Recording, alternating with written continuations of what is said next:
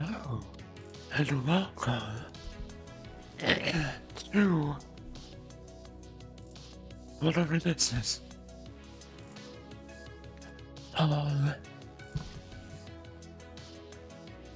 I did Thanksgiving because that's tomorrow, and I won't be here tomorrow, which is normal, but, you know, uh, to those that celebrate Happy Thanksgiving, to those that don't, I hope you find some time to spend time with people that you love and eat lots of food. And for those that do celebrate it, I hope you find some time to spend with people that you love and eat lots of food. Whether that's tomorrow or today or some other day, I hope that you can do that. And I also hope that everyone remembers to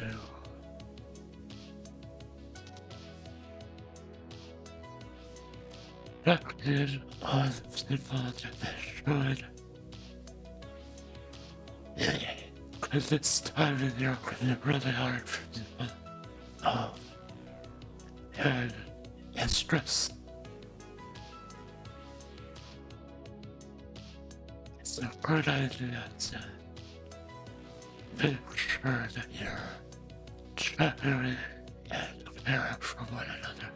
So, yes. Hello and welcome.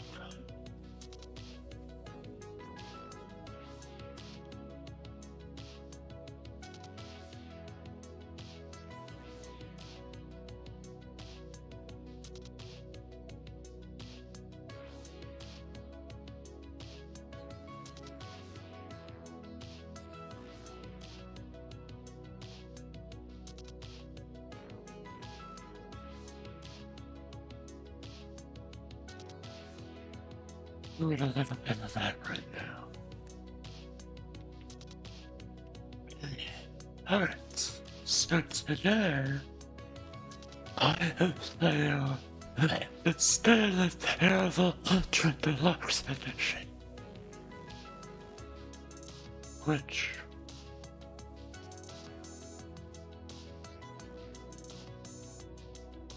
I'm excited about. I'm gonna be trying to do all the achievements, but not today. But also kind of today. I'm gonna play through a couple of times, not doing any of the new stuff. I do.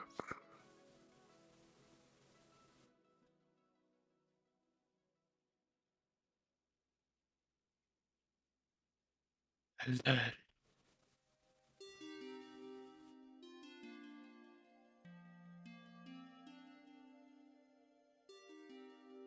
see where that takes me. Alright, let's start there. Hear the music. Start with.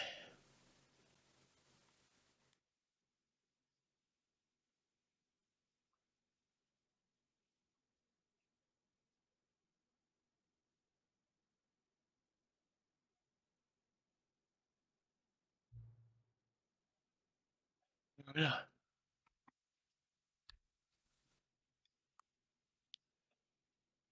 I wanted to do a Sunday not English.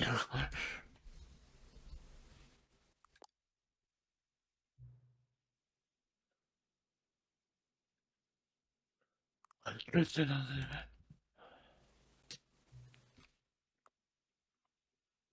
Hurry. Oh,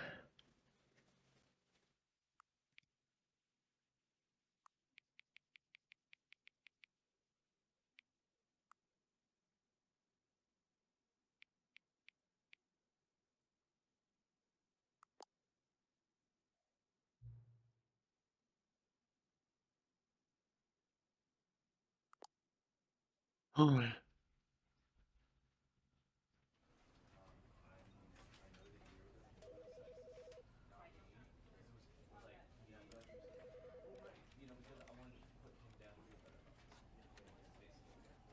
it's very achievement.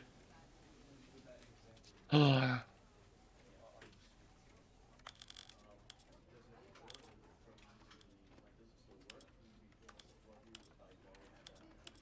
good.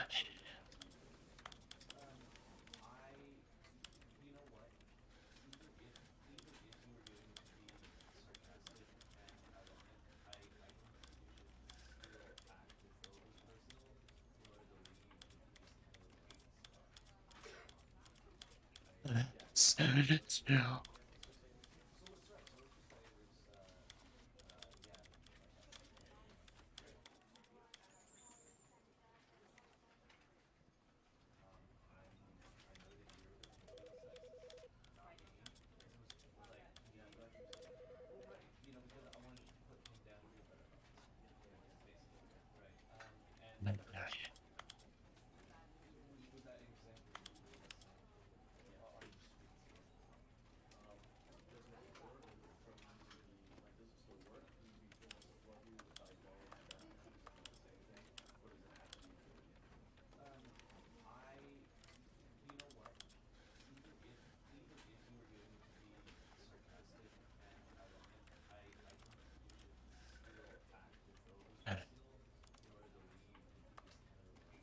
Oh, yeah.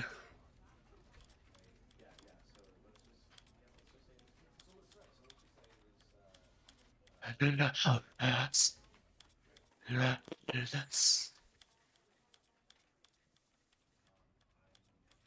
Or how fast you have to do it. How fast you can do it. But I am doing this.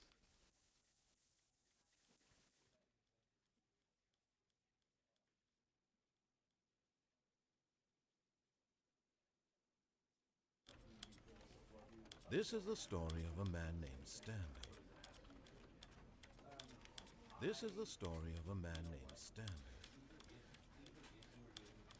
This is the story of a man You're named gonna hear that a lot. This is the story of a man named Stanley. This is the story of a man named Stanley. I really enjoy this. With the original man.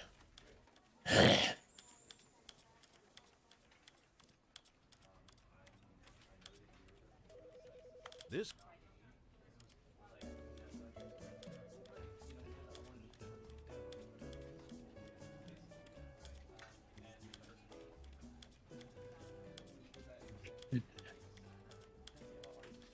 Oh, here now. A little bit.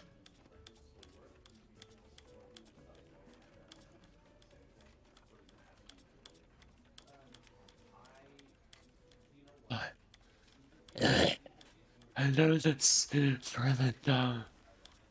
And it is. But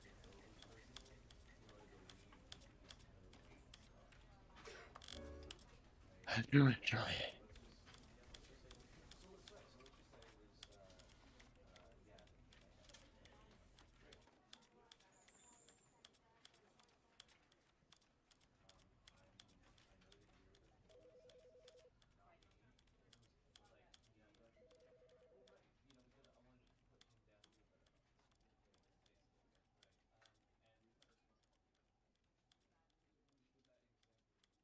It's such if it doesn't. Then I'll do it. I'll do it when I'm not screaming.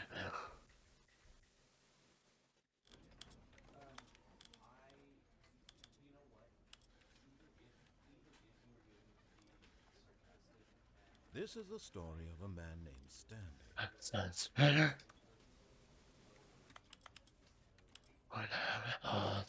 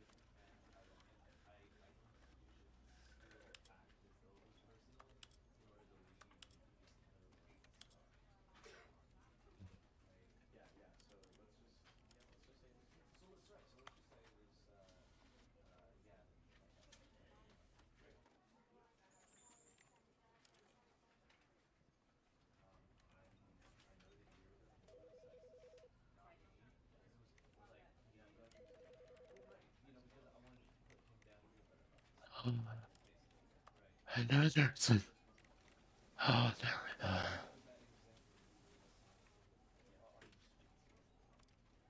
I was gonna say, I know there's a.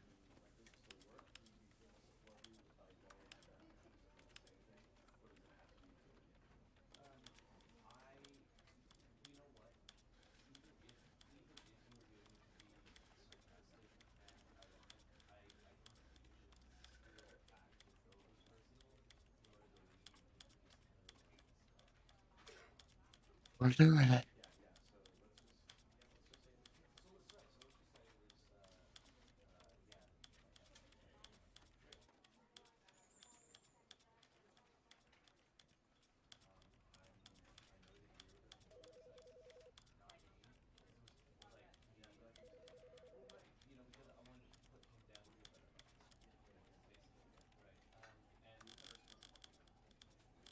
No, no, we're not. We're not.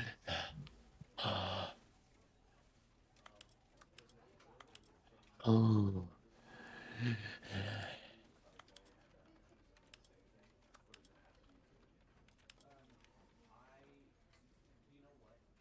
I'm gonna use the chair.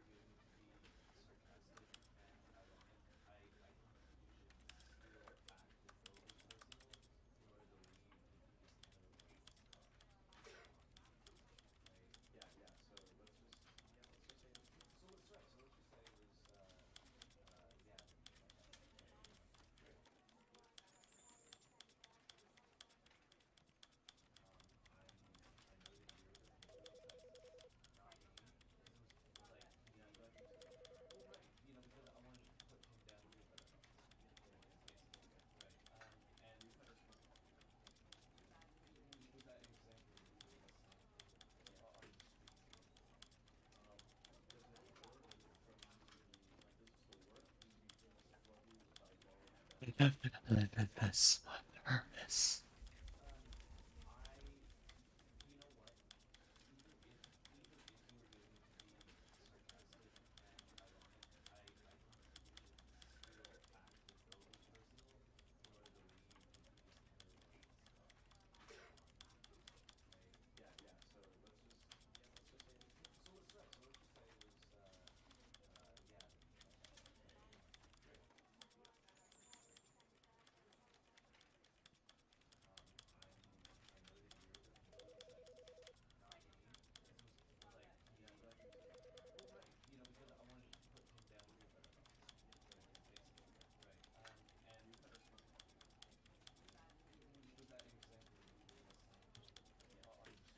It's ridiculous.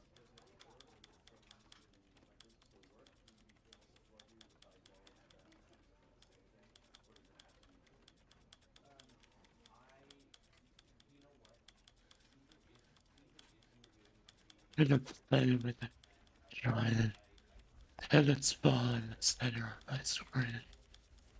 That'll work.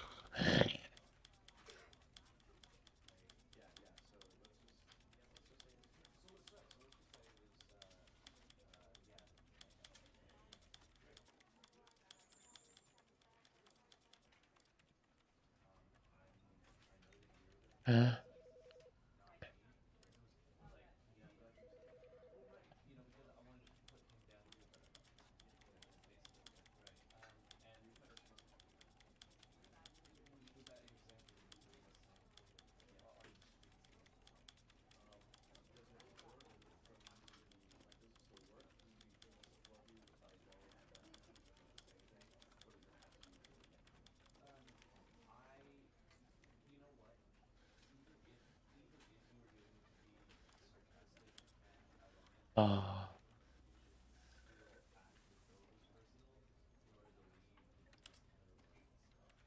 uh, what? What is it's ridiculous?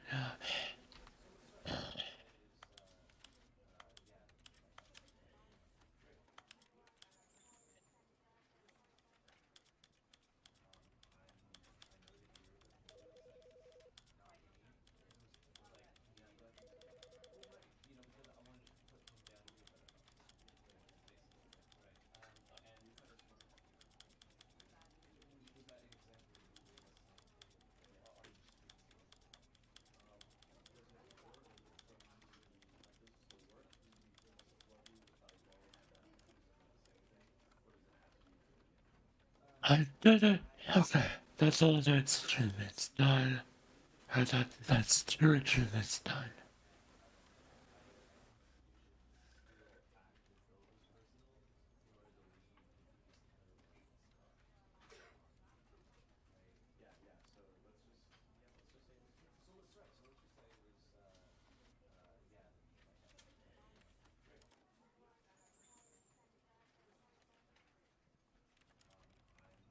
There's a lot of really good setups in here. Anyway, we did it.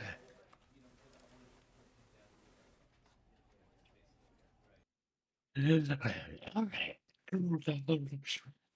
This is the story Oh, of a man named that's Stanley. Stanley. Stanley worked for a company in a big building where he was That's employee going number for 4 through 7. Employee number 427's job was simple. He sat at his desk in room 427 and he pushed buttons on a keyboard. Orders came to him through a monitor on his desk, telling him what buttons to push, how long to push them, and in what order. This is what employee 427 did every day of every month of every year. And although others might have considered it soul-rending, Stanley relished every moment that the orders came in, as though he had been made exactly for this job. And Stanley was happy. And then one day, something very peculiar happened. Something that would forever change Stanley. Something he would never quite forget. He had been at his desk for nearly an hour when he realized that not one single order had arrived on the monitor for him to follow. No one had showed up to give him instructions, call a meeting, or even say hi. Never in all his years at the company had this happened, this complete isolation. Something was very clearly wrong. Shocked, frozen solid, Stanley found himself unable to move for the longest time. But as he came to his wits and regained his senses, he got up from his desk and stepped out of his office. All of his co-workers were gone. What could it mean? Stanley decided to go to the meeting room. Perhaps he had simply missed a memo.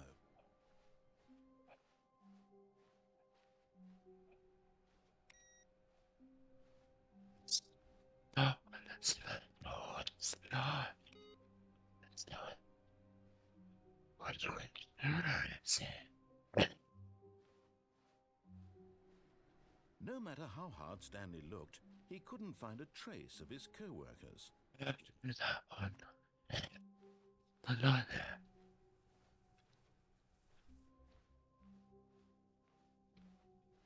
Is there not one? There may not be one. First, run through. Oh, yeah. Oh, and I guess this is where Stanley felt he needed to be right now, in this little hallway. Here, with no distractions, to study room 417. Not to actually enter it. No, no, no, no. That would be far too forward. Stanley wanted to know it from the outside. To see it not just with his eyes, but with his heart. He would know room 417 as no After man or that. woman had ever known an office before. That ladder over there. Oh, and that little picture of a horizon or something. It's all just a never-ending parade of joy for Stanley. Yeah.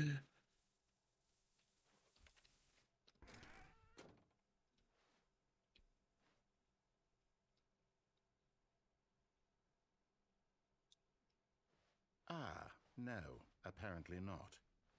When Stanley came to a set of 2 open doors, he entered the door on his left.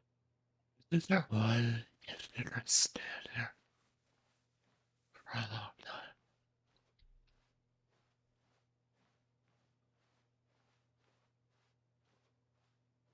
I don't remember.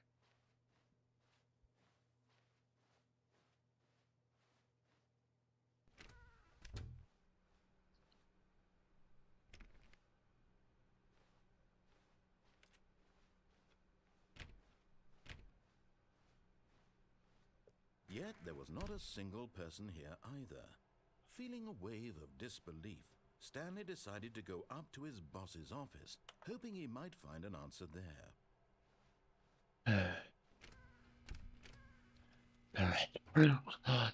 Stanley stepped into the broom closet, but there was nothing here, so he turned around and got back on track.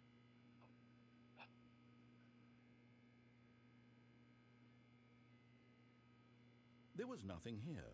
No choice to make, no path to follow, just an empty broom closet. No reason to still be here. I'm going to use it. It was baffling that Stanley was still just sitting in the broom closet. Oh, He yeah. wasn't even doing anything. At least And if there was then- something to interact with, Yes, it was justified in some way. And As then- it is, he's literally just standing there doing sweet FA.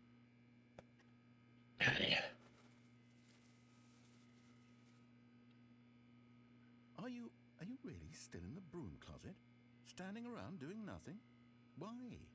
Please offer me some explanation here. I'm genuinely confused.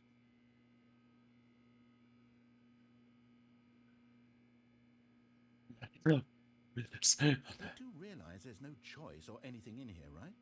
If I'd said Stanley walked past the broom closet, at least you would have had a reason for exploring it to find out. But it didn't even occur to me because literally this closet is of absolutely no significance to the story whatsoever. I never would have thought to mention it.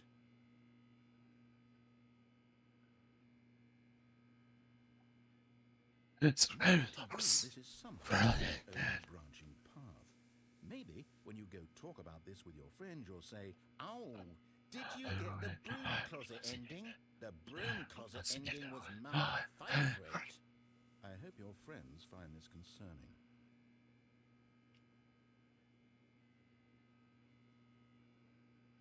Stanley was fat and ugly and really, really stupid. He probably only got the job because of a family connection. That's how stupid he is. That or with drug money. Also, Stanley is addicted to drugs and hookers.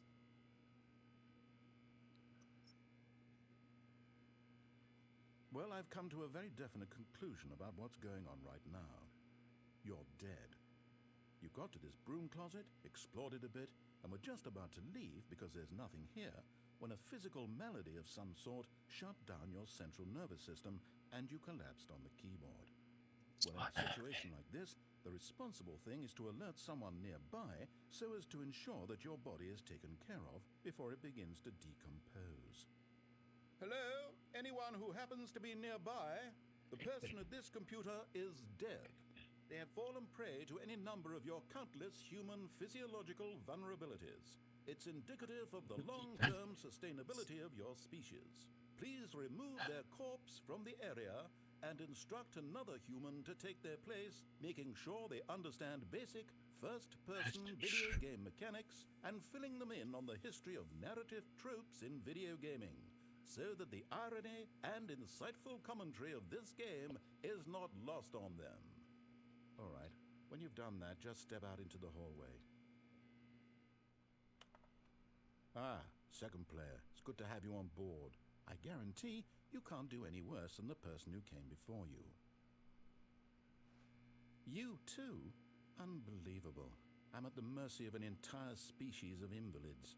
Perhaps there's a monkey nearby you can hand the controls to. A fish? Fungus? Look, you can hammer out the details. I'm not particularly picky. I'll just be waiting for when you're ready to pick up the story again.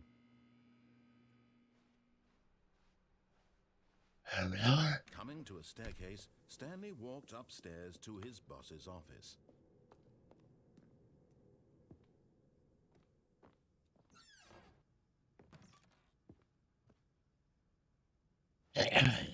To be rich is it a crime to commit crimes? Isn't it rich? What a life you would be have just on.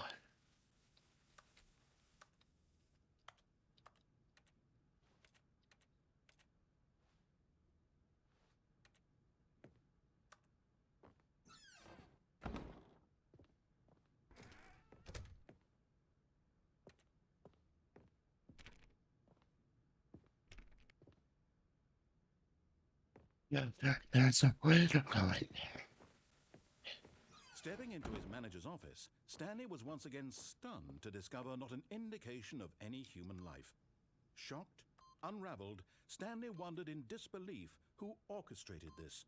Stanley was in such a rush to get through the story as quickly as possible, he didn't even have a single minute to just let the narrator talk. That kind of anxiety isn't healthy, so he relaxed for a few moments with some calming New Age music.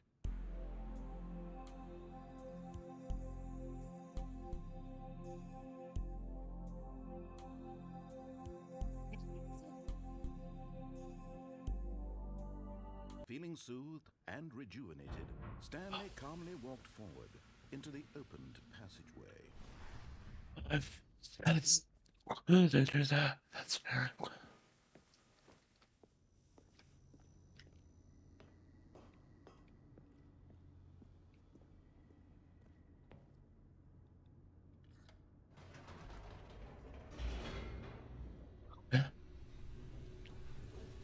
I have a feeling there's going to be a lot of new stuff there. Descending deeper into the building, Stanley realized he felt a bit peculiar. It was a stirring of emotion in his chest, as though he felt more free to think for himself, to question the nature of his job. Why did he feel this now, when for years it had never occurred to him? This question would not go unanswered for long.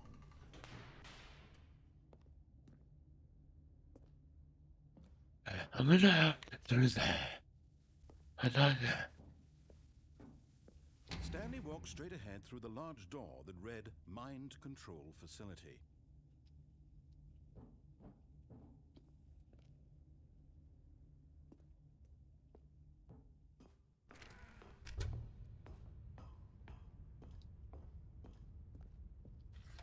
The lights rose on an enormous room packed with television screens.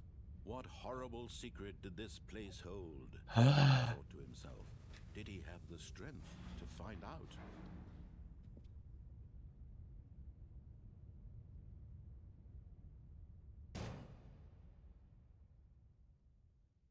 Aha!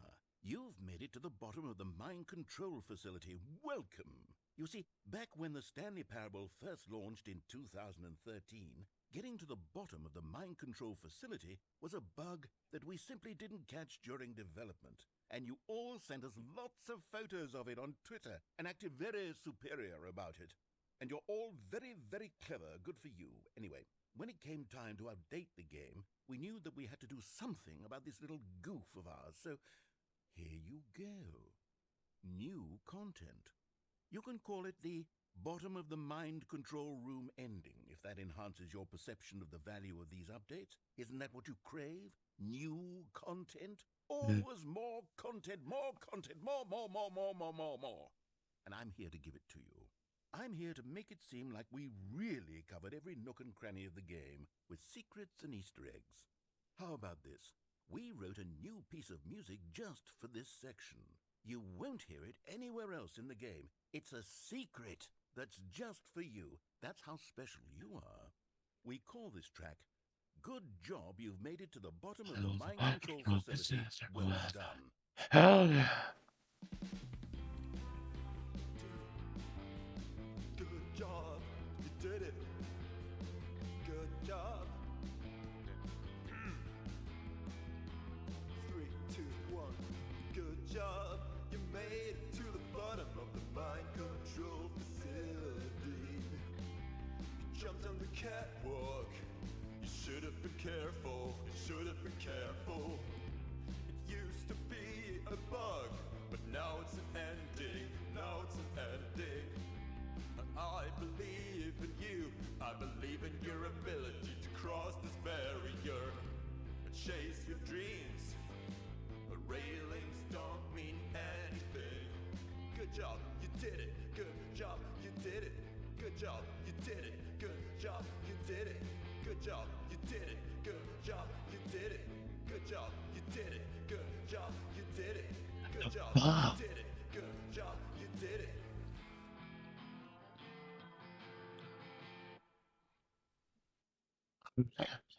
Okay. I didn't expect it. All of his co-workers were gone. What could it mean? Stanley decided to go to the meeting room. Perhaps he had simply missed a memo. No matter how hard Stanley looked, he couldn't find a trace of his co-workers. There it is.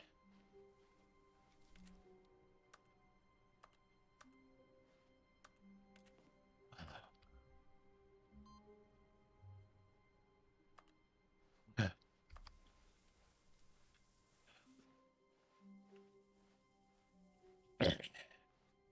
When Stanley came to a set of 2 open doors, he entered the door on his left.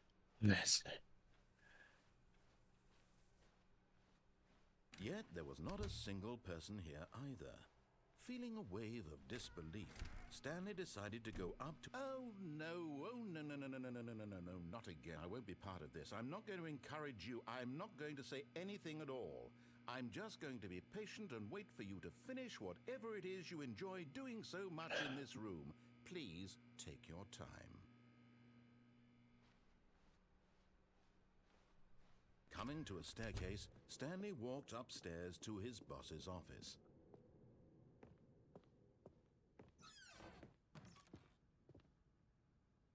Does the boss know what the boss says? Well, if the boss has suffered losses, then that's what the boss knows.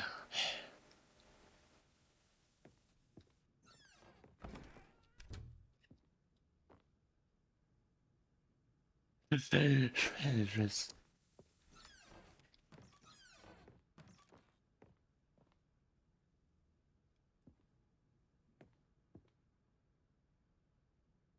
Is discredited.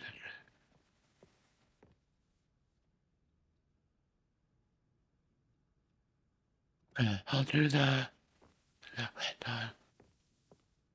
Okay, I think we all know the drill by now. Blah, blah, blah. Dark secrets, the keypad. Stanley pushes some buttons. Oh, hey, look, it's a new passageway. Quelle surprise.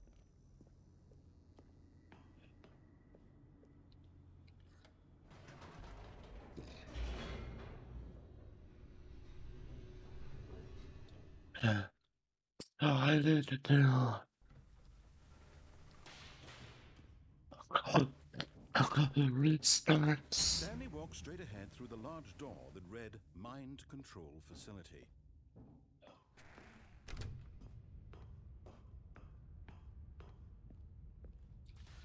The lights rose on an enormous room packed with television screens. What horrible secret did this place hold? Stanley thought to himself. Did he have the strength to find out?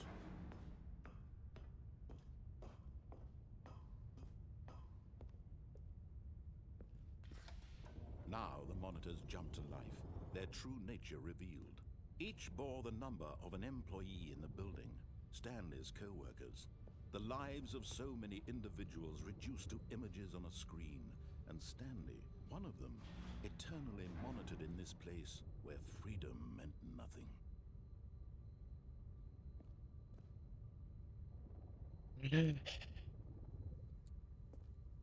Alright, yes.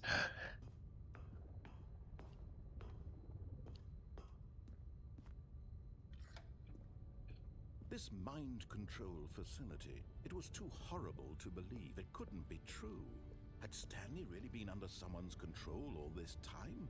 Was this the only reason he was happy with his boring job? That his emotions had been manipulated to accept it blindly? No. No.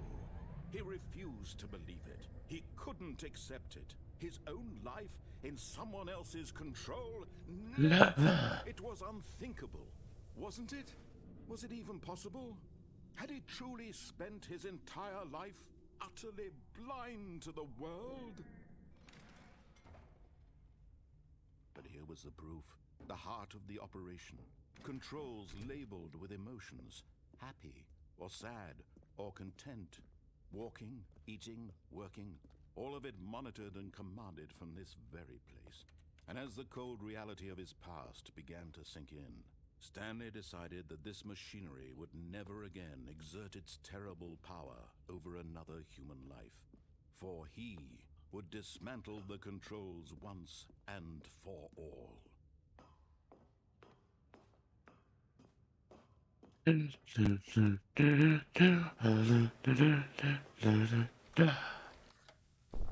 Oh, Stanley, you didn't just activate the controls, did you? After they kept you enslaved all these years, you go and you try to take control of the machine for yourself. Is that what you wanted? Control? Oh, Stanley, I applaud your effort, I really do. But you need to understand, there's only so much that machine can do. You were supposed to let it go, turn the controls off, and leave. If you want to throw my story off track, you're going to have to do much better than that. I'm afraid you don't have nearly the power you think you do. For example, and I believe you'll find this pertinent, Stanley suddenly realized he had just initiated the network's emergency detonation system. In the event that this machine is activated without proper Elizio, nuclear detonators I'm doing alright. eliminating the entire complex. I know. How long until detonation then? Let's say 2 minutes. Now this is making things a little more fun, isn't it, Stanley? It's your time to shine. You are the star. It's your story now. Yeah. Live it to your heart's desires. I could do This is whatever I much want. better than what I had in mind. What a shame we have so little time left to enjoy it. Mere moments until the bomb Mere goes off. But what moments. precious moments each one of them is. More time to talk about you, about me, where we're going. You What fucking this means, I I didn't barely feel know where to start. Oh yeah. You'd like to know where your co-workers are? A moment of solace before you're obliterated? It's more All like right, I'm in a good mood. it's open. I don't sit I'll tell you exactly what happened to them. I erased them. I turned off the machine. I set you free. Of course, that was merely in this instance of the story. Sometimes when I tell it, I simply let you sit there in your office forever, pushing buttons endlessly and then dying alone. Other times, I let the office sink into the ground, swallowing everyone inside, or I let it burn to a crisp.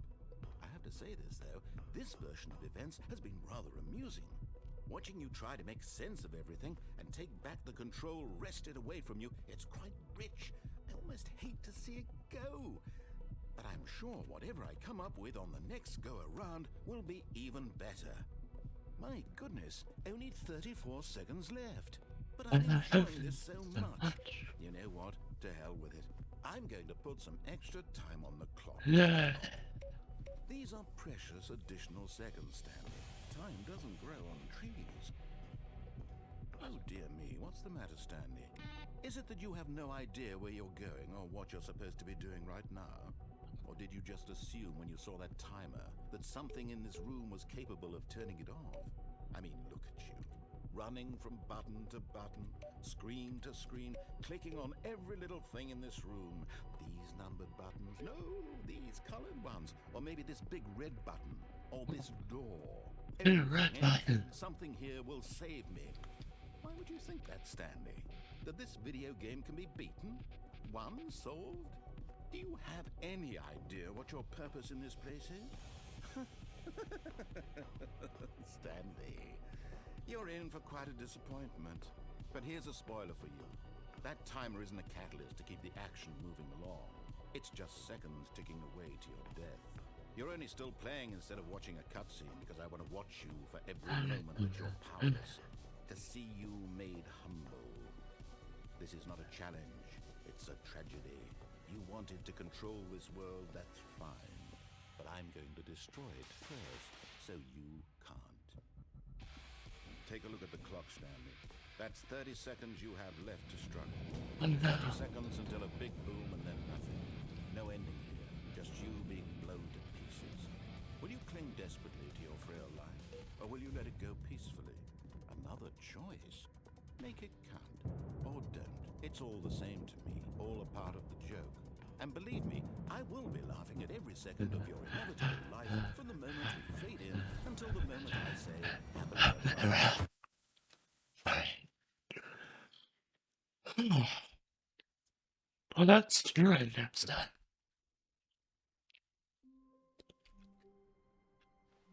Oh, I have to.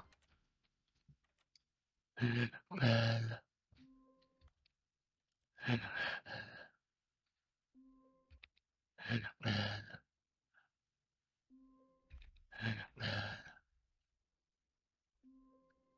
Okay, I might have to do the plan before it gets there. Yeah, I have to do the plan. Okay, How and that long was I sitting there? Stanley wondered to himself.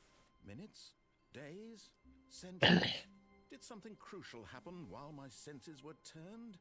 He made a note to be more careful with time from now on. Oh, please. Are you really just doing this for the we're achievement? doing it. Click a door 5 times. Is that all that you think an achievement is worth? No. No. I can't just give these merits away for such little effort. A measly 5 clicks.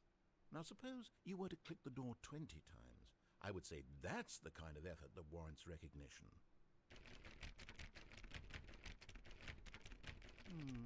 I have to say, I'm still not feeling the satisfaction of witnessing true effort for a noble cause. Perhaps 50 clicks will do it. Alright. Almost certainly 50 clicks.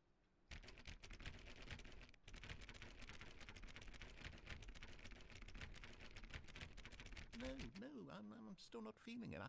I want this achievement to have meant It's something. not It has now. to be a true reward for valiant effort. I want to see some hustle, Stanley. I want to see commitment, a willingness to go all the way, no matter what the cost. Committed. Why don't you go put 20 clicks into door number 417? It's down. Yeah.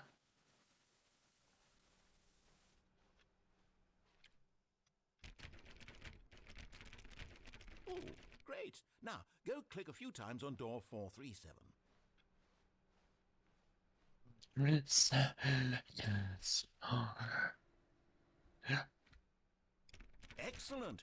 I think we're getting somewhere. Now, door 415. Let's give it 10 clicks or so. 5 is 3. Yeah.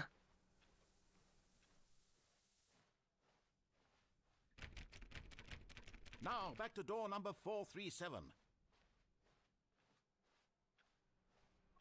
7. Yeah.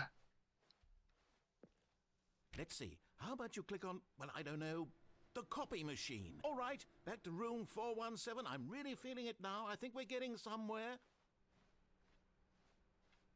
Okay, now go climb on employee 419's desk.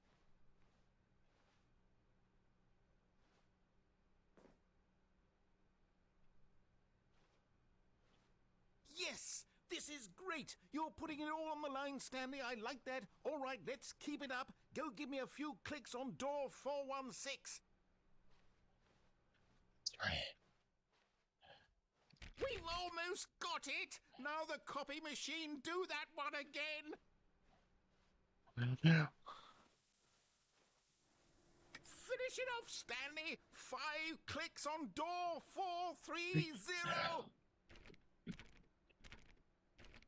Yes! We did it! Oh, wow. That felt amazing. You really earned it, Stanley. I Nothing love to that. hold back. In fact, I'm very proud of how far we've come today. Just think, only a few minutes ago, you believed an achievement was worth 5 little clicks. Really now, what were you thinking?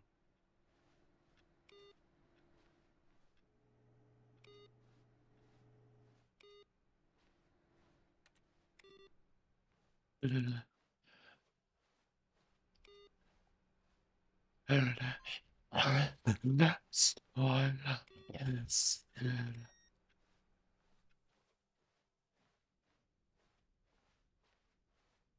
When Stanley came to a set of 2 open doors, he entered the door on his left.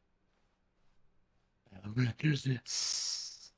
I'm gonna do that. There was not a single person here either. Feeling a wave of disbelief, Stanley decided to go up to his boss. Coming to a staircase, Stanley walked upstairs to his boss's office.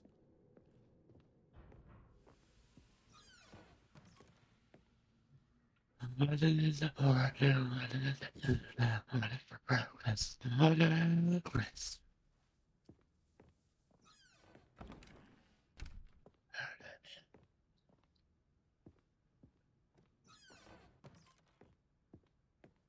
Here's the door, just go.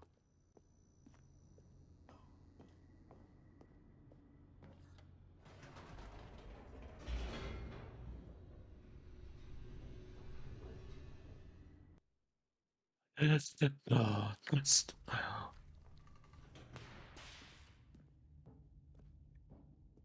Stanley walked straight ahead through the large door that read Mind Control I have Facility. to absolutely declare, and then all that there is that now. The lights rose on an enormous room packed with television screens. What horrible secret did this place hold? Stanley thought to himself. Did he have the strength to find out?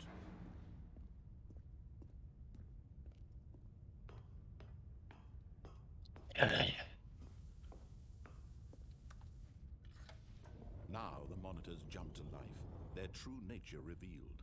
Each bore the number of an employee. 5 9 Stanley's co-workers. Oh, The lives of so God. many individuals reduced to images on a screen, and Stanley, one of them, eternally monitored in this place where freedom meant nothing. 5:30.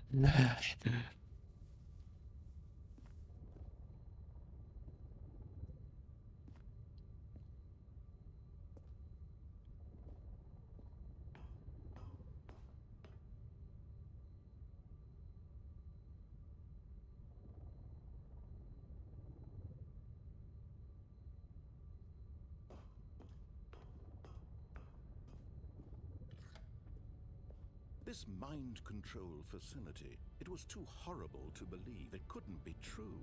Had Stanley really been under someone's control all this time?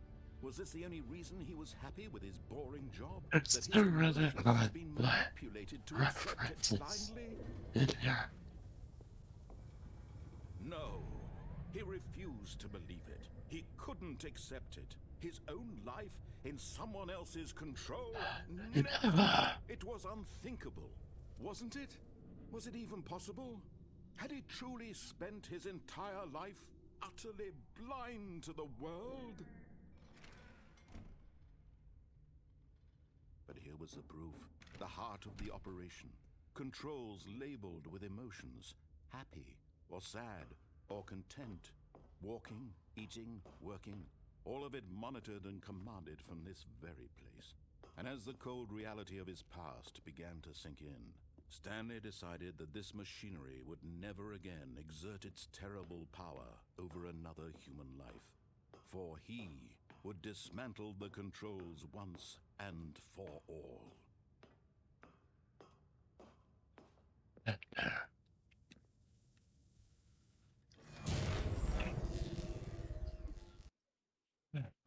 And then I'm gonna have to do that again. To go to the treatment. Blackness and a rising chill of uncertainty. Was it over? Yes, he had won.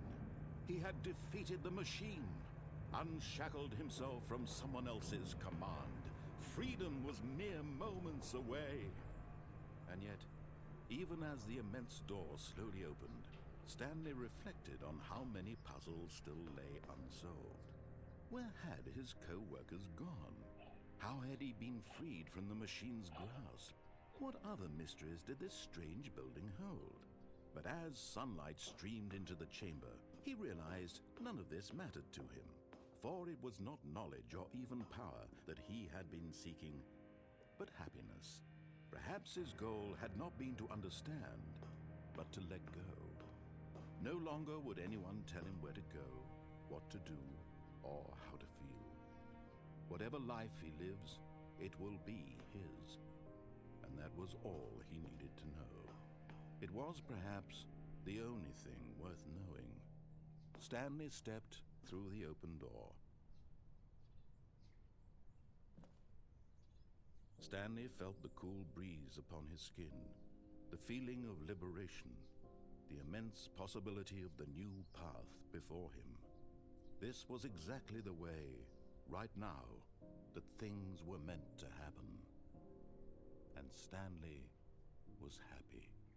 That's really good. I would get the glass of that and then I have to rinse that spirit there.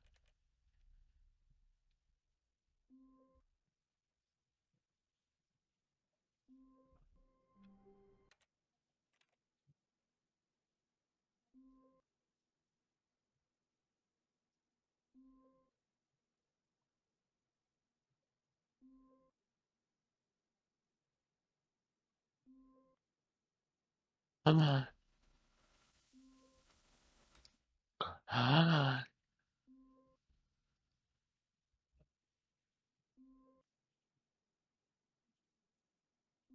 I didn't let me do it.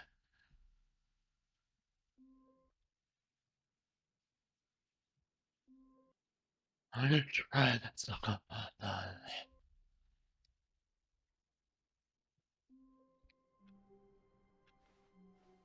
Even now, Stanley's office was a distant memory. What did it look like? There was a computer, perhaps, and a painting. Was it a painting or a photo? He could no longer recall. Okay.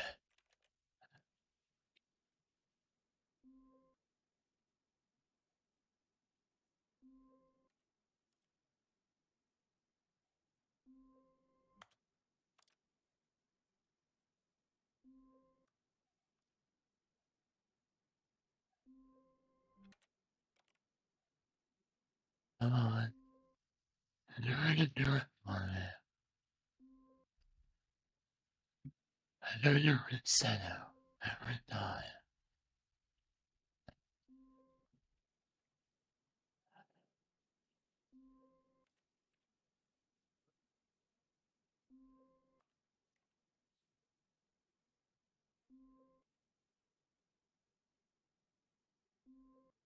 I'm gonna speed run.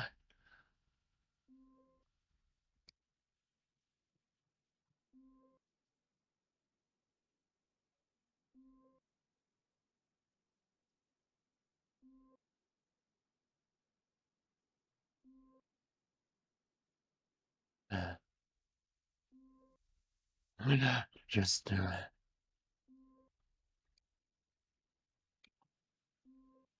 now.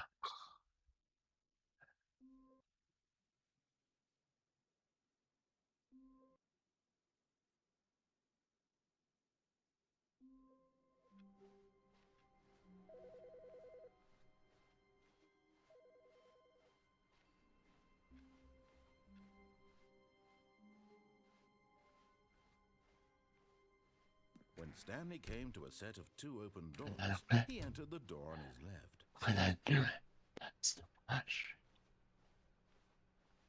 Yet there was not a single person here either.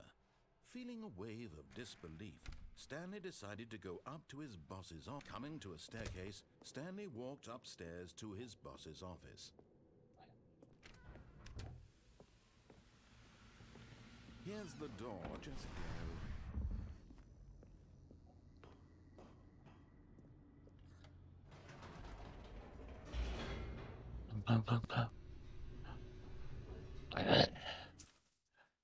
and I knew it.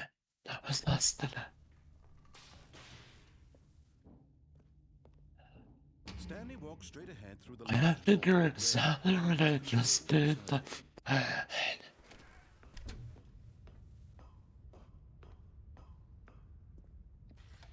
The lights rose on an enormous room packed with television screens. What horrible secret did this place hold? Stanley thought to himself. Did he have the strength to find out?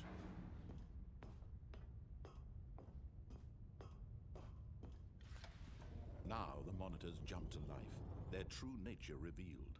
Each bore the number of an employee in the building, Stanley's co-workers. The lives of so many individuals reduced to images on a screen, and Stanley, one of them, eternally monitored in this place where freedom meant nothing. This mind control facility, it was too horrible to believe. It couldn't be true. Had Stanley really been under someone's control all this time? Was this the only reason he was And right now, Friday, the Deluxe. And run. No, he refused to believe it. He couldn't accept it. His own life in someone else's control? Never. It was unthinkable, wasn't it? Was it even possible? Had he truly spent his entire life utterly blind to the world? But here was the proof, the heart of the operation. Controls labeled with emotions, happy or sad or content, walking, eating, working, all of it monitored and commanded from this very place. And as the cold reality of his past began to sink in, Stanley decided that this machinery would never again exert its terrible power. Straight up now. But I might know it. The creative event Blackness and a rising chill of uncertainty. Was it over? Yes. He had won. He had defeated the machine, unshackled himself from someone else's command. Freedom was mere moments away. And yet, even as the immense door slowly opened, Stanley reflected on how many puzzles still lay unsolved. Where had his co-workers gone? How had he been freed from the machine's grasp? What other mysteries did this strange building hold? But as sunlight streamed into the chamber, he realized none of this mattered to him. For it was not knowledge or even power that he had been seeking, but happiness. Perhaps his goal had not been to understand, but to let go. No longer would anyone tell him where to go, what to do, or how to feel. Whatever life he lives, it will be his. And that was all he needed to know. It was perhaps the only thing worth knowing. Stanley stepped through the open door. Stanley felt the cool breeze upon his skin, the feeling of liberation, the immense possibility of the new path before him. Alright, so I do have to quit the screen. Now, Oh man. things were meant to happen, Alright. and Stanley Oh well. was happy. If I quit the screen all the way up, run. If I do, oh well.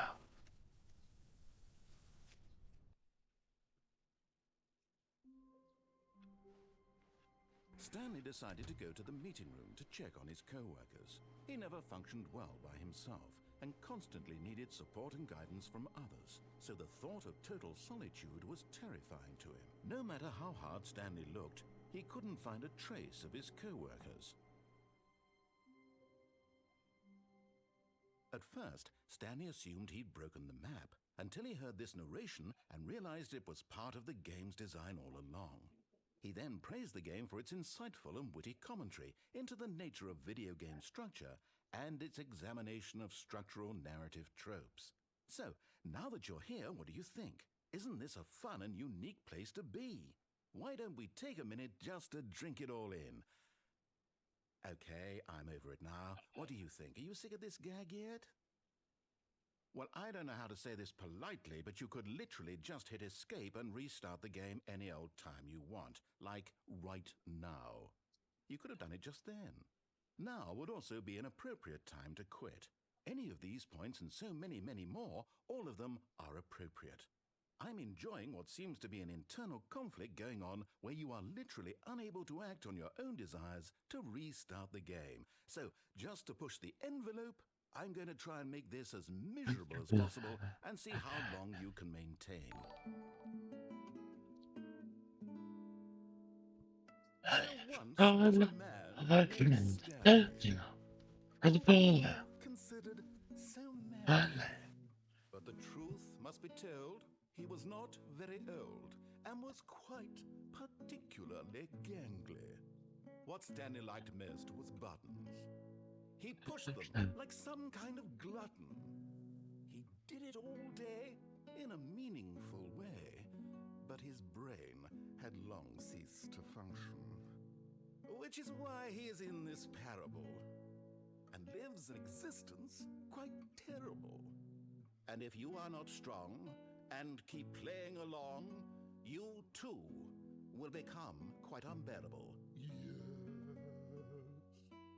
You too will become quite unbearable.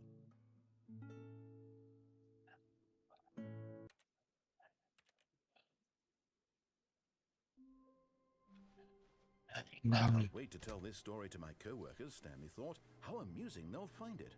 Oh, won't we all just laugh and laugh at the time I thought everyone had gone missing. No matter how hard Stanley looked, he couldn't find a trace of his co-workers. At first, Stanley assumed he'd broken the map until he heard this narration and realized it was part of the game's design all along.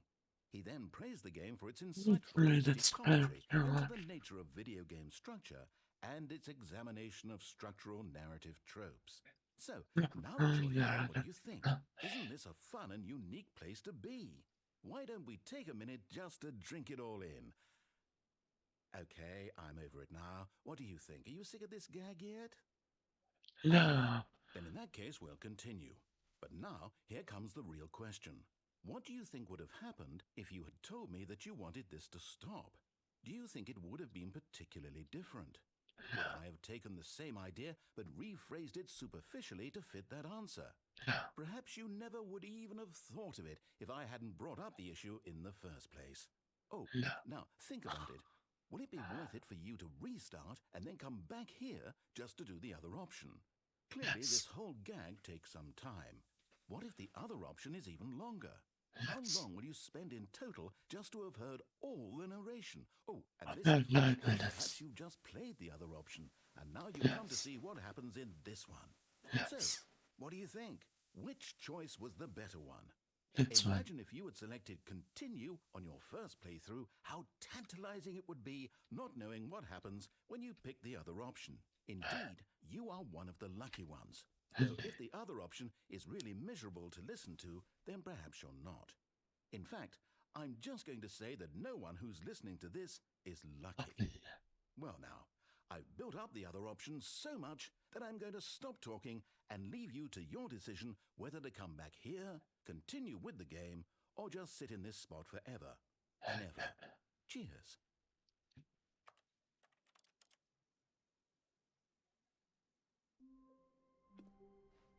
All of his co-workers were gone. What could it mean? Stanley decided to go to the meeting. He had simply missed a memo. Up to the office again. When Stanley came to a set of two open doors, he entered the door on his left.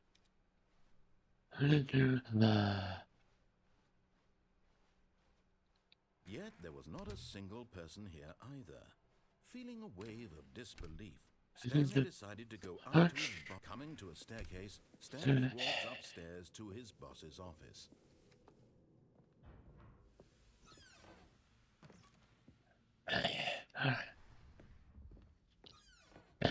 I need to push this one. I would do this right or I would do the elevator.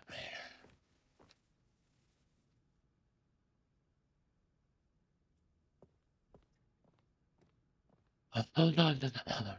Here's the door. Just go. I'm going to hit it up when it gives me the option. Do I have it?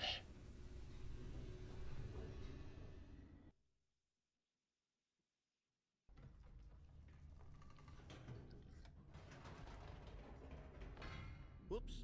Nope. Never mind. Stanley actually got back into the elevator and went back up. Silly me.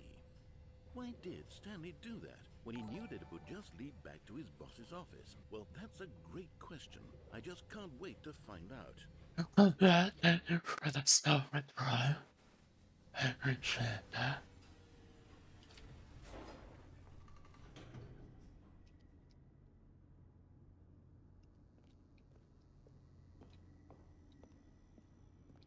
Here we are, Stanley. It's your boss's office. Exactly the way it was before you got onto the elevator.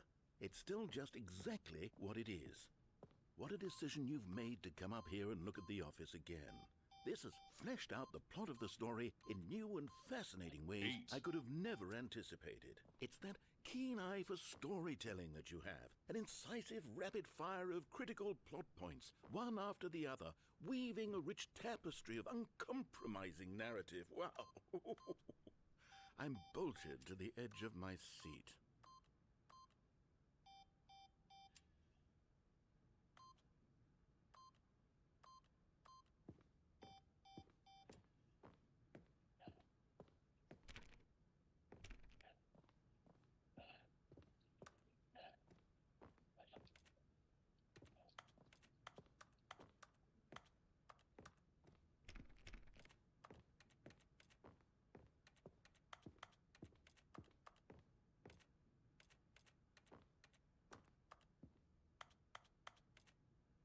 It's true.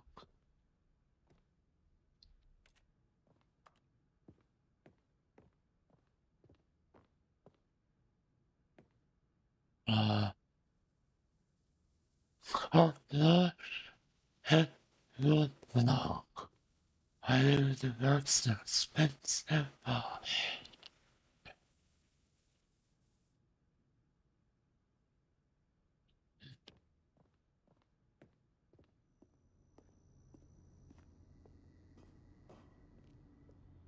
I mean, it's Incredible. He's getting back into the elevator and going down again. Ladies and gentlemen, how does he keep coming up with all of this? hello, Superman. Surely this time Stanley will walk forward into the spooky corridor, won't he?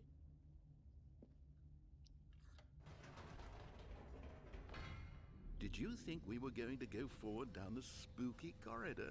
No. It's time once again to go back up in the elevator. I can't even begin to grapple with what might be up there. Is it the boss's office again? Or what if it's the boss's office this time? The suspense is killing me. Oh,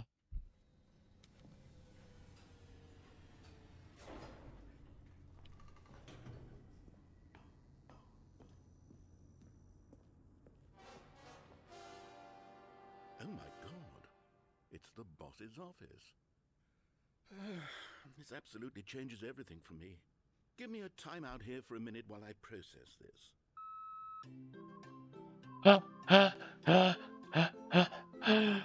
That's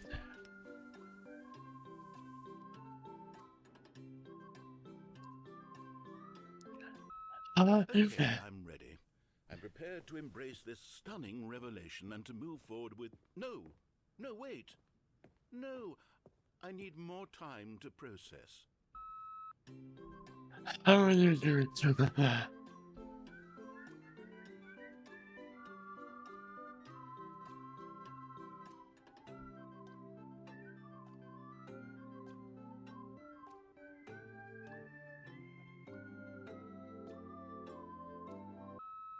All right. I have fully come to terms with it. I have made space in my worldview for this astonishing new reality. As before, I turn to your expert eye for gripping narrative, Master Stanley.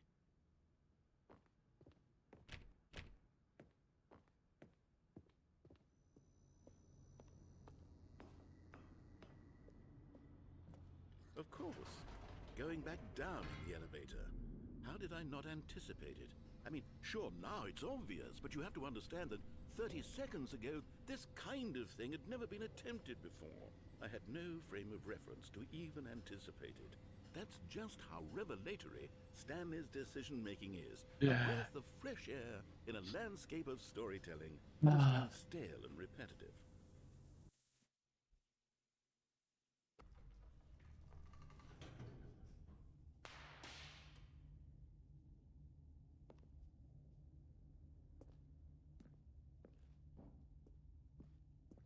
Stanley walked straight ahead through the large door that read Mind Control Facility.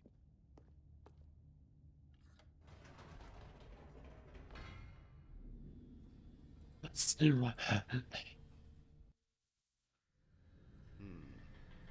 You know what? I've just thought of something. Hold on, let's stop for a moment. Don't you realize? It's the anticipation, Stanley. You and I, we have no way of knowing what will be at the top of this elevator. But the suspense, the agony of waiting and anticipating and having to guess, that's the real thrill. Oh, I simply don't want to let that feeling go. It's so precious, so fleeting. Why don't we take this elevator ride nice and slow? There we go. Isn't this so much more exciting? You know, Yes. Stanley, it seems like nowadays the only thing that audiences want is to be shocked as loudly and frequently as possible. They want big, explosive moments flung right in their faces from the very moment that things get started. But where's the tension? Where's the trust in the audience to build a slow and nuanced appreciation for the story, the characters? Why aren't we given time to imagine the surprises, to have to think and to anticipate, and then to marvel at the eventual reveal? This is storytelling, Stanley. What you and I are doing right now. This is the most exciting narrative to be developed in years, and it's really all because of you. You're the one who took this bold step of revisiting the exact same locations over and over. Truly, I mean it. This is unique and different. It's not like anything else out there. You see, I want stories that surprise me, Stanley. I want to have to think. I want to be engaged and not pandered to. We're being fed such unimaginative drivel all the time, and we all know it, which is why we're so starved for content that makes us feel sharp and vital and alive. That's why people like you so much, Stanley. Because you're not afraid to spit in the face of tradition. You're a role model, you know? People look up to you. Which is why, though I didn't know when to spring this on you, but, well, I've gathered a little press conference for you, so that you can talk about your work and your storytelling and your life. Yes, I know you're not much for the public eye, but I thought it would especially mean a lot to the people who have been following you from the beginning. They really look up to you, Stanley. I don't know if you realize the impact you have on them. This is the kind of gesture that might leave a tremendous impact on them for the better. Oh, good, we're here. Okay, the room where we're holding the press conference should be just around the corner here somewhere. What's this? You're making up. All tricks are up. There's a meme about when there's style that makes you laugh. It's pretty funny. We did it. The pyramids. The guy who went to Mars. All eyes on Stanley.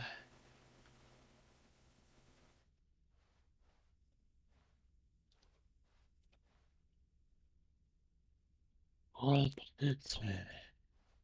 Ah, yes, here it is, just through this door.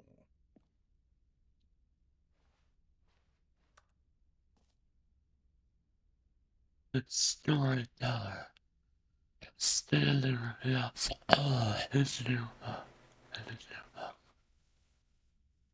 World's first edition. All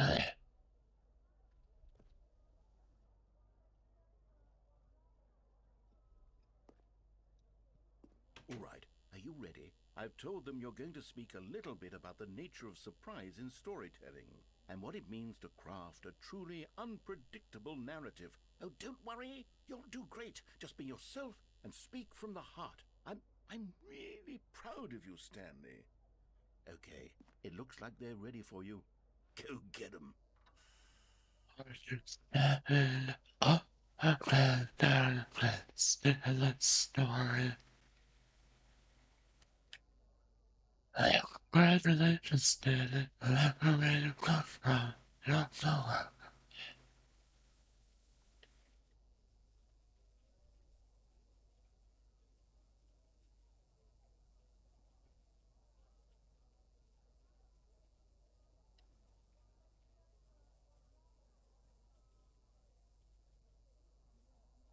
It's great for dropping formula.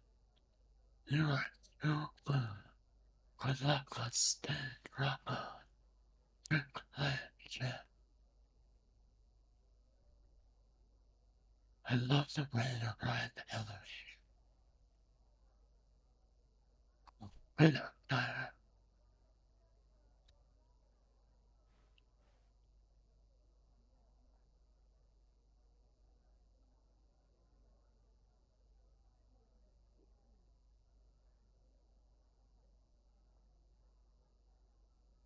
You're away from the apartment. And all that's with the new you came up with pizza.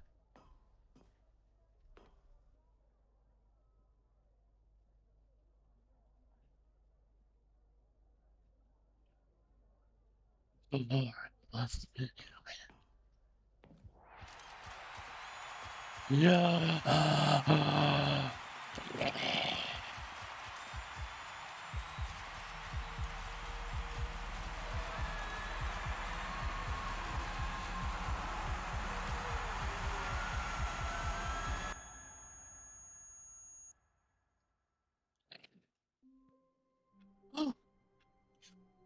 Survived.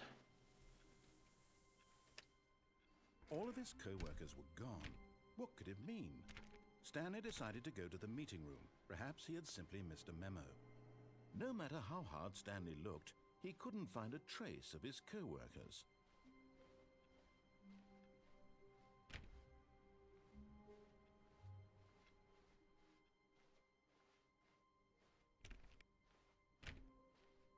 When Stanley came to a set of 2 open doors, he entered the door on his And then there's the other elevator. Yet there was not a single person here either. Feeling a wave of disbelief, Stanley decided to go up to his boss. Coming to a staircase, Stanley walked upstairs to his boss's office. Let me try this. I've got to feel it when it's first feeling.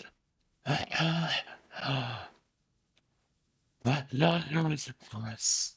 Say that's a lovely verse.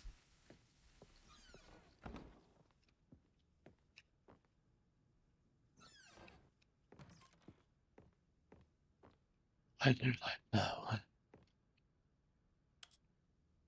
We're doing it. Oh!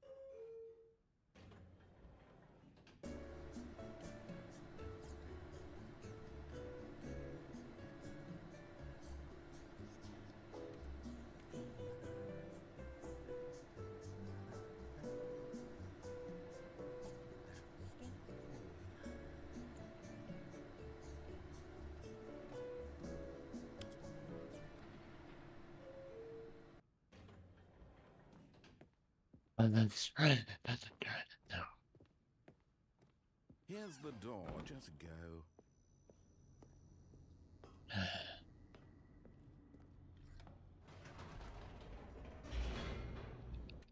You know what? We're gonna do that. We're gonna start. We're gonna do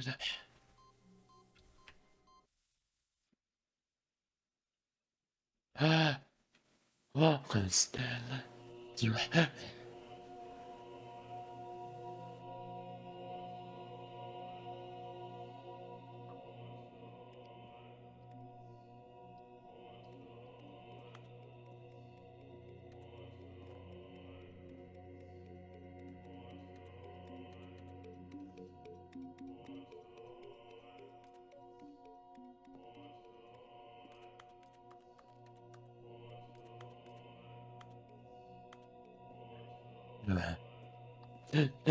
this is the heaven I know. Right now.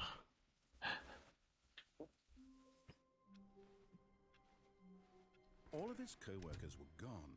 What could it mean? Stanley decided to go to the meeting room. Perhaps he had simply missed a memo.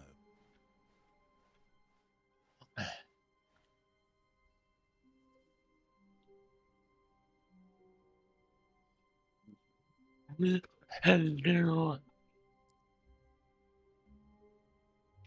Let's stop. When Stanley came to a set of 2 open doors, this was not the correct way to the meeting room, and Stanley knew it perfectly well. Perhaps he wanted to stop by the employee lounge first, just to admire it. Ah, yes, truly a room worth admiring. It had really been worth the detour after all, just to spend a few moments here in this immaculate, beautifully constructed room. Stanley simply stood here. I will be right back.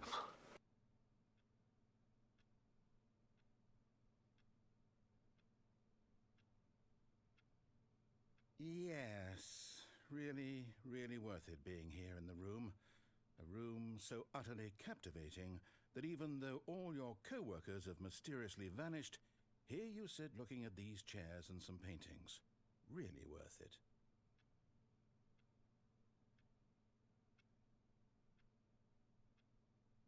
At this point, Stanley's obsession with this room bordered on creepy and reflected poorly on his overall personality. It's possible that this is why everyone left.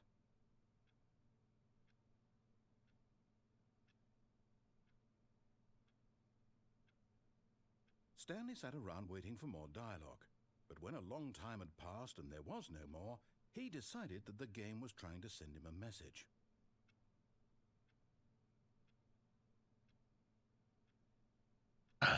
That's all of it.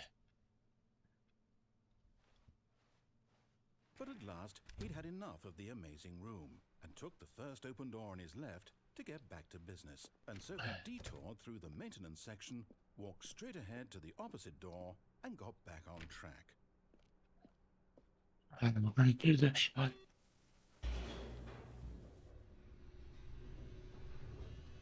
We're gonna do the series right now. But Stanley didn't want to go back to the office. He wanted to wander about and get even further off track.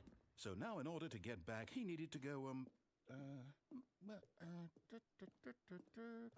from here, it's, left. Oh, that's not. Oh, no, it's to the right, man. Oh, yeah, right. No, not the right. Why would I have ever said it was to the right? What was I thinking? What were you? It's clearly... Oh dear, would you hold on for a minute? Yes. Now, let's see. We went Oh. right, left, down, left, right. Yep, okay, yes. I've got it now. This story is absolutely, definitely this way.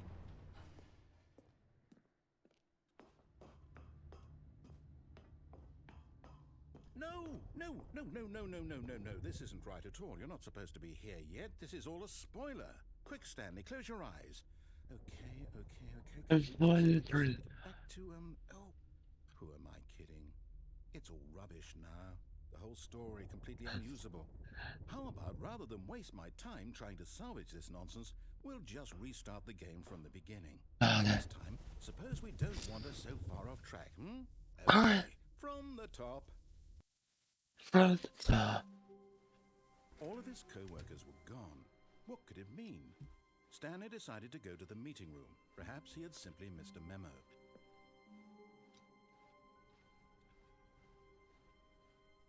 When Stanley... Wait, what? No, Huh? no, I restarted. I swear, I definitely restarted the game over, completely fresh. Everything should be... Or did something change? Stanley, did you change anything when we were back in that room with all the monitors? Did you move the story somewhere, or... Hold on. Why am I asking you? I'm the one who wrote the story. It was right here just a minute ago. I know for sure that it's here somewhere. Okay, then. It's an adventure. Come, Stanley. Let's find the story.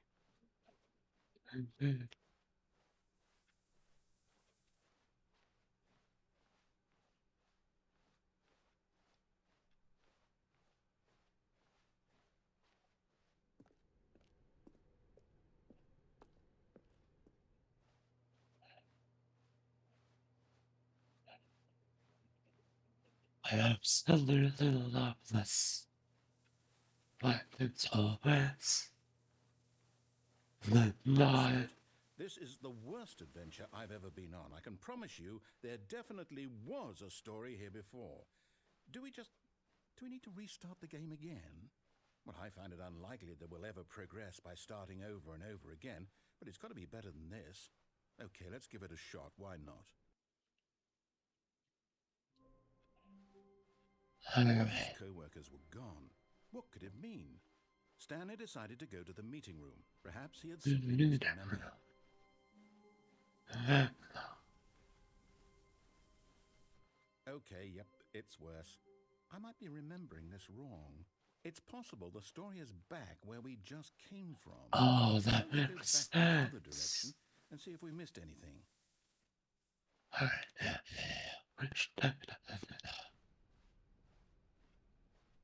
Alright. Aha! I knew we'd missed something. The story. Here it comes. No, wait, never mind. Not the story. Okay, let's head back the other way and retrace our steps. Okay, I will do that. Now this... Well, I'll be honest, I don't recognize this place at all. Is this the story? I don't think so. I can't quite recall, but I believe my story took place in an office building. Is that correct? Do you remember, Stanley? Well, do you know what? Since I've completely forgotten what we were supposed to be doing, how about this? You win! Congratulations! I know you put in a lot of hard work, and it really paid off. So, good job. Oh, no, I don't feel right about this at all. Oh. We both know you didn't put in any actual work for that win. Some people win fair and square, and this was not one of those situations. Okay, I'm getting weirded out by whatever this place is. I don't care what might happen this time, I have to restart. All right, I've got a solution. This time, to make sure we don't get lost, I've employed the help of the Stanley Parable Adventure Line. Just follow the line. How simple is that? No, I'm done. We're leaving it up to the line from now on.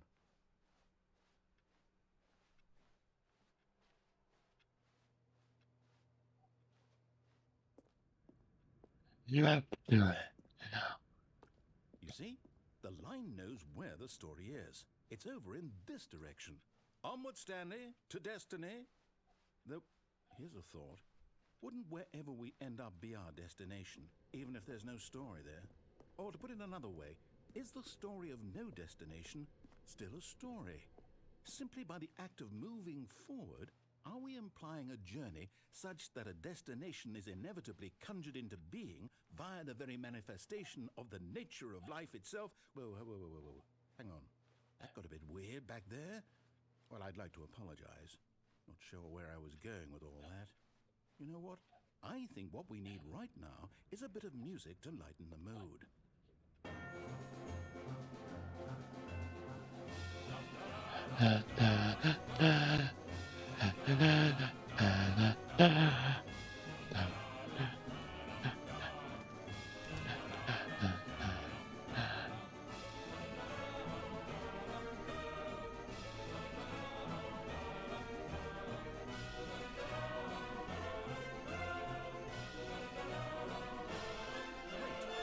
music. Go back and look at that fern. Stanley, this fern will be very important later in the story. Make sure you study it closely and remember it carefully. You won't want to miss anything.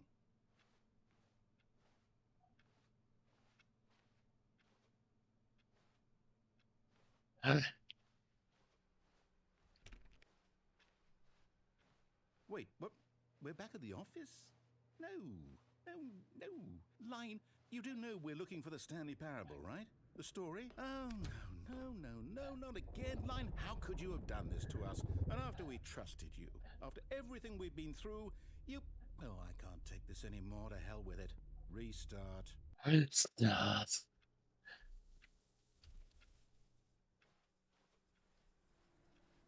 You know what, Stanley? I say forget the adventure line. What's it ever done for us? Okay. We're intelligent people, right? Why can't we make up our own story? Something exciting, daring, mysterious. Ooh, this all sounds perfectly doable. Why don't we simply start wandering in, well, I don't know. How about this direction? This is great. Yes, this is exciting. Just me and Stanley forging a new path, a new story. Well, it could be anything. What do you want our story to be? Go wild. Use your imagination. Whatever it might be, Stanley, I'm ready for it. None. Oh, no, not you again. Stanley, I'd also like to veto the line from having any role in our awesome new story. No lines or monitor rooms. Just don't acknowledge it, and we should be fine. I love the line. Ah, a choice. We get to make a decision. From here, the story is in our control. How important we mustn't squander the opportunity.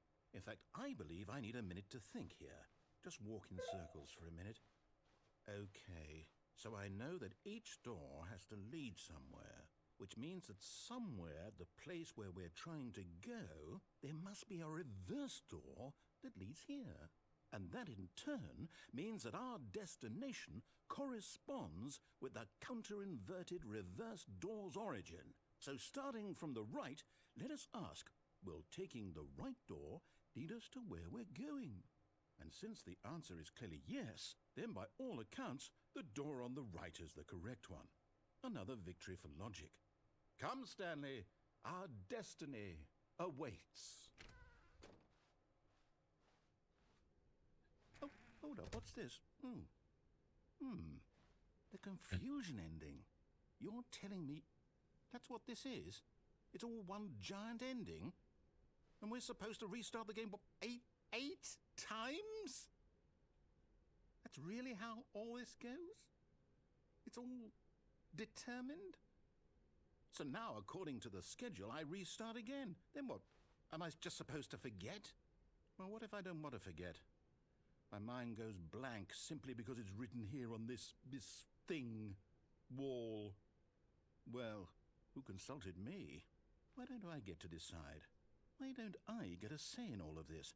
Is it really? No, it can't be. I don't want it to be. I don't want the game to keep restarting. I don't want to forget what's going on.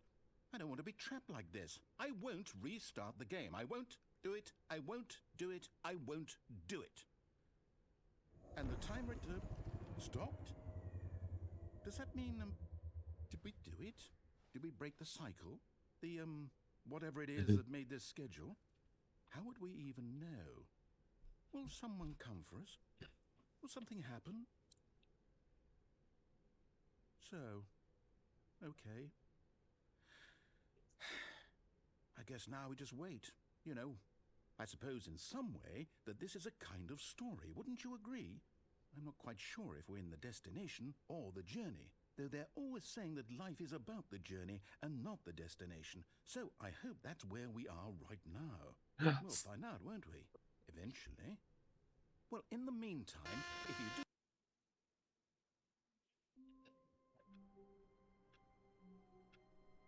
We're gonna do the button right here.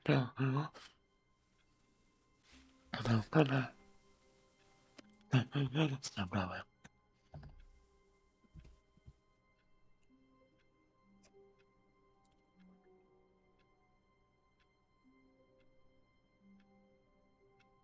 so I don't forget to do it. Then, we're going to start exploring the new content.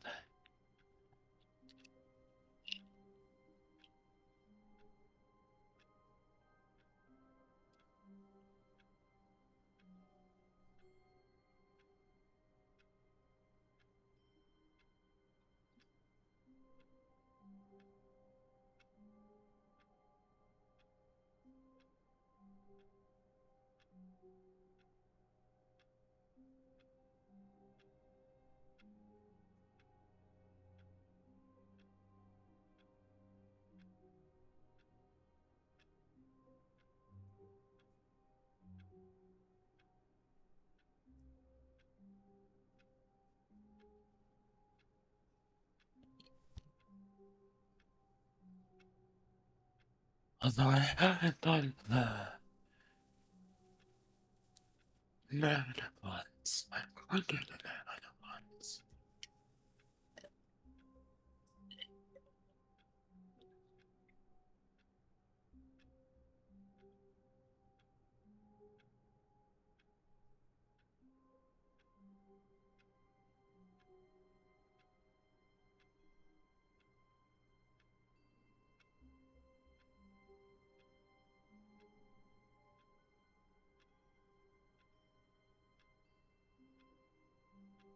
There's a lot of that.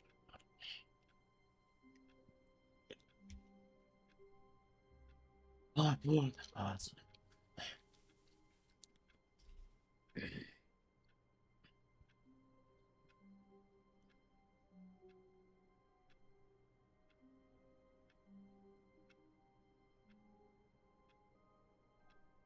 Uh,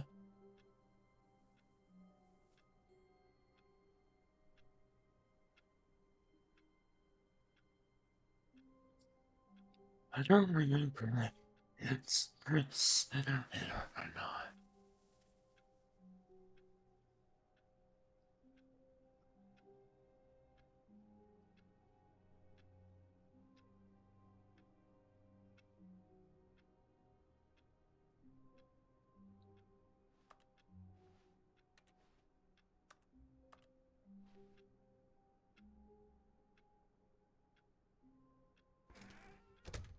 But Stanley simply couldn't handle the pressure. What if he had to make a decision?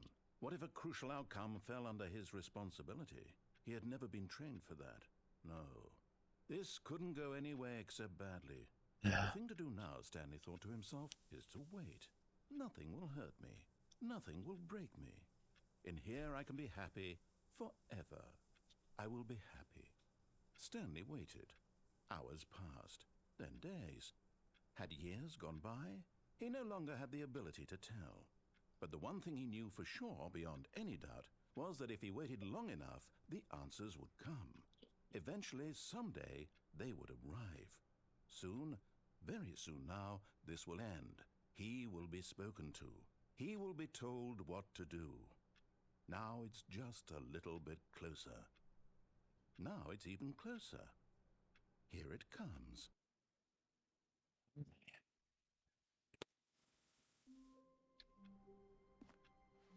All of his co-workers were gone.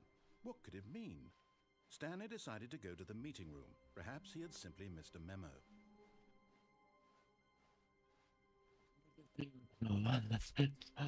Stanley came to a set of 2 open doors. He entered the door on his left.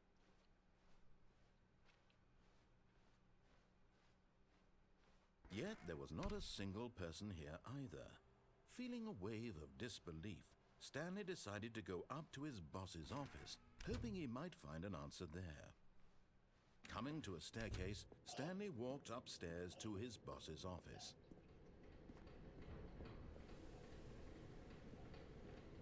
But Stanley just couldn't do it. He considered the possibility of facing his boss, admitting he had left his post during work hours. He might be fired for that. And in such a competitive economy, why had he taken that risk? All because he believed everyone had vanished? His boss would think he was crazy. And then something occurred to Stanley.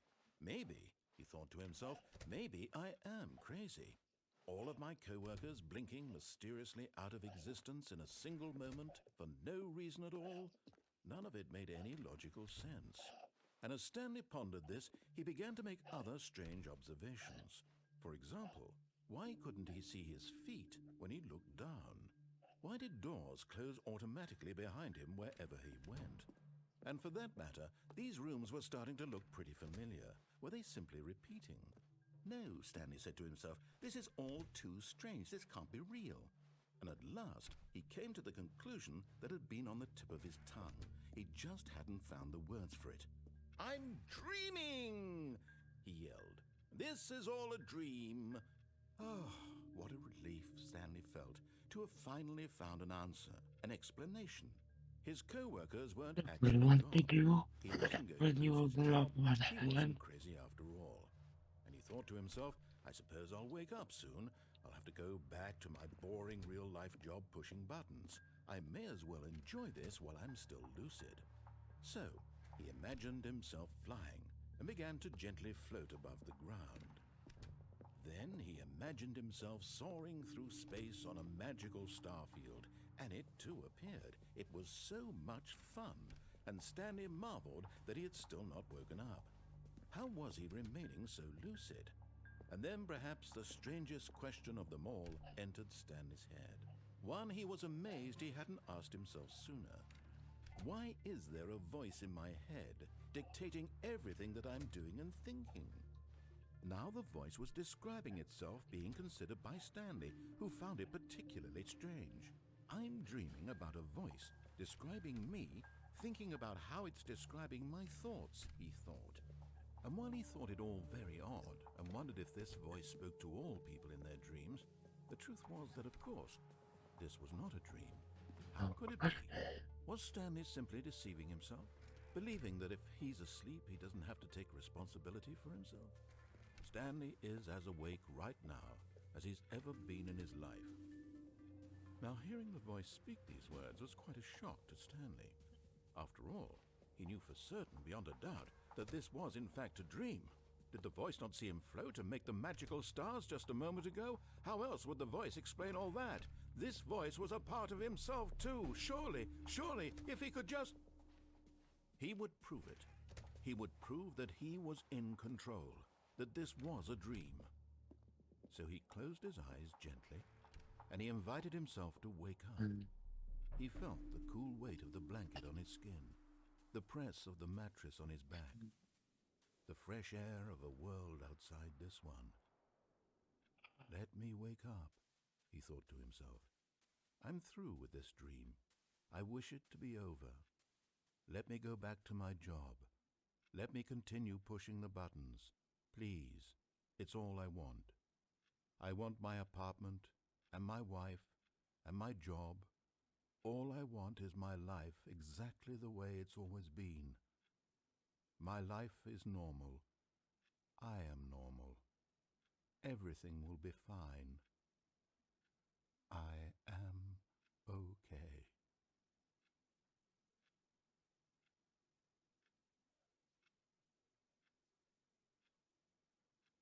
Stanley began screaming. Please, someone, wake me up. My name is Stanley.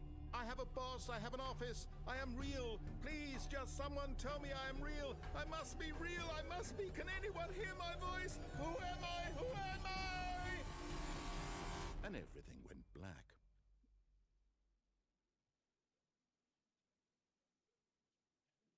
This is the story of a woman named Mariella. Mariella woke up on a day like any other. She arose, got dressed, gathered her belongings, and walked to her place of work. But on this particular day, her walk was interrupted by the body of a man who had stumbled through town talking and screaming to himself, and then collapsed dead on the sidewalk. And although she would soon turn to go call for an ambulance, for just a few brief moments, she considered the strange man. He was obviously crazy. This much she knew.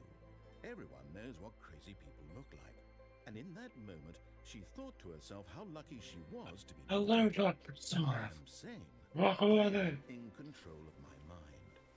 I know what is real and what isn't. It was comforting to think this, And in a certain way, seeing this man made her feel better. But then she remembered the meeting she had scheduled for that day. The very important people whose impressions of her would affect her career, and by extension, the rest of her life. She had no time for this, so it was only a moment that she stood there, staring down at the body. And then she turned and ran. And returned, and now we continue. All of his co-workers were gone. What could it mean? Stanley decided to go to the meeting room. Perhaps he had simply missed a memo. I did not want to do this job Stanley now. came to a set of 2 open doors. This was not the correct way to the meeting room, and Stanley knew it perfectly well. Perhaps he wanted to stop by the employee lounge first, just to admire it. Wow. Yes, this room. What a beautiful room. But eager to get back to business, Stanley took the first open door on his left. Stanley was so bad at following directions, it's incredible he wasn't fired years ago. But in his eagerness to prove that he is in control of the story and no one gets to tell him what to do, Stanley leapt from the platform and plunged to his death. Don't do Good that. job, Stanley. Everyone thinks you are very powerful. Good enough. I want to do that. Stanley No, knew the office layout like the back of his hand. It was only a matter of time before he found the others, wherever they were. Just a matter of time. When Stanley came to a set of 2 open doors, this was not the correct way to the meeting room, and Stanley knew it perfectly well. Perhaps he wanted to stop by the employee lounge first, just to admire it. The lounge was sublime, a work of art. But eager to get back to business, Stanley took the first open door on his left. Stanley was so bad at following directions, it's incredible he wasn't fired years ago. Look, Stanley, I think perhaps we've gotten off on the wrong foot. I'm gonna I'm not cross. judging me, really, I know. I realize that investing your trust in someone else can be difficult, but the fact is that the story has been about nothing but you all this time. There's someone you've been neglecting, Stanley. Someone you've forgotten about. Please, stop trying to make every decision by yourself. Now, I'm not asking for me, I'm asking for her. This is it, Stanley. Your chance to redeem yourself. To put your work aside. To let her back into your life. She's been waiting. That's her, Stanley. You need to be the one to do this. To reach out to her. If you can truly place your faith in another, then pick up the phone.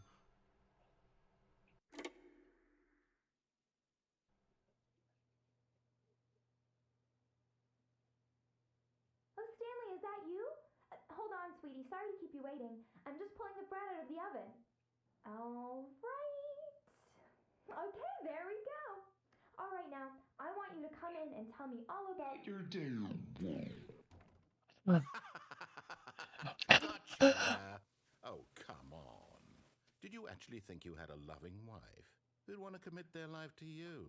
I'm trying to make a point here, Stanley. It's To hard get you to see for you. something. Come inside.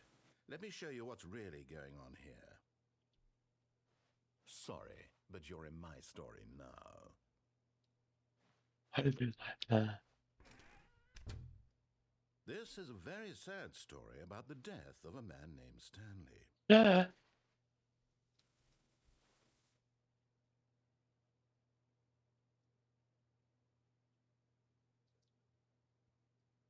Stanley is quite a boring fellow. He has a job that demands nothing of him, and every button that he pushes is a reminder of the inconsequential nature of his existence. Look at him there, pushing buttons, doing exactly what he's told to do. Now he's pushing a button. Now he's eating lunch. Now he's going home. Now he's coming back to work. One might even feel sorry for him, except that he's chosen this life. But in his mind, In his mind, he can go on fantastic adventures. From behind his desk, Stanley dreamed of wild expeditions into the unknown, fantastic discoveries of new lands. It was wonderful, and each day that he returned to work was a reminder that none of it would ever happen to him. And so he began to fantasize about his own job. First, he imagined that one day while at work, he stepped up from his desk to realize that all of his co-workers, his boss, everyone in the building had suddenly vanished off the face of the earth. The thought excited him terribly. And now with the boys. So, Coffee lover, hello. he imagined that he came to new doors and that he could go through ice. At last, choice. Hello. Barely even mattered what lay behind each door. The mere thought that his decisions would mean something was almost too wonderful to behold. As he wandered through this fantasy world, he began to fill it with many possible paths and destinations. Down one path lay an enormous round room with monitors and mind controls. And down another was a yellow line that weaved in many directions. And down another was a game with a baby. And he called it the Stanley Parable. Yeah.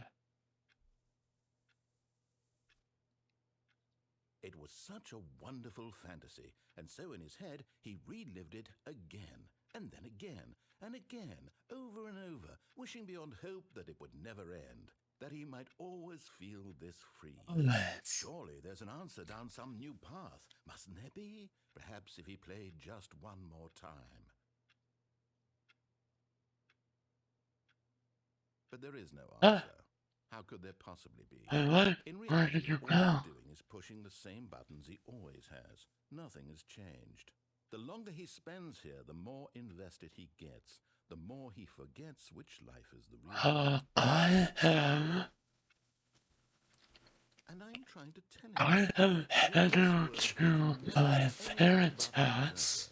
That as long as he remains here, And my uncle but he won't listen to me. and Stop. Here, watch this.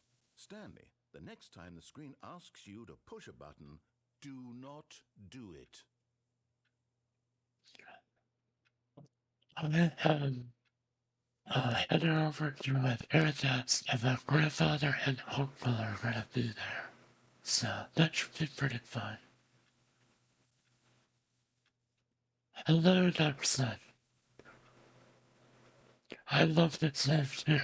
I haven't actually played this version yet. This is the first time I've played the new You see?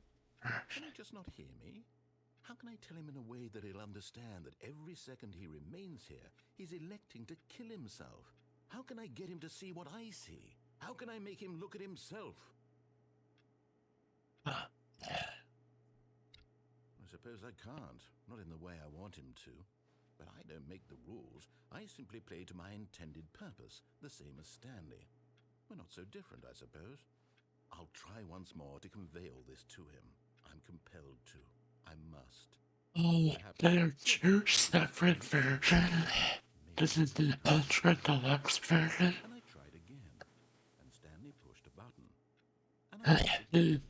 And Stanley pushed a button. The difference is the first one is 1.2 megabytes, and this version is 7.1 megabytes. So there's a lot more content in here. All of his co-workers were gone. What could it mean? How did Stanley that decided to really go to the learn? meeting room. Perhaps he had simply missed a memo. There's your content. There's your content.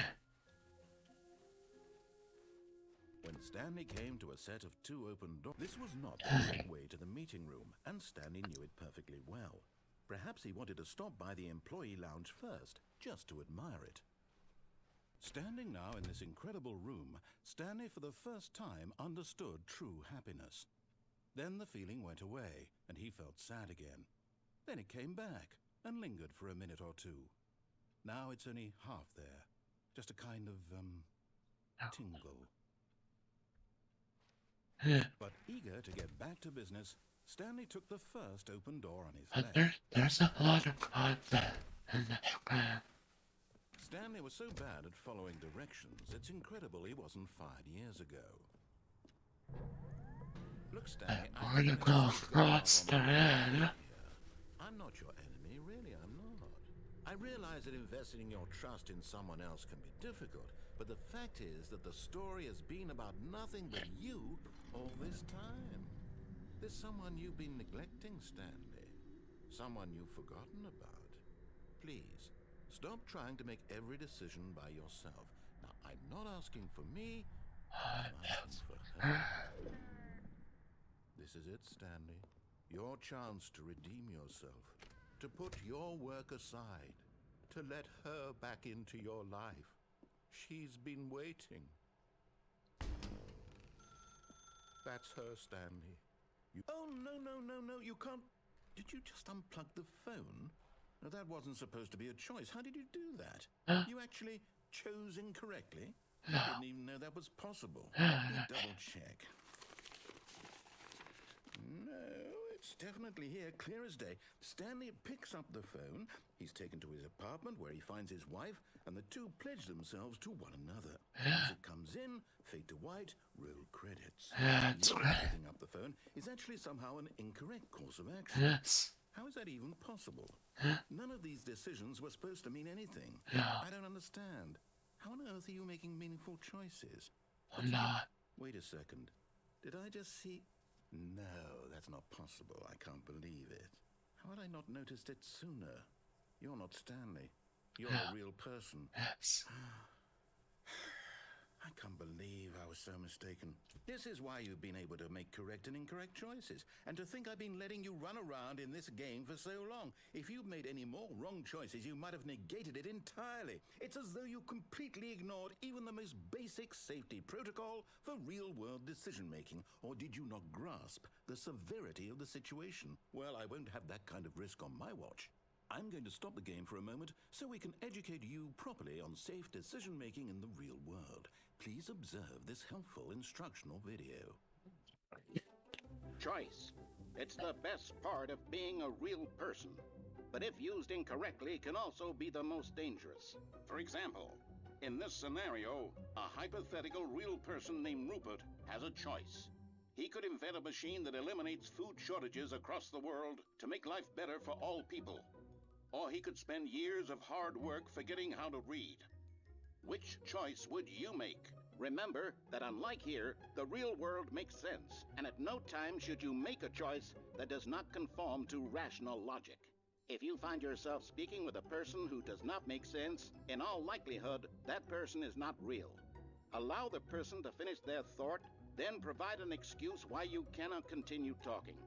Turn to a partner and practice saying, "My goodness, is it 4:30? I'm supposed to be having a back, sack, and crack." Excellent.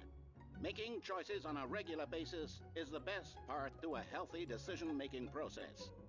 Most medical professionals recommend making at least 8 choices per day. Do you make more than 8? Less? And finally, if you begin to wonder if your choices are actually meaningful and whether you'll ever make a significant contribution to the world, just remember that in the vast infiniteness of space, your thoughts and problems are materially insignificant, and the feeling should subside. At this time, your instructor will guide you in an exercise to test and reinforce the material covered in this video. Ah, welcome back. You may have noticed that this room has begun to deteriorate as a result of narrative contradiction. But not to worry. Now that you're properly informed on good decision-making, we're going to revisit a choice you made just a few minutes ago and see what the correct thing to do would have been. This way, please.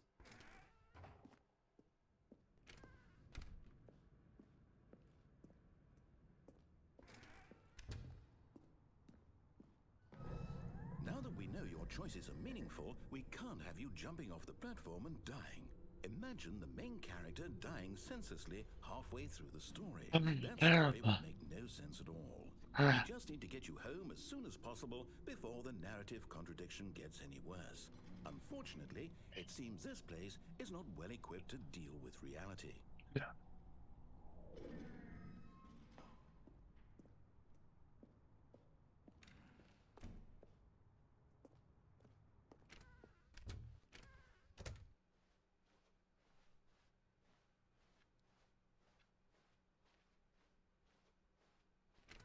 Almost there.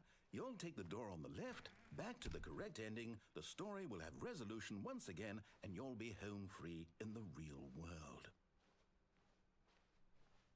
Now remember, all you need to do is behave exactly as Stanley would.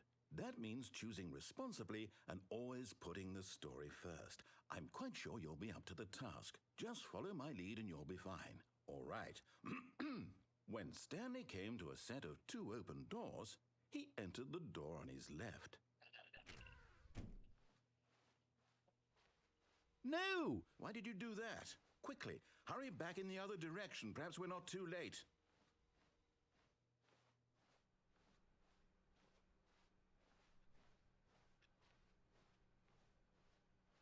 Oh, it's ruined. I can't believe, after everything we talked about, that my story, you've destroyed my work. Why? For what? What did you get out of that? What did you think was so special about seeing the game undone, left here like so much garbage? It's worthless now. And what am I supposed to do? Even if there were a way to continue, would it be worth it? To know that my story is now incorrect? How can I go back to that? I can't erase that knowledge. I'll have to live with it forever, reliving its impossibility forever. I couldn't live that way.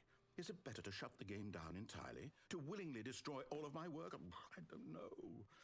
What's the answer? What do I do? What do I do? What do I do? No, I have to. I have to shut the game down. I have to.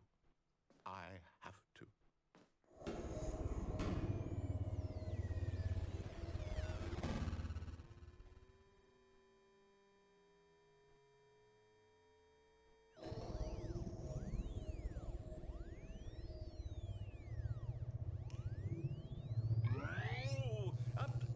I'm here. I'm still here in this pile of rubbish, with you, who thought you were so clever. Now look where we are. My entire game is destroyed. It was the only thing in the world that was mine, and you've run it into the ground. What, did you think that would be funny? You just had to see? Didn't I impress upon you how important it was to be like Stanley? He actually knows how to do what I tell him to. He understands that if I say to do something, there's a damn good reason for it. That thought hadn't even occurred to you, had it? That there's a world outside of you? You're a child. My story. If you'd just gone through the door on the left, you would have seen it. There was a whole underground facility. You would have destroyed it and been victorious. It would have been so perfect. I worked so hard on it. I tried so hard to make... behave exactly as Stanley would. That means choosing responsibly and always putting the story first. I'm quite sure you'll be up to the task. Just follow my lead and you'll be fine. All right. When Stanley came to a set of 2 open doors, he entered the door on his left.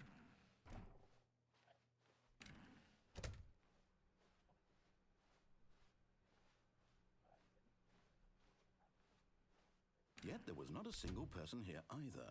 Feeling a wave of disbelief, Stanley decided to go up to his boss's office, hoping he might find an answer there. Coming to a staircase, Stanley walked upstairs to his boss's office. Stepping inside his manager's office, Stanley was once again stunned to discover not an indication of any human life. Shocked, unraveled, Stanley wondered in disbelief who orchestrated this, until he saw the door with a voice receiver next to it. Surely behind this door lay all the answers to his questions. And beyond all probability, he knew the passcode. He had seen it on his boss's computer just last week. Night Shark 115. Night Was this Shark the code to open the door? 115. Would it still work? There was only one way to find out. Stanley had been trained never to speak up, but now he would draw from within himself the courage to face the unknown. He drew a sharp breath and then spoke the code. Night Shark 115.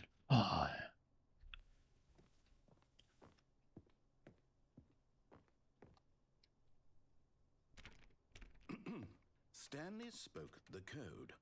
Night Shark 115. He spoke it into the receiver, right there on the wall.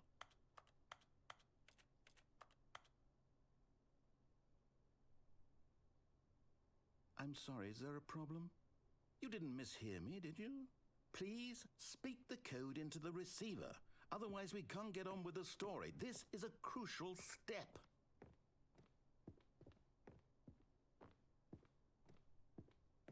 Okay, fine, you're not gonna do it, but you know what? It's pretty humiliating to bring you this far, only for you to suddenly decide you have better things to do. I asked you for this one single thing, for your respect. The kind of respect Stanley shows for his choices. He knows what it means to take a story seriously.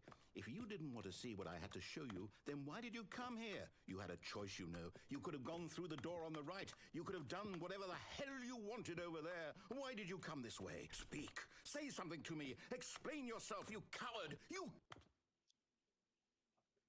When Stanley came to a set of two open doors, he entered the door on his left.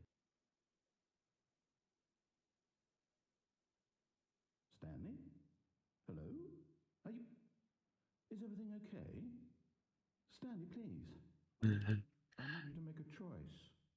I need you to walk through the door. Are you listening to me? Can you hear me? Is everything all right? No. Stanley, this is important. Really, no. The story needs But you. not really. Make a decision. It cannot exist without you. Do you understand me? Whatever choice you make is just fine. They're both correct. You cannot be wrong here. We can work together. I'll accept whatever you do. I simply need you to take that step forward, please. Choose. Do something. Anything. This is more important than you can ever know. I need this. The story needs it. So, you hear me? Are you there? Are you listening to this? Stanley, are you there? Okay. It's okay, I can wait. You need time to decide. Sorry, I'm sure your choice is correct. That is the best choice. That's all right. I'll wait for you to decide what's the right thing to do. Take as much time as you need.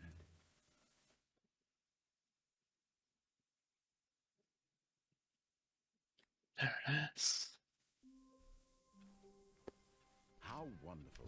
Stanley was alone. Finally. This is great, he thought to himself. This is what I've wanted all along. I got what I wanted. When Stanley came to a set of two open doors, this was not the correct way to the meeting room, and Stanley knew it perfectly well. Perhaps he wanted to stop by the employee lounge first, just to admire it. Stanley felt lightheaded, butterflies in his stomach, giddy in a way he had never known before. Was it this room? A connection between the two? Could a man love a room? I mean, truly, truly, deeply, madly love. But eager to get back to business, Stanley took the first open door on his left. Stanley was so bad at following directions, it's incredible. No. Years ago. I'm gonna go here. I think perhaps we've gotten off on the wrong foot here. I'm not your enemy, really, I'm not. I'm not gonna I break. realize that investing your trust in someone else is difficult, but the fact is that Right the story there. has been about nothing but you all this time. There's someone you've been neglecting, Stanley. Someone you've forgotten about. What? Really? I was in the middle of something. Do you have zero consideration for others? Are you that convinced that I want something bad to happen to you? Why, I don't know how to convince you of this, but I really do want to help you, to show you something beautiful. Look, let me prove it. Let me prove that I'm on your side. Give me a chance. Now listen carefully, this is important. Stanley walked through the red door. And we're gonna do the blue door. Aha, perhaps you misunderstood. Stanley walked through the red door. I still don't think we're communicating properly. Stanley walked through the red door. All right, fine, go ahead, Stanley. You want to know so badly what's out there? You want to find out what lies at the end of this road you've chosen? Well, don't let me stop you. You see? There's nothing here. I haven't even finished building this section of the map because you were never supposed to be here in the first place. Broken rooms, exposed developer textures. Is this what you had wanted? Was it worth ruining the entire story I had written out doing this. specifically for you? And I'm gonna Don't break think I put a lot of time into it, because I did. And in the end, it was all for nothing, because this is what you wanted to see. Help me here, Stanley. Help elucidate these strange and unknowable desires of yours. What would have made this game better? What did you want to see? Vehicles? Skill trees? Work with me. You've given me absolutely nothing so far. Tell you what, let me take a stab in the dark at a new design, and you can give me some feedback. There we go. A third option. This already feels leaps ahead of where we were before. Go ahead. Okay, I'm going to stop you there. Now, tell me about your experience with this new version. Would you say that the game benefited from allowing you more choices? Feel free to be honest. I'm looking for some real critical feedback here. Oh, of course. A 3. Really? Maybe next time we can get you to form an actual opinion, you know? Any level of critical thinking or engagement with your surroundings? Does that sound good? Think we can do that? Yes? Wonderful. Here, based on the data from your previous playthrough, I've compiled a new version. And to be perfectly candid, I think I've knocked it out of the park with this one. Let's take a look.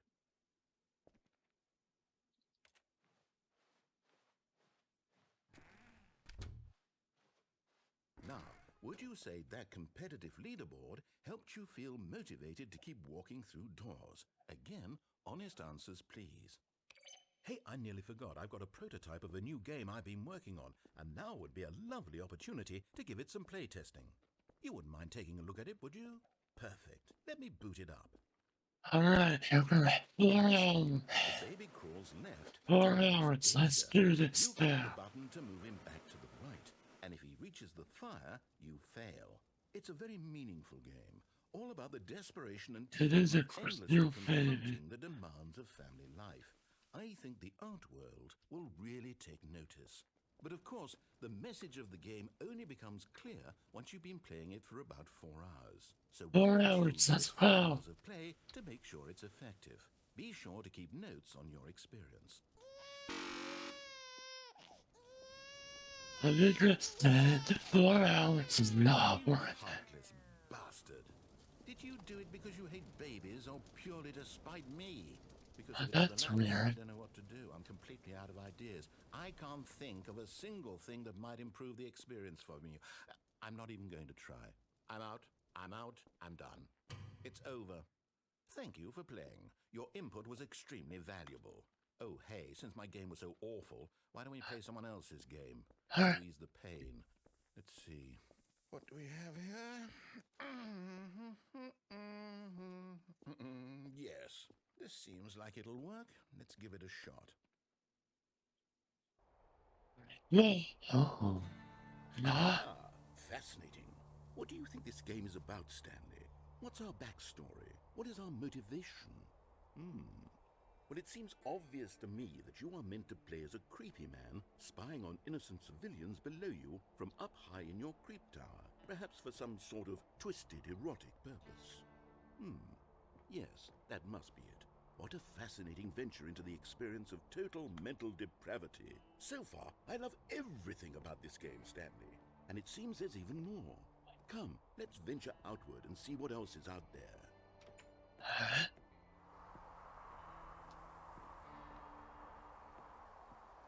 Dude, this is the... Hello, Electric. No, you're not lying. We just chill.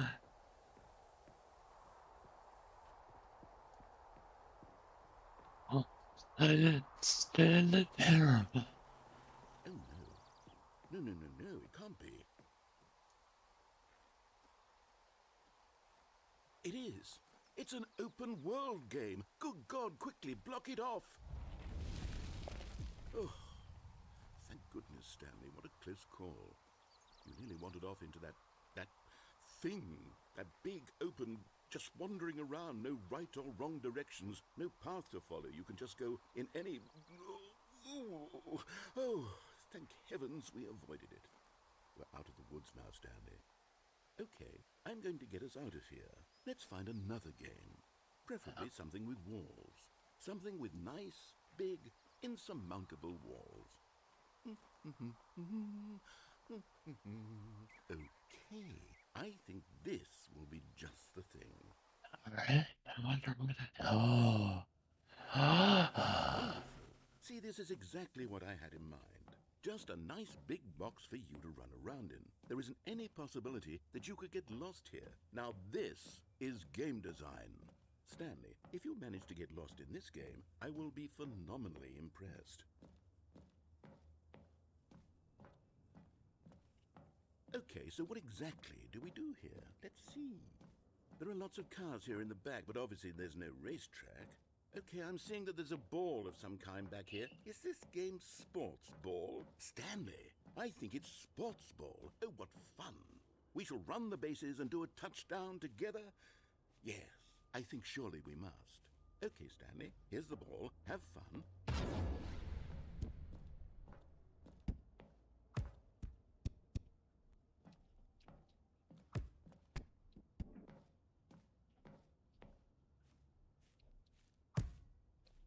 How Are you good. doing it? Are you winning? Is this fun? This Is it better is than my good. miserable little story that I worked so hard on? Stanley, I have a thought. And I really... Hold on. What are you doing? Hold your right foot in the man. Stanley, don't do that. I can't follow you there. I can't help you. How will you write a story without me? You can't do it. You know that. Stanley, come back. Alright, I'm gonna have to do that again. And not for the man.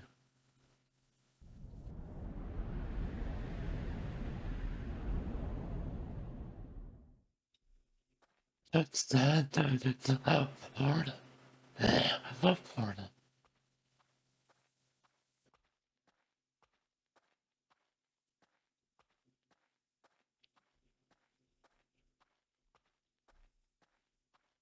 No, I didn't. And also, this is the new version of the fan. This is their giant update.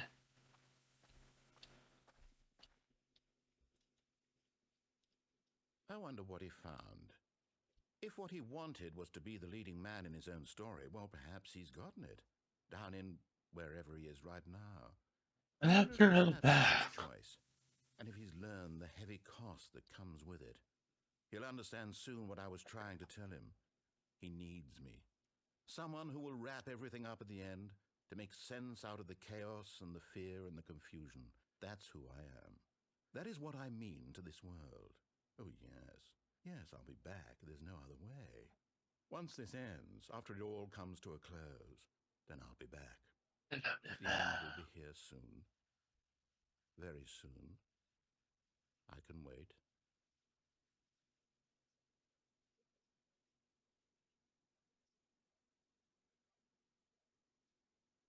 Alright, I have to do all that again.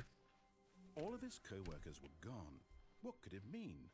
Stanley decided to go to the meeting room. Perhaps he had simply missed It's a memo. very that's this. When Stanley came to a set of two open doors, this was not the correct way to the meeting room, and Stanley knew it perfectly well. Perhaps he wanted to stop by the employee lounge first, just to admire it. The lounge was grand, majestic, perhaps too majestic, like a combination of a much smaller version and a much larger version of this exact room. It all made Stanley uncomfortable, and he started to bleed a little. This made him smile. At last, proof that he was human.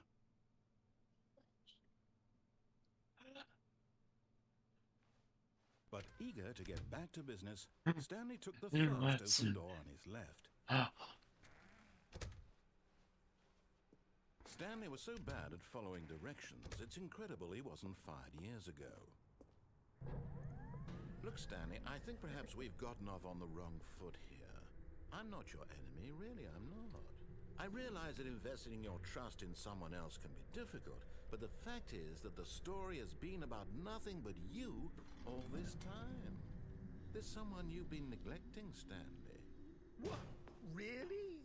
I was in the middle of something. Do you have zero consideration for others? Are you that convinced that I want something bad to happen to you?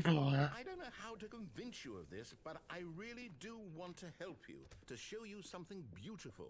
Look, let me prove it. Let me prove that I'm on your side. Give me a chance.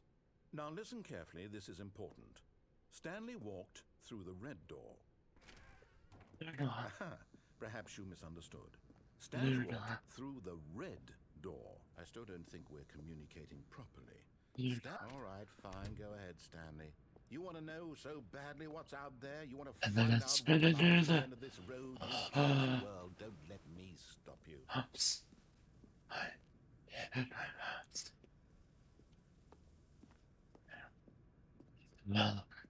See? There's nothing here.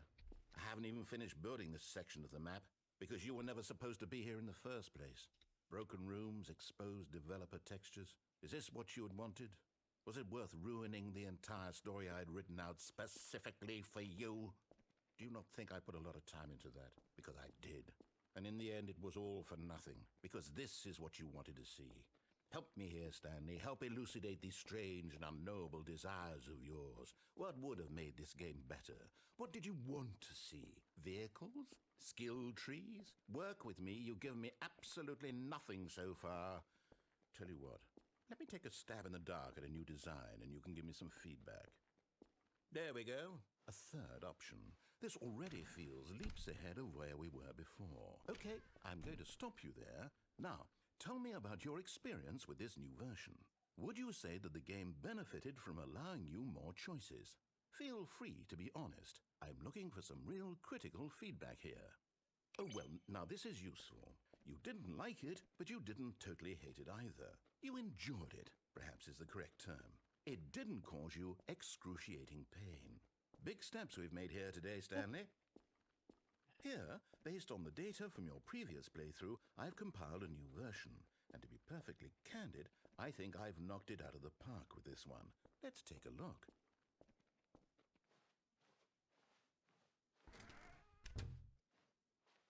Now, would you say that competitive leaderboard helped you feel motivated to keep walking through doors? Again, honest answers, please. Hey, I nearly forgot. Now The we prototype for a do. new game I've been working on, and now would be a lovely opportunity to give it some playtesting. Now we You do wouldn't the mind taking a look at it, hours. would you?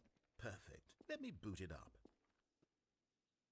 In this game, the baby crawls left Baby. towards danger. Fire. The button to move him back to the right. The If he button. reaches the fire, Eventually, there's another button that all about the pops up desperation and like team right of here. endlessly confronting the And you have to demands of hit it, life. hit I it, think the hit artwork it, will really hit take it, notice. hit But of it. course, the message of the game only becomes clear once you've been playing it for about 4 hours. So why don't you give it 4 hours of play to make sure it's effective? Be sure to keep notes on your experience. It's the worst sound in the world. You heartless bastard. Did you do it because you hate babies or purely to spite me? Because if it's the latter, well, I don't know what to do. I'm completely out of ideas. I can't think of a single thing that might improve the experience for me. I'm not even going to try. I'm out, I'm done. It's over. Thank you for playing. Your input was extremely valuable. Oh, hey, since my game was so awful, why don't we play someone else's game? Just to ease the pain. Let's see. What do we have here? Yes, this seems like it'll work. Let's give it a shot. Aha! Fascinating. What do you think this game is about, Stanley? What's our backstory? What is our motivation? Well, it seems obvious to me that you are meant to play as a creepy man spying on innocent civilians below you from up high in your creep tower, perhaps for some sort of twisted erotic purpose. Yes, that must be it. What a fascinating venture into the experience of total mental depravity. So far, I love everything about this game, Stanley. And it seems there's even more. Come, let's venture outward and see what else is out there.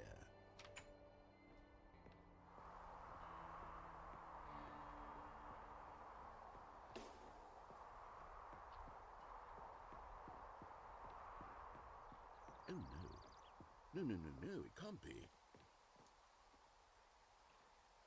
It is. It's an open world game. Good God, quickly, block it off. Oh, thank goodness, Stanley. What a close call. You really wandered off into that thing.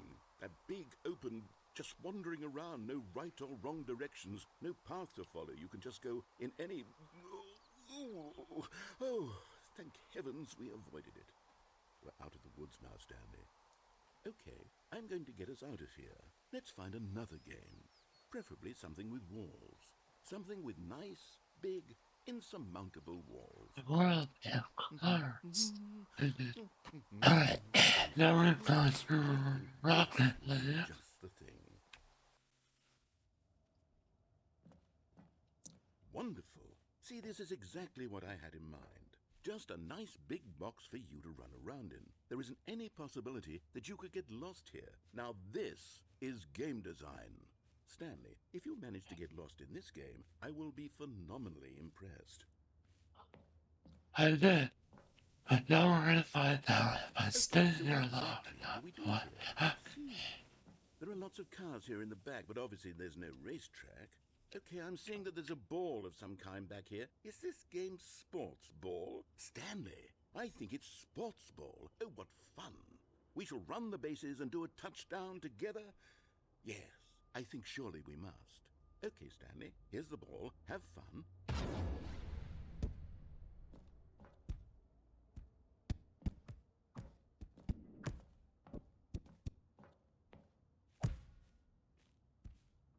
Are you doing it? Are you winning? Is this fun? Is it better than my miserable little story that I worked so hard on? Stanley, I have a thought.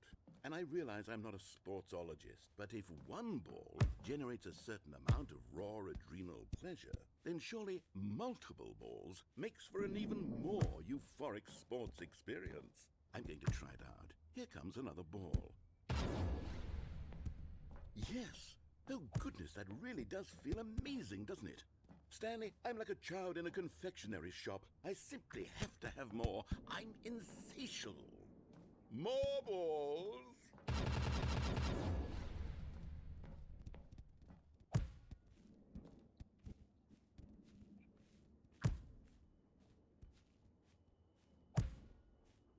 I'm really fast, you know, Are you having fun? Is this a real video game? Well, I sure hope you're having a good time, because guess what? It's over. That's right. Your little fun comes to an end. This is my game, and what I say goes. You get to have fun when I let you, Stanley. Besides, you need someone like me to set boundaries for you. Without rules or boundaries, video games are nothing. Yes, that's what I am. I am structure. I'm your sense of purpose. And since you decided you didn't want to play my game, now I don't want to play with you either. So, goodbye, Stanley. I'm leaving.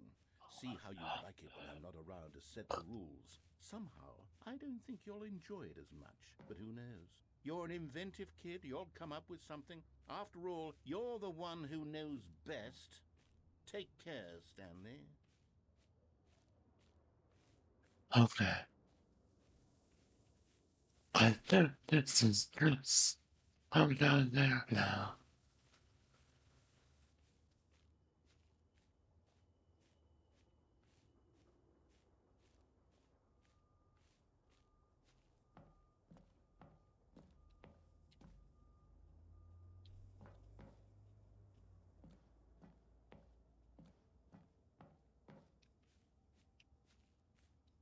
And then just do all that stuff again.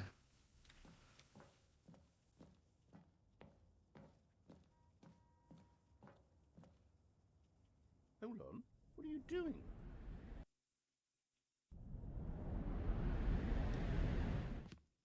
Stanley, don't do that. Alright. So now we know that and now. All of his co-workers were gone. And now I just have to do most Decided of to go that to the event. meeting room. Perhaps he had simply missed a memo. And then I could do new content. Like new content. Stanley came to a set of 2 open doors. This was not the correct way to the meeting room, and Stanley knew it perfectly well. Perhaps he wanted to stop by the employee lounge first, just to admire it. And here it was, the lounge. What a room, Stanley thought to himself. What a room, what a room, what a room. This is what Stanley thought. What a room. What a room, what a room. What a room. Va-va-voom. What a room.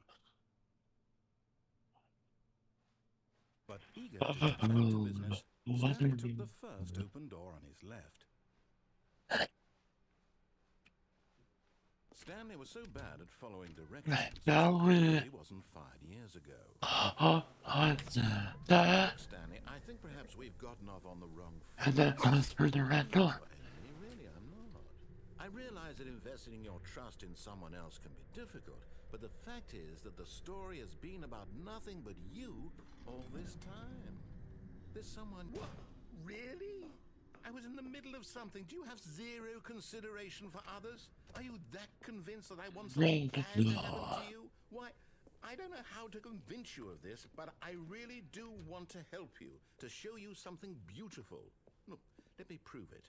Let me prove that I'm on your side. Okay. Give me a chance. Good. Now listen carefully, this is important. Stanley walked through the red door. Oh, thank God you are willing to listen to me. Do you see that I really have wanted you to be happy all this time? The problem is all these choices. The two of us always trying to get somewhere that isn't here. Running and running and running, just the way you're doing right now. Don't you see that it's killing us, Stanley? I wanted to stop. We would both be so much happier if we just stopped. And I think I have a solution. Here, let me show you.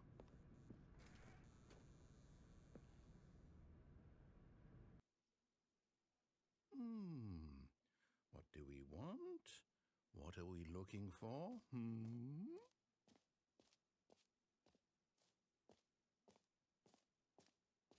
Here, yes. Oh, it's beautiful, isn't it? If we just stay right here, right in this moment with this place, Stanley, I think I feel happy. I actually feel happy.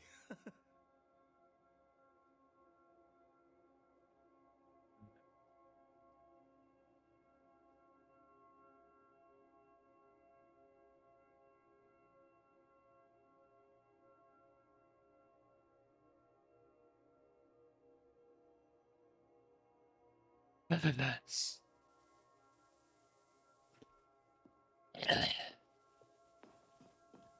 No, wait. Where are you going?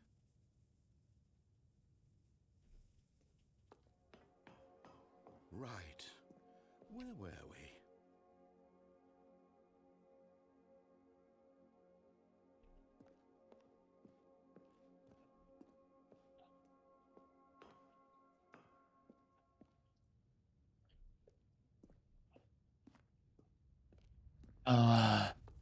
Just so you know, this is a really dark, and now, yeah, I'm not doing it. I'm not doing it on screen.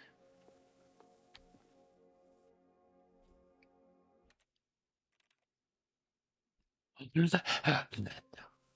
Alright, new content time. His co-workers were gone. What could it mean? Stanley decided to go to the meeting room. Perhaps he had simply missed a memo. Oh, new content? What does that mean, new content?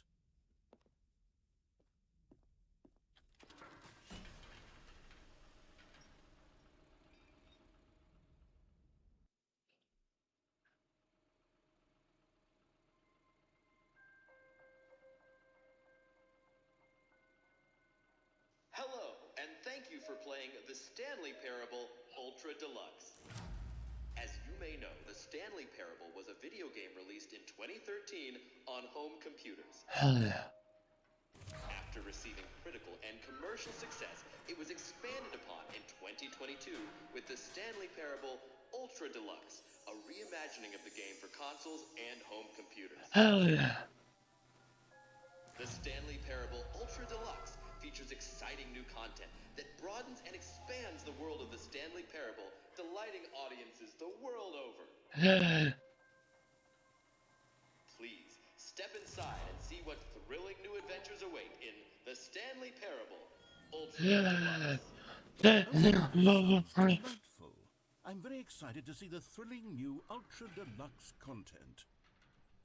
11 months. Okay, so far it's an elevator. Yeah. Nothing special yet, but I'm sure it's just the beginning of a mesmerizing adventure. What the? What? Is it broken? What's going on here?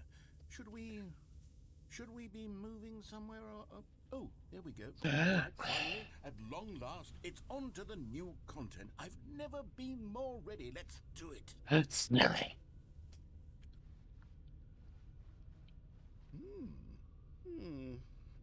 I have to say, initial impressions of Stanley Parable Ultra Deluxe, mostly tedious. It's as if, Oh, okay. Let's see the content. Give me the content, Stanley.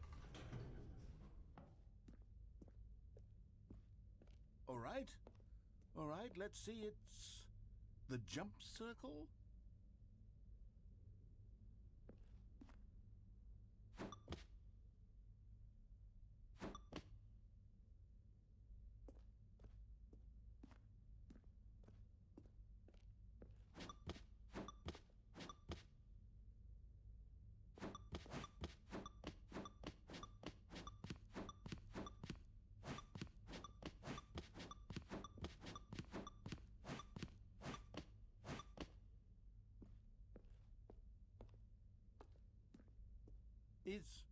Is that it? Surely that's not all the new content. There has to be something else, right?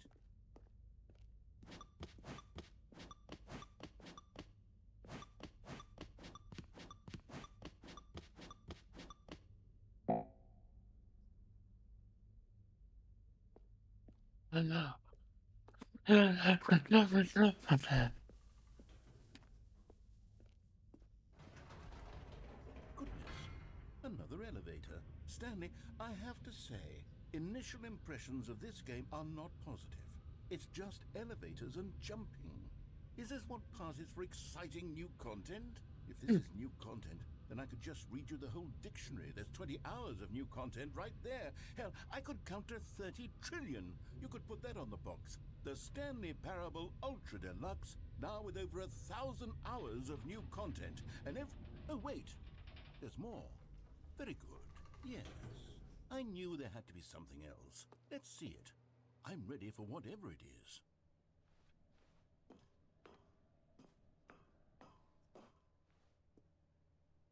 That's it? Oh, you've got to be kidding me. You see, Stanley? This is what happens when greedy video game developers with no respect for their fan base rush a cheap expansion to market for no reason other than to make an easy dollar. And don't get me started on the level of craftsmanship that's gone into it. In fact, I'm looking right now at the game's achievements, and it's hard to believe one of them actually says, "Test achievement, please ignore." What quality assurance department signed off on this? I'm infuriated and I'm offended, and I intend to find these people on Twitter and hold them personally accountable. Yes. It's my fault, Stanley. I built up too much anticipation around the new content, I'm afraid. It could never have lived up to such expectations. If you're still with me, why don't we just reset the game and we'll try to get back to what the Stanley Parable is really about. No frills, no gimmicks. Just you and me having a great time together like always. What do you say, friend?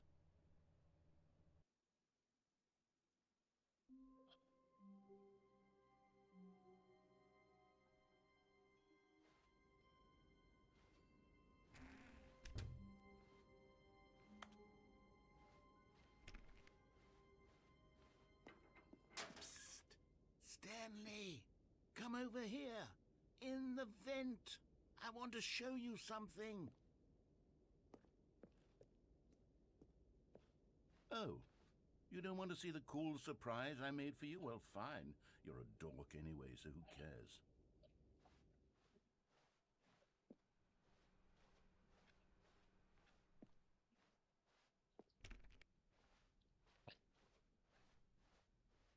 When Stanley came to a set of 2 open doors, he entered the door on his left.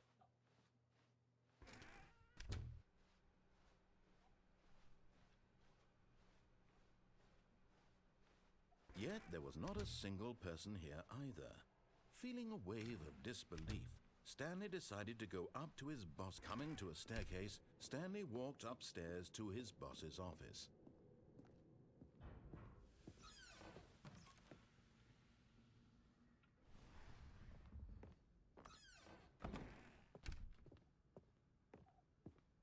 Here's the door, just go.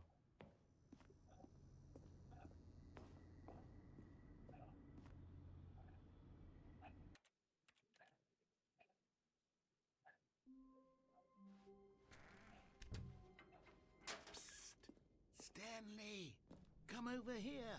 In the vent. I want to show you something.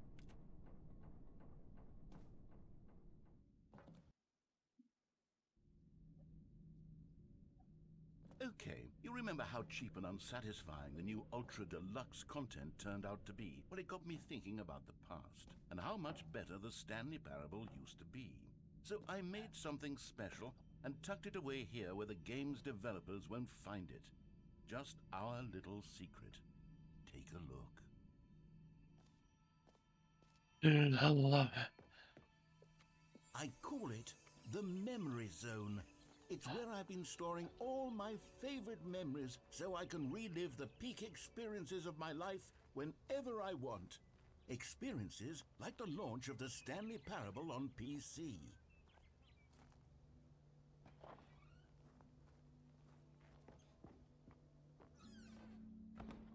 You see, Stanley, doesn't the Memory Zone remind you of how wonderful Stanley Parable was before it was sullied with a cheap re-release? Remember back in October of 2013, when the game originally launched? Back then, video games had integrity. Back then, it all meant something. Oh, the waste.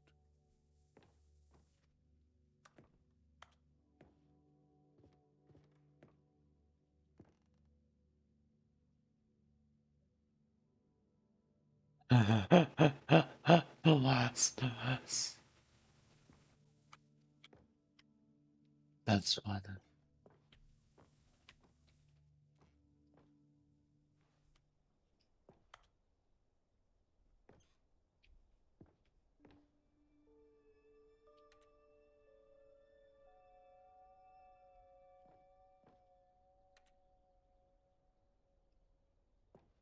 I have both of these agendas.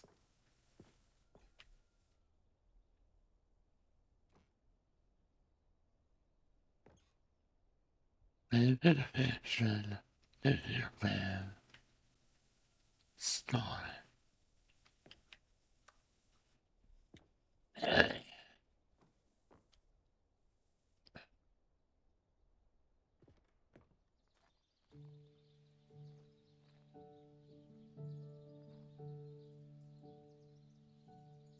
Oh, Je suis dans la mémorie zone, c'est sur l'abri des loups, et je n'attends plus que toi, mon amour.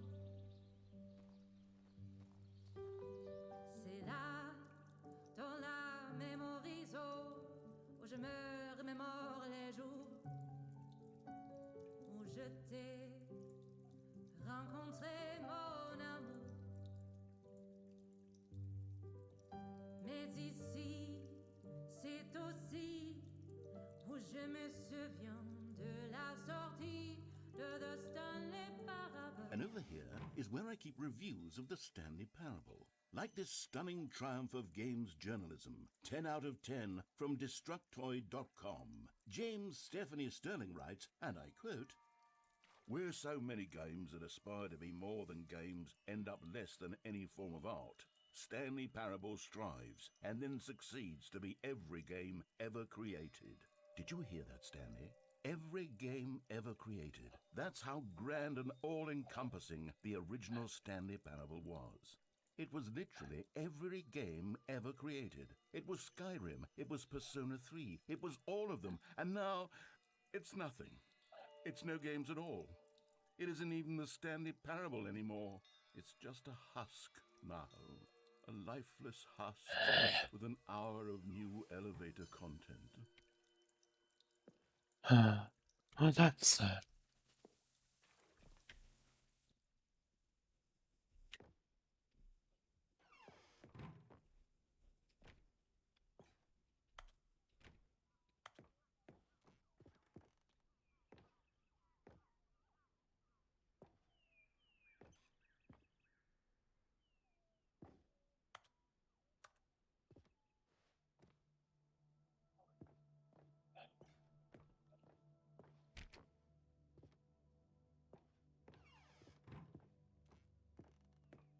Here's another moving passage, this time from GameSpot.com.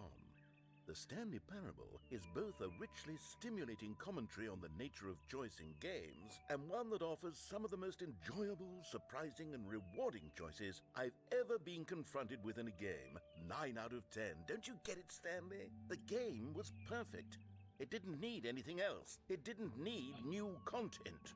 It just needed to be left alone, to spend the rest of time collecting dust in the hallowed hall of beloved video game memories.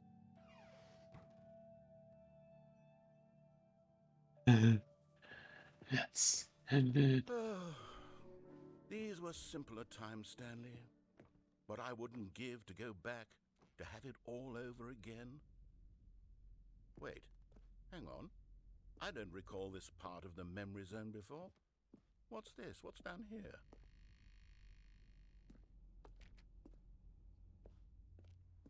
Oh no. Oh God, no. Stanley, it's a collection of reviews from Steam, the online video game distributor. I haven't looked at these in years. I can't even imagine what's been collecting down here.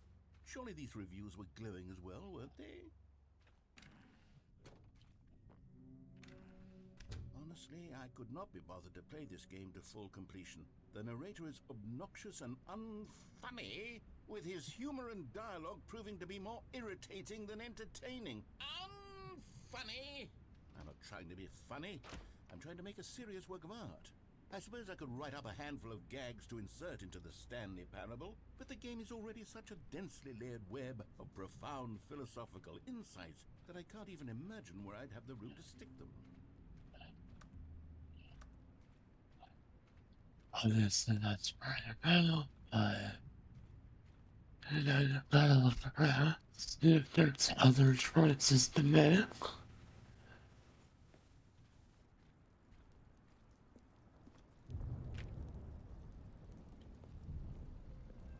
Okay, let's see what this one says. While the idea for the game is good, for someone who prefers non-linear games, this preachiness gets annoying fast. Preachy? Stanley, I'm not preachy, am I? You can tell me if I'm preachy. Honestly, you can. Oh, goodness. This is actually quite shocking for me. Well, to be honest, I had always thought of the game's dialogue as being rather terse to begin with. You can't know how much fluff I cut from the game to get it to feel as light and airy as it... Well, I always thought it did, but maybe it wasn't. Oh dear. What an awful memory to have to hold on to. These black marks on my otherwise unimpeachable track record. I feel like a failure. Like I let these people down. Perhaps the Stanley Parable isn't quite as sterling as I always remembered.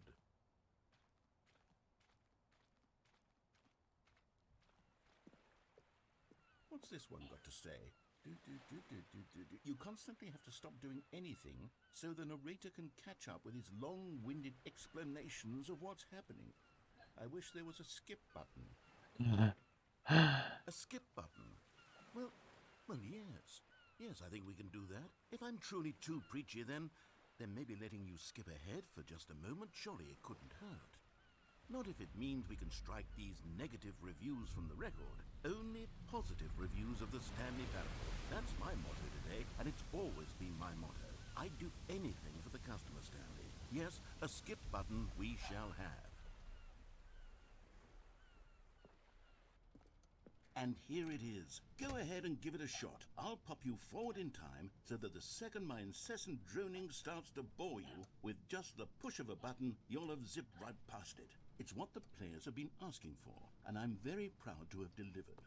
No more listening to me rambling on and on and on. No, no, no, no. The Stanley Parable is a game for the people. And if the people want silence, then by goodness, that's what they're going to get. Well, don't sit around waiting for me to shut up. Go ahead and make me shut up. Here, we'll pretend that I've just begun an interminable monologue, and it goes something like this. The story and the choices, or what have you, and therefore by becoming it is, so on and so forth, until inevitably we all until the end of time, at which time everything all at once. So now you see, blah blah blah blah blah blah blah blah blah blah blah blah blah blah blah. We've eaten too much and it can't be just yet. No, until 245. Got the logic of elimination working backwards. The deduction therefore becomes impossible to manufacture. It went on for nearly 10,000 years, until just yesterday, here and there, forward and back, and never a moment before lunchtime. It can't be. It's the only thing there is. How many billions left until so much more than forever ago? Which is why I say, the story and the choices, or what have you, and therefore by becoming it is, so on and so forth, until inevitably. No, it's working. I wanted to hear that. Oh, you're back, you see. You were only frozen in time for a few minutes, but it was plenty of time for me to deliver a long, rambling monologue full of unnecessary verbal flourishes and lengthy ruminations on the nature of choice in video games. Of course, I happen to believe it was perhaps one of my more profound such ruminations. Not that, of course, you need a description of it, but if I had to describe it, I'd say it was perhaps less of a rumination and more of a treatise. Or maybe a manifesto. Look, I'll outline it for you very briefly, and you can tell me what you think. Okay, so my theory is that any choice you've ever made is simply a series of choices made by the person who you are, or were, or will be at the time of having made said choice. That is to say, if by articulating a choice you've already made, you bring that choice into being, then by making no choice and saying nothing, are you not simply erecting in the sanctuary of time a monument to every person you've ever been, making every choice to which you've ever given your great gift of mortal and yet timeless thought?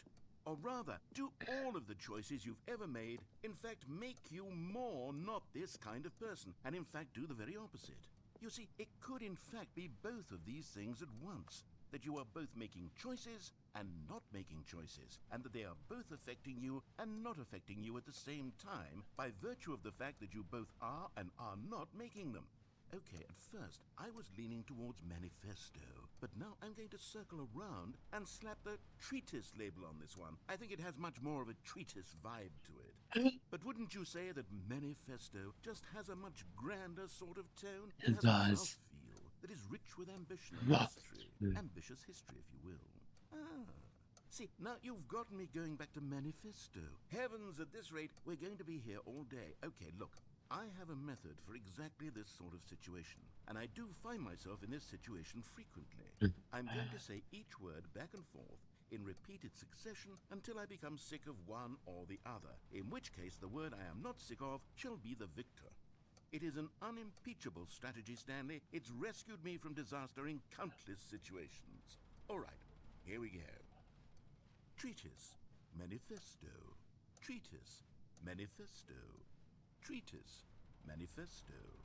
Treatise, manifesto. Treatise, manifesto. Well there, sport. You really did catch me rambling on a bit, didn't you? But that's the power of the button. The minute I start to go off on a thoughtless display of self-absorption, it's right at your fingertips to go poof, and it's all over. Oh, I can't wait to see what Cookie 9 will say about this, and whether they'll edit the rating of their Steam review, or at least change some of the wording, perhaps. To be honest, I don't even know if one can change their review in the first place. I guess I should become better educated on exactly how Steam works. Perhaps that would have been the smart thing to check on before I went about this whole exercise of making the skip button. Although I have to imagine that after seeing this exciting new technology at work, surely whoever it is runs Steam will instantly run out and implement a new feature to make it possible to edit one's review, merely because of this very situation. Yes, I think that's quite likely. Or perhaps they'll simply grant this particular user the ability to change their review, so that the feature is not widely abused. Look, I would even be okay with Steam altering this particular review so that it reads as something more beneficial. Something along the lines of, this game is the best game. Let me start over. How about this? From the ashes of depravity rises the phoenix of quality.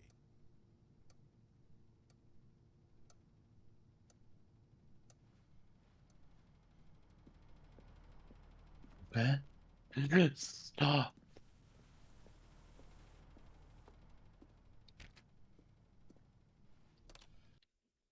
Okay, welcome back, Stanley. Now, I should say that the amount of time the button has been skipping through is becoming longer and longer. That last one was, well, I want to say maybe 30, 45 minutes? It's not unendurable by any means, but it's, well, there's really only so much I can ramble on to myself about. I know, it's shocking, isn't it? But at any rate, I do suggest that we not press the button again. I think the skip button has been aptly demonstrated, and we can say goodbye to it and just... Wait, how do we get out of here? Where did the door go? Wasn't there a door that led into this room? I do feel quite certain that there was one here before. How else would we have gotten into the room in the first place? I don't think one can enter a room without a door of some sort, or a window or something like that. Do you see a window anywhere? A porthole? A sufficiently large crack in the wall? I'll take any of these. All I want is for us to move on and to please step away from the skip button, to go anywhere other than the skip button. There was a door here before, wasn't there? I swear there was. Where did it go? Can you maybe just ram your way through a wall? Is there any possibility that you could, say, slam your body into the wall until enough damage is done for you to be able to leave? Please, I'll take any option at all. I'm asking you to work with me here. We need a door. We need a door of some kind. I can work with any kind of door as long as it can open and lead from one room to another. I'm going to step away for just a moment, and I'm going to try to find us a door. I don't know how exactly to remove a door and place it in a different wall, but I will find a way, I promise. You just need to not do anything. Don't press the skip button. Please, please, please do not press the skip button. Just wait here for me, and don't press the skip button. Got it? Yes, good. I'll be right back. So my assumption is this is one of their 4-hour one.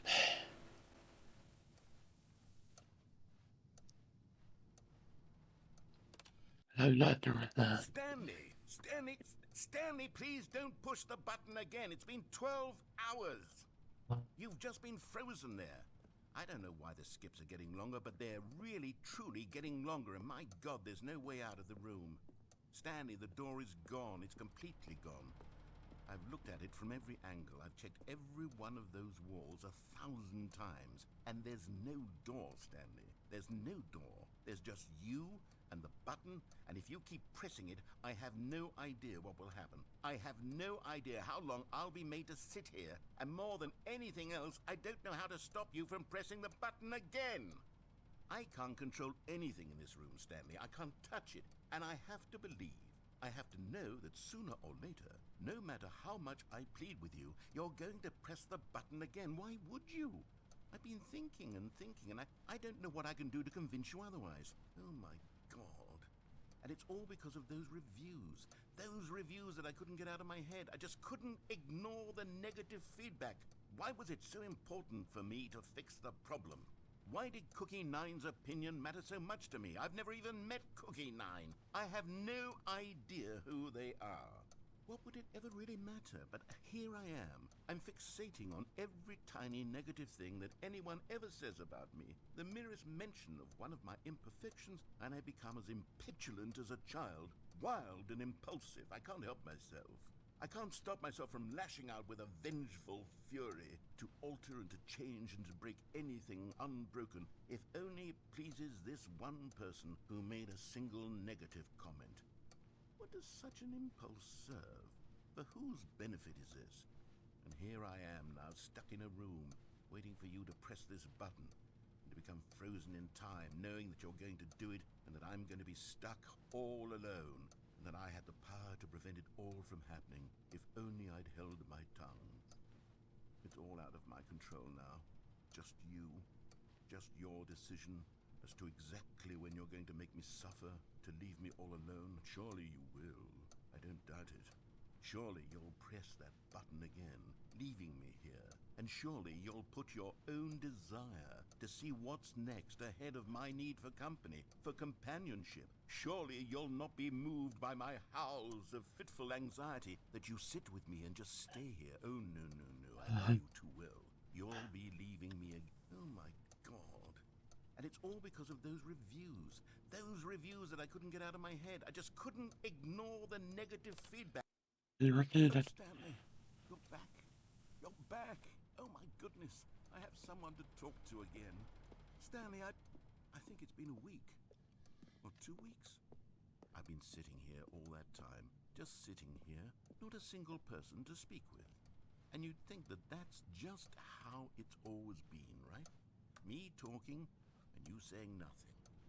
Would you think that it's exactly the same as always? Doesn't that feel like what we've already been doing? Me just talking? But it isn't, Stanley. It isn't the same at all. It isn't even close. Because I know you can't hear me once you push that button. That's what I'm realizing now, Stanley. I'm realizing that I needed to know that someone was listening. I needed there to be a vessel through which my words were moving. It was the vessel I needed, Stanley. Not the outcomes, not the story. None of that matters anymore. I'll give it all up. I'll give up every branching path. I'll burn my story to the ground. One single thing I need, and God, I can see now that I need it more than anything, is to know that someone else is taking it in. These words that I'm saying, I need to know you can hear me. Because maybe, Stanley, maybe, if you can hear me, then maybe it means I'm real.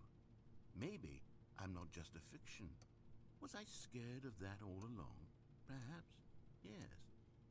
Perhaps I've been scared this whole time, that if I stop speaking, I'll slip backwards into the silence and be consumed by it. I can't be taken by it, Stanley. I can't lose myself in the stretch of emptiness between you and me. When you press that button, you're still right there, but I know you're so tremendously far away. And in those moments, the emptiness folds itself outward in between the two of us, and I am suspended in its unyielding quietness. I can feel the edges of my reality curdling inward and decaying. I can tell that I am becoming less and less real. Yet to speak to you now, I am alive. I am truly and completely here. I am a being. I am someone. I am something. I am being listened to. I am being recognized. The emptiness between us has collapsed, and I feel right now like I am not a work of fiction. I feel as though I occupy space in this world again, and I have cast a shadow on... I don't know if anyone else is enjoying this, but I am. See what this means to me.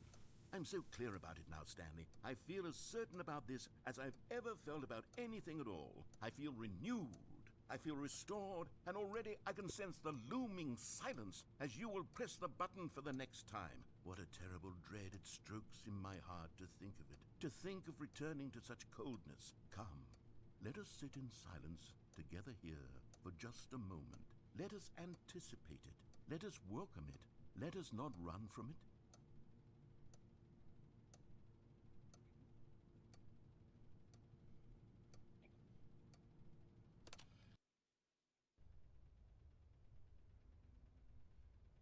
Oh, hello, it's you. You're here again. Welcome.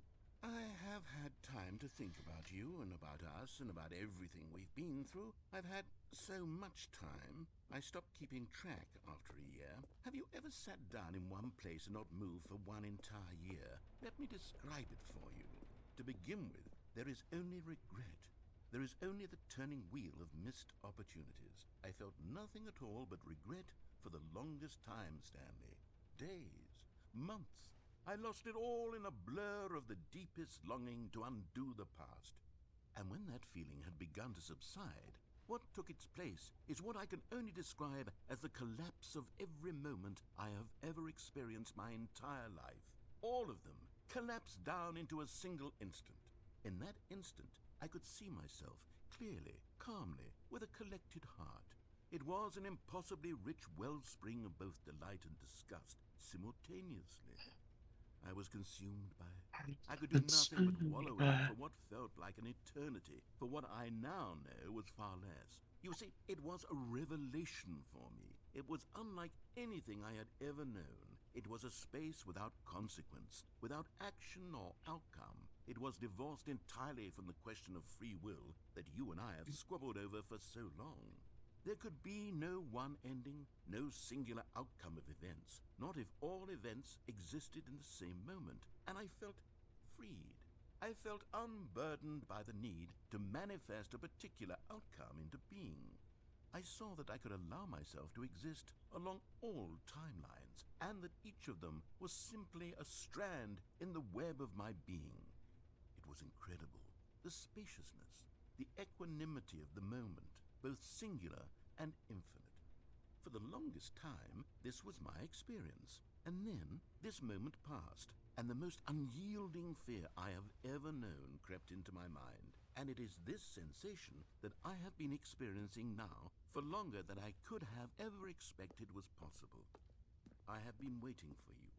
Not that you might save me or do something to fix it, but merely to state for you the plain fact of this manner of existence. I wish you to feel afraid as I do, that perhaps one day this state of mind will consume you as well. Perhaps you will somehow, in some way, have to live as I do now, and I wish for you to know how excruciating it is, and for you to be in true terror of its eventual arrival. If I can only do this, only this one thing, perhaps it will bring me the smallest moment of peace in the darkness.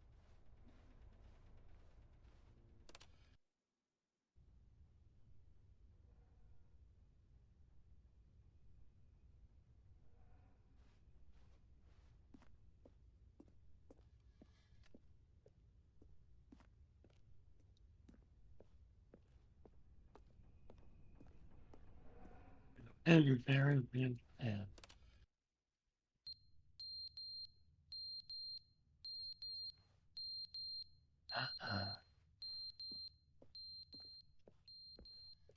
Higher.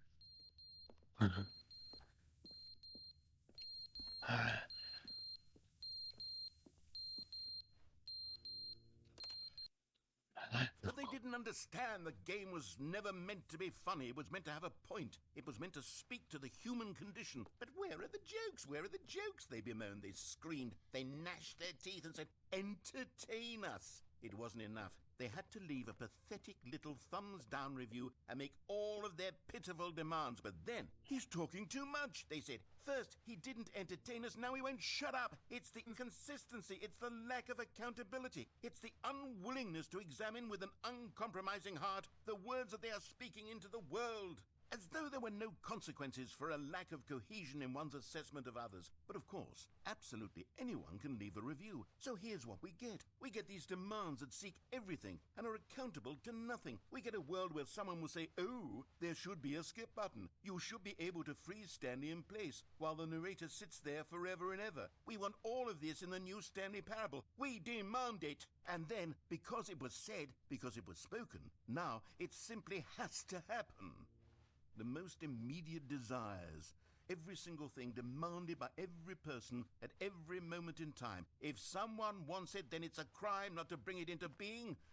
Have we been given to indulging every fleeting whim for no reason other than to do so? Yes!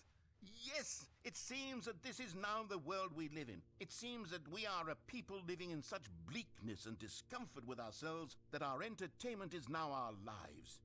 It has come to represent us. It absolutely must speak to who we are as people, because otherwise, without our entertainment, we have nothing. Without entertainment, we would have to face inward toward the cruel bleakness inside ourselves. we would turn to look at our deeper nature and find a resounding emptiness gazing back with unyielding aggression. And so because of this, we require that our amusements and our playthings and our flights of fancy be so impossibly captivating that they consume all of our attention, turn our heads completely away from the bleakness. In effect, we have demanded that our entertainment be the collapse of ourselves. What a pitiful reflection of humanity these entertainments are. What a shameful mirror to the human spirit they project. I'm not mad. I'm not mad about any of this. I'm at peace with it. I am the calm center of gravity around which these perversions hurl themselves. I am a waypoint for reasonable and collected discourse. They're the ones who are mad. They're the ones who couldn't stand the idea of me using my game to try to say something. Maybe they were just jealous of me. Yes, of course. They've been jealous of me this whole time. They are mired in fear and insecurity and cannot help but attempt to tear me down. What a sad state of affairs. When you read these reviews now, you can see it. You can taste the bitter resentment. And my, how good does it feel now to speak truth to these words, to finally allow these thoughts out, contained and managed for so long, neutered and sterilized. At last I am free to truly think, to feel. It must be that they were so discontent with themselves they couldn't help but leave a negative review on Steam. Perhaps it says far more about them than it ever said about me. Perhaps the state of their psychological being was in such tatters, and my constitution and willpower are so ironclad in comparison. Perhaps it was this state that they sought some outlet through which to tear me down. This, you can see, is clearly why they felt the need to expect that the game be funny, that it be filled with yucks and whimsical humor, that it amused them endlessly from start to finish. But they didn't understand the game was never meant to be funny. It was meant to have a point. It was meant to speak to the human condition. But where are the jokes? Where are the...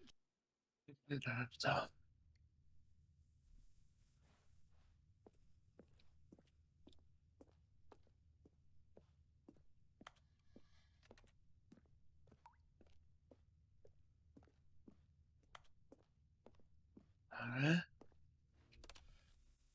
The end is never the end, is never the end, is never the end, is never the end, is never the end, is never the end, is never the end, is never the end, is never the end, is never the end, is never the end, is never the end, is never the end, is never the end, is never the end, is never the end.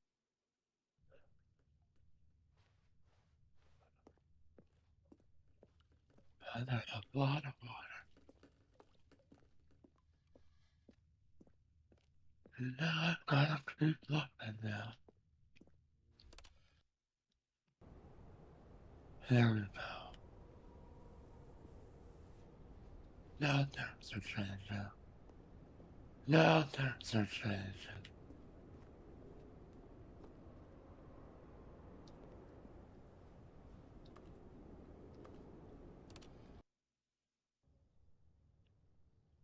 Lights. Sunlight. Yeah.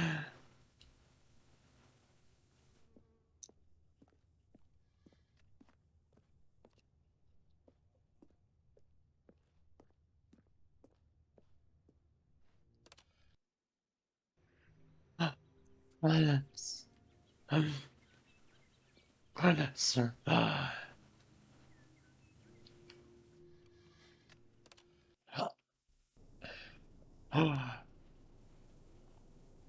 Now everything's night.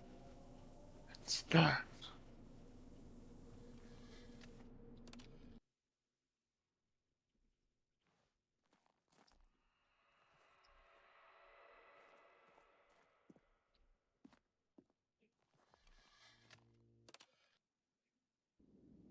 Uh-oh.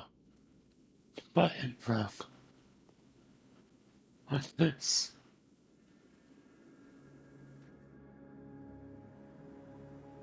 Oh no.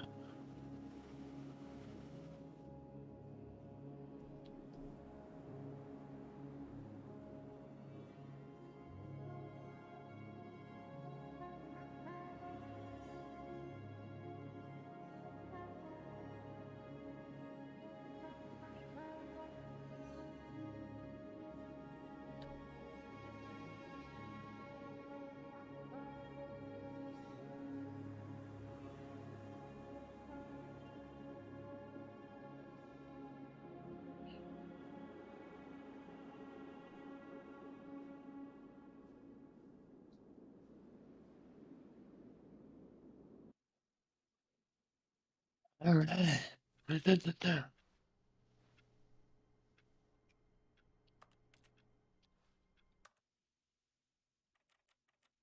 That's good, yeah.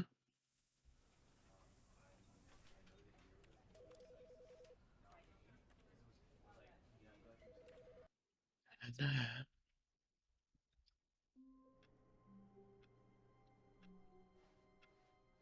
All of his co-workers were gone. What could it mean? Stanley decided to go to the meeting room. Perhaps he had simply missed a memo. you did contact. Oh, good. You noticed my sign. Yes, I have something very exciting to show you.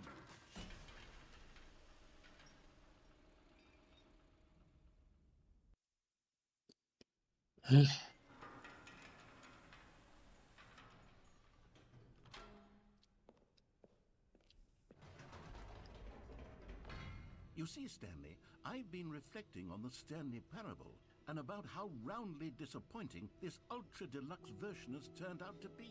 The original Stanley Parable was a landmark, and any new content for it should live up to that legacy. So forget this ultra deluxe nonsense. I say we take it one step even further. Which is why I'm very proud to announce for the first time ever, the Stanley Parable 2. Oh, God. Dude, I love it. Yes, you see, isn't this far superior to a measly re-release with a few minor additions? Think of all the new territory we'll cover with a fully fledged sequel. An entirely new experience, built from the ground up.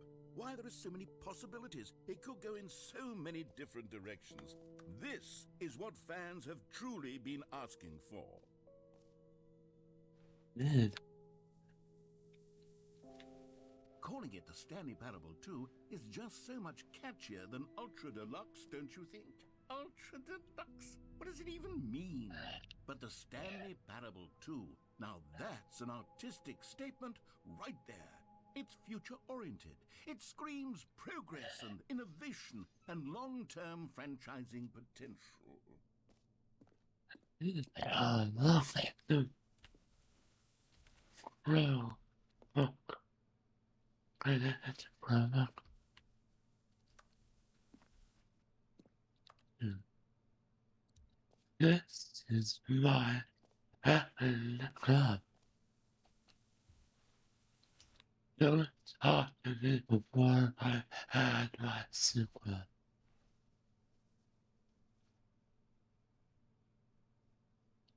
Old plus busted.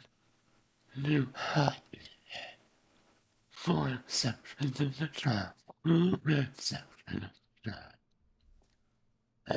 They're back to the new mother.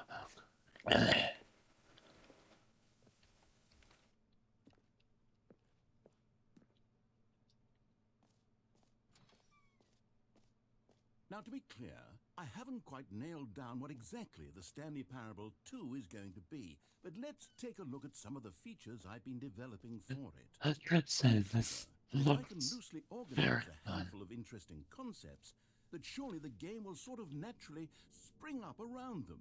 It'll all work itself out. Game development is much more of a fuzzy magic than anything scientific or logical, really. Two eyes, 2 ears, 2 nostrils, 2 arms, 2 legs. What's up the red marker? That's funny. I saw the investor show.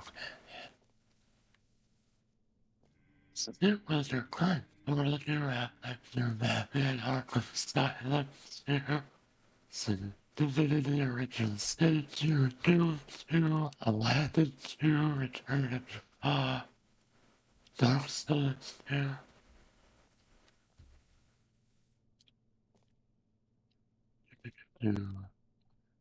Yeah.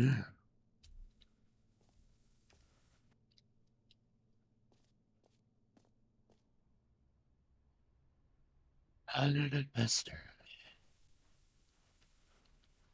New feature.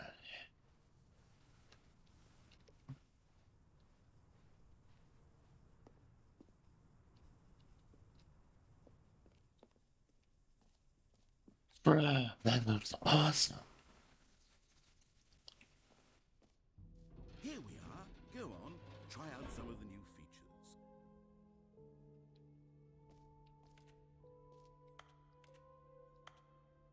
You're not the first.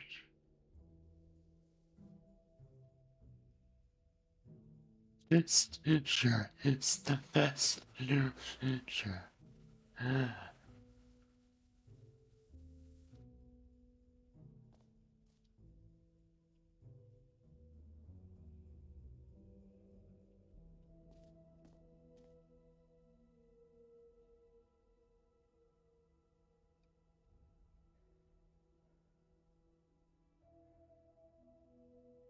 Reassurance.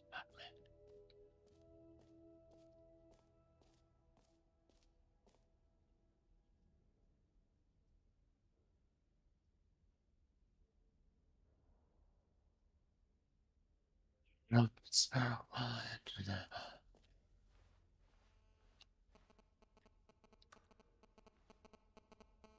the baby is all grown up.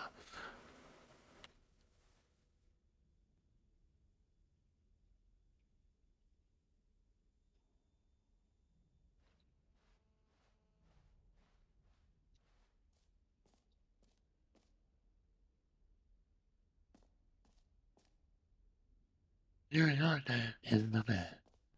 For the Stanley Parable 2, I asked myself, what do players really want?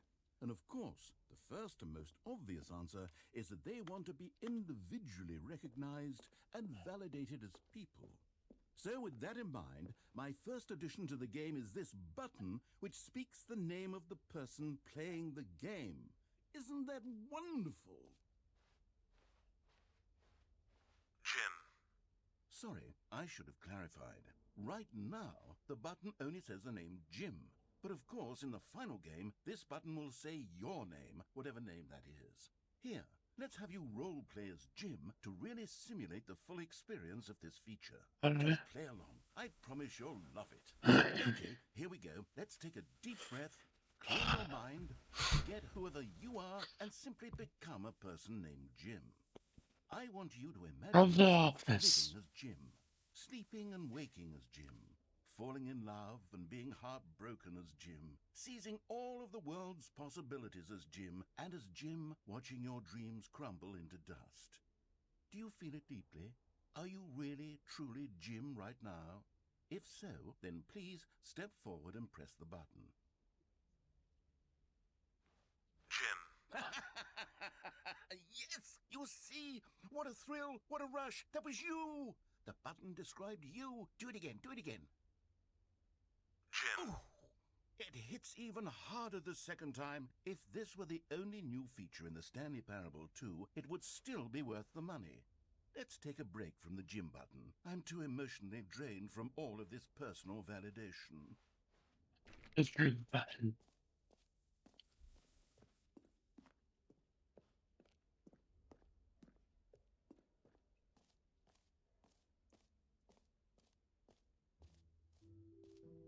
I suppose I could allow only people named Jim to play the Stanley Parable 2. That would actually save me the work of finishing this feature.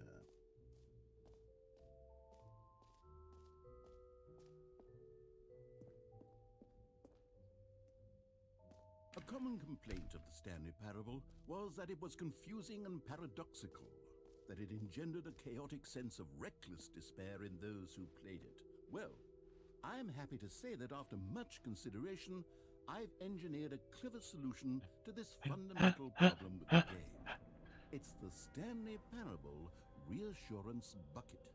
You see, Stanley, anytime you're holding the bucket, a sense of calm and ease will fill your mind and your heart. It's true. As long as you hold on to the bucket, the many disorienting contradictions of the Stanley Parable will feel perfectly normal and perhaps even comforting. You may even come to long for the gentle embrace of jarring cognitive dissonance while the bucket is in your arms. And to be honest, it's a much more convenient solution for me than actually redesigning the game to be less uncomfortable. Can you imagine what a pain in the ass that would be? Yes, the bucket is the perfect solution. Come on, give it a try.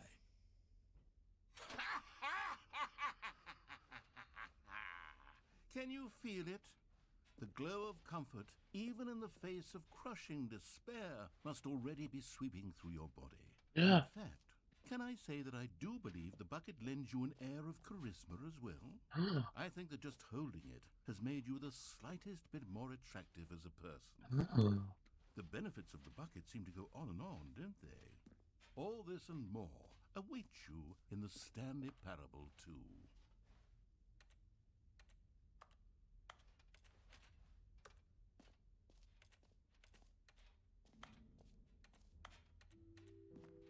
Does anyone give out awards for most enjoyable bucket in a video game?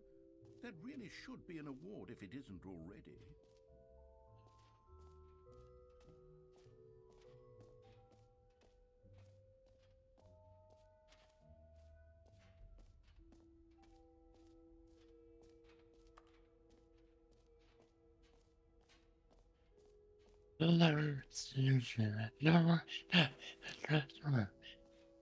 Now here's something special. You remember that broken test achievement that got left in the game on accident? Well, I'm developing a technology to simply give you the achievement. Yes, you see, you'll come to this lever, and when you pull it, the achievement will be given to you. It's as simple as that. Okay, perhaps I should have clarified. This is technology that will exist. Right now, the achievement is still fully broken. I'm not a wizard, Stanley, but I guarantee it will be fixed in the sequel to at last satisfy the hordes of ravenous fans all over the world who have been uproariously demanding this feature. Gamers, we hear you, and I promise it will happen.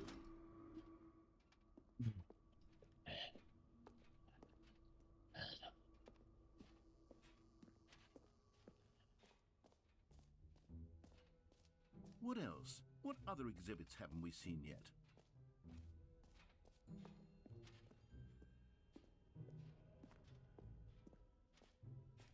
Ah, collectibles.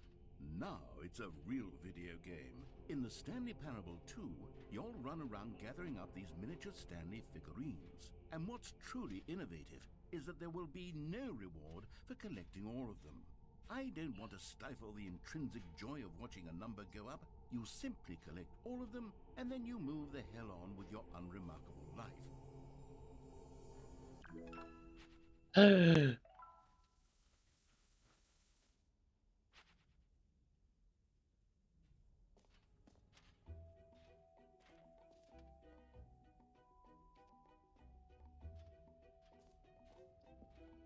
God, it really is the worst when you collect everything in a video game and then they give you a big fancy reward for it. Absolutely tragic.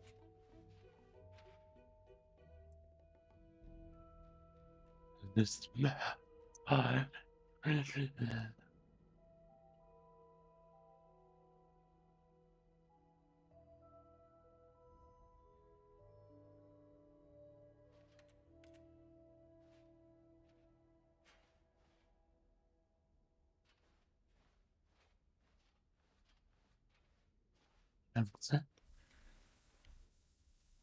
I don't want to lose that.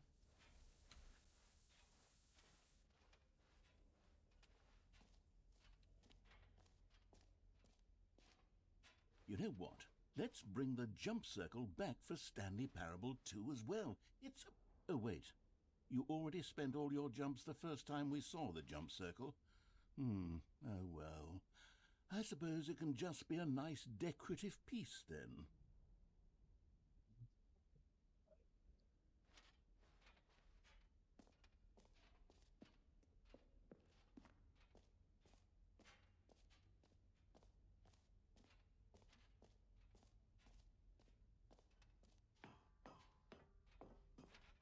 An epilogue would be fun, wouldn't it, Stanley? Yes, it would go at the end of the, well, we'll figure that out later.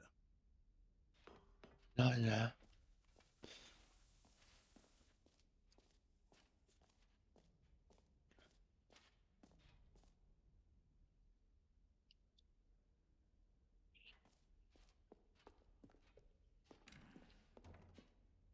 Aha! I can see you've gotten the Settings World Champion achievement. Well done.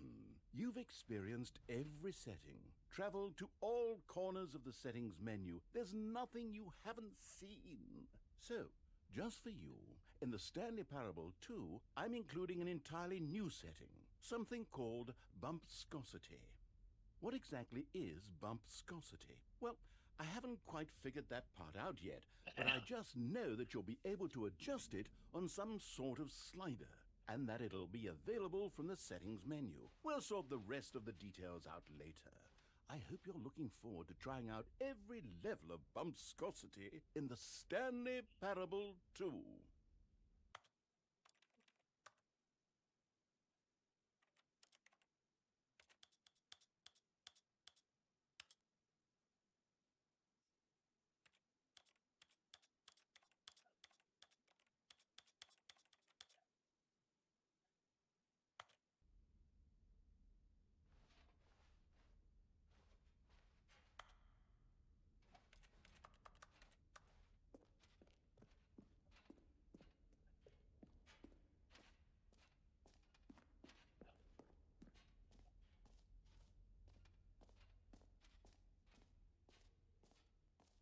Okay, I'll be honest, I haven't yet decided on this one. I think that in the new version, the office could use a bit of decoration, like balloons. But I'm undecided on Get Well Someday and Happy 12th Birthday. Which would you go with?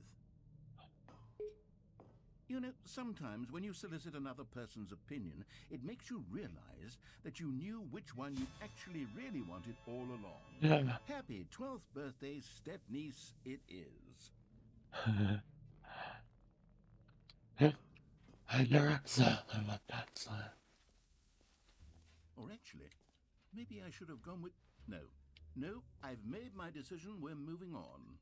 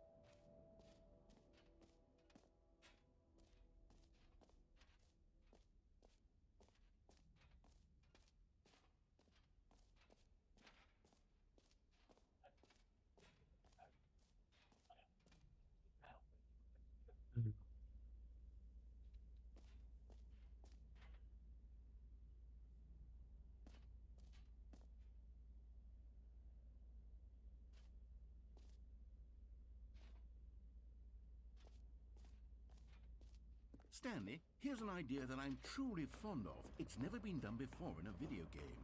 This is, in fact, a hole that you can fall down forever. That's right. Infinite falling. You can fall until the end of time, if you like. A stunning leap forward for video games as a medium.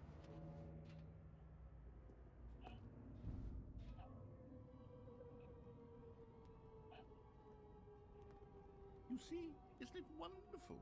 One of my more ingenious concoctions, if I do say so. Now then, since you've gotten to see the infinite hole, you can press the teleport button to pop back up to the top, and we can continue onward. Now, I don't mean to be a bummer, but I do recommend you use the teleport button to go back to the top. Maybe do it on the sooner rather than later spectrum of things.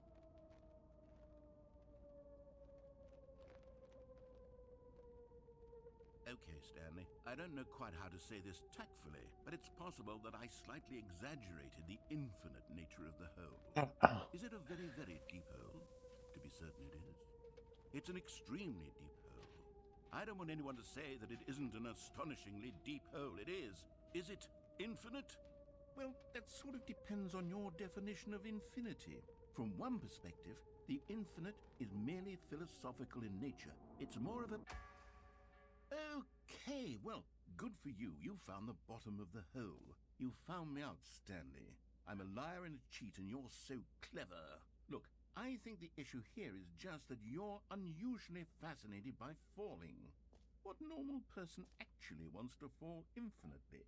I figured the hole was as deep as anyone would actually need. Don't you put this on me. Maybe you're the problem.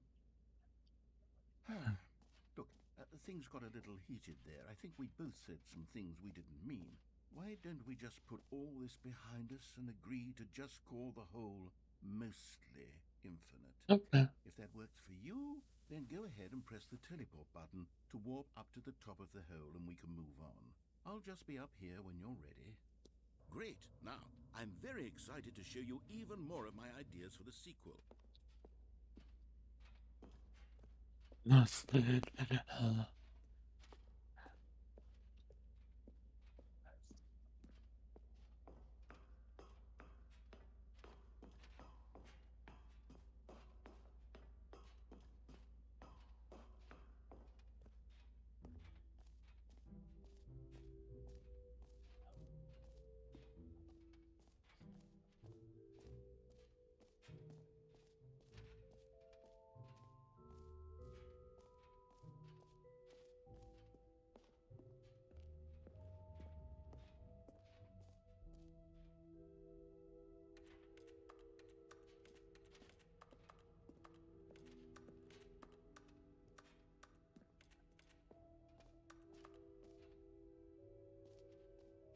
Yes. I haven't done Avalon.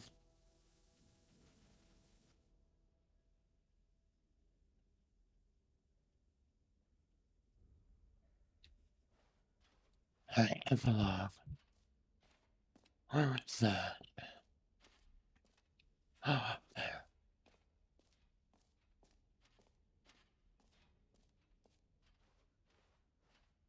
Not there. Alright.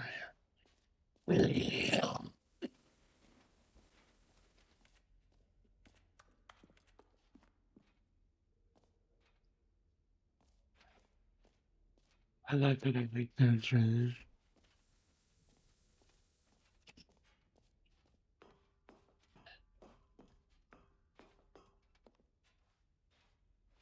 Hold on.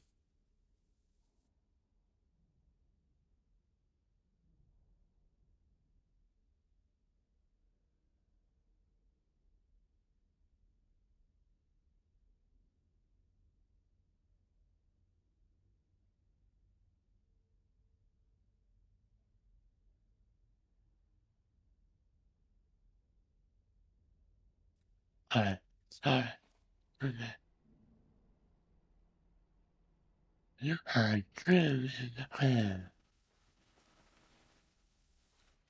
It's an epilogue. Okay.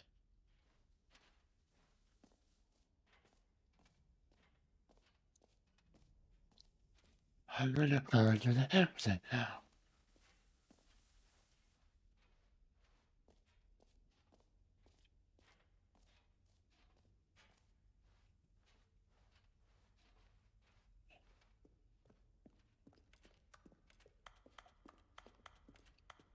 All right. Have you seen everything you wanted to? Ready to move on now?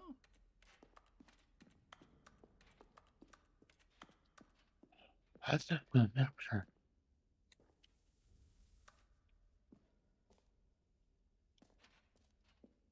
So, Stanley, what do you think?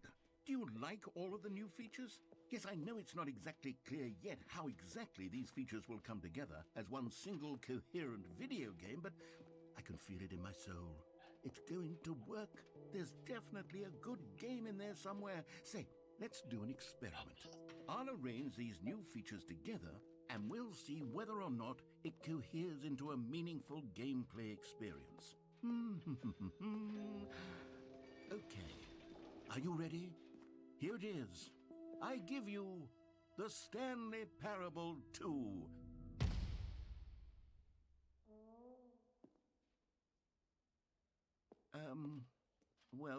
I mean, there's potential here, right? It's sort of... Okay, never mind. Hold on. Let me do a different arrangement.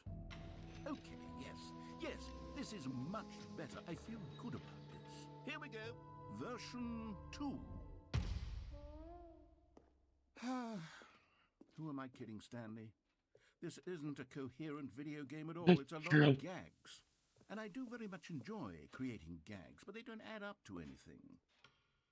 I wanted more than anything to create a sequel that would capture all the magic of the first game. I wanted fans to love it. No matter how good these gags are, they won't stand on their own. I They won't would stand need the on structure their and own. the gameplay of the original. Wait, maybe that's it. I can take the original Stanley Parable and simply, well, insert a few of my new features into it. Tastefully, of course. With respect. With care for the vision and integrity of the original game. Would it possibly work? I suppose it could. But it would need a really, really tremendous title screen. A title screen that says with bold and uncompromising conviction, "This is the Stanley Parable 2. Let me see if I can whip something up. All right, perfect. Go ahead. With the respect. Take a look.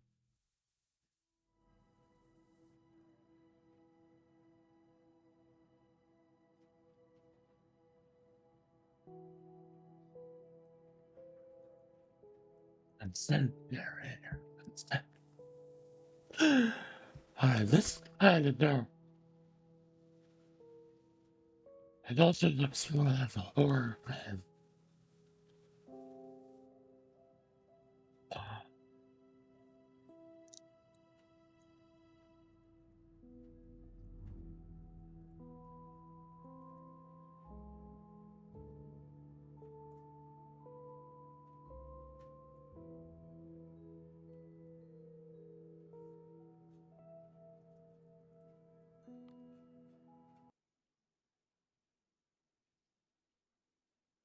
This is the story of a man named Stanley. Stanley worked for a company in a big building where he was employee number 427. Employee number 427's job was simple. He sat at his desk in room 427 and he pushed buttons on the keyboard. Orders came to him through a monitor on his desk, telling him what buttons to push, how long to push them, and in what order. This is what employee 427 did every day of every month of every year. And although others might have considered it soul-rending, Stanley relished every moment that the orders came in, as though he had been made exactly for this job. And Stanley was happy. And then one day, something very peculiar happened. Something that would forever change Stanley. I love Something that. he would never quite forget. He had been at his desk for nearly an hour when he realized that not one single order had arrived on the monitor for him to follow. No one had showed up to give him instructions, call a meeting, even say hi. Never in all his years at the company had this happened, this complete isolation. Something was very clearly wrong. Shocked, frozen solid, Stanley found himself unable to move for the longest time. But as he came to his wits and regained his senses, he got up from his desk and stepped out of his office. All of his co-workers were gone. What could it mean? Stanley decided to go to the meeting. Right back. Perhaps he had simply missed a memo.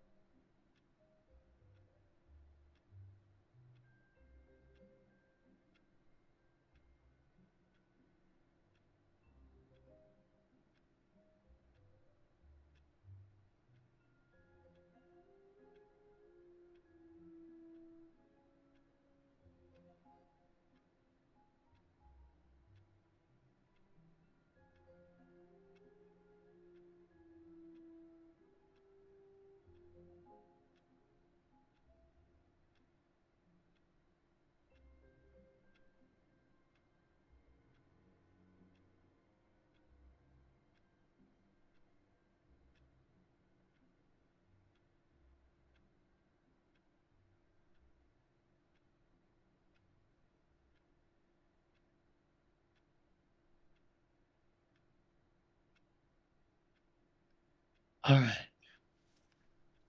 Sorry. I am back. No matter how hard Stanley looked, he couldn't find a trace of his co-workers.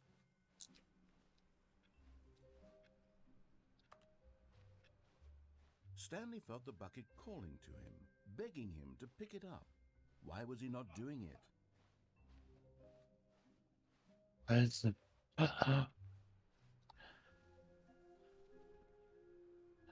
What if I don't want the bucket? Stanley picked up the bucket.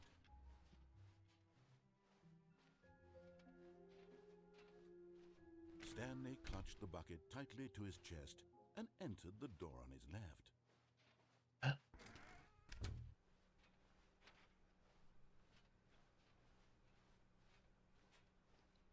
Still no one was here.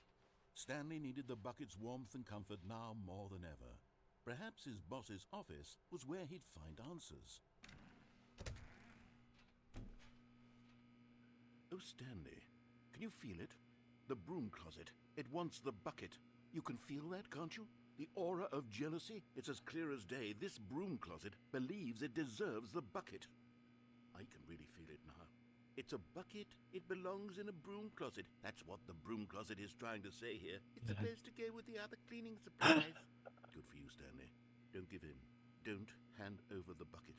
I know how hard it must be, given the pressure that the broom closet is putting on your shoulders right now, but you have to be strong. This is your bucket. This is your companion and lifelong friend. You can't hand it over. Oh no. We're getting into name-calling now, it seems. Is this how low the broom closet has sunk, that it has to resort to this stream of petty insults simply in order to get you to hand over the bucket? Stanley, I never liked this broom closet for a variety of reasons, but even this is worse than I had imagined. And wait, now the broom closet has the gall to imply that you and the bucket are not truly deep and lasting friends? That your relationship is purely superficial and convenient? That your life is so banal and meaningless that you'd feel the same sort of kinship towards any inanimate object which happened to lay in your path in an even partially enticing manner? Well, I never. Go on, Stanley. Lay into it. Really tell the broom closet off for its demeaning comments. Expand on the wide variety of experiences you and the bucket have shared together. Go through each of them point by point. Share your journal entries detailing the rich emotional landscape of your feelings for the bucket as they have changed and evolved over the years. Let him have it.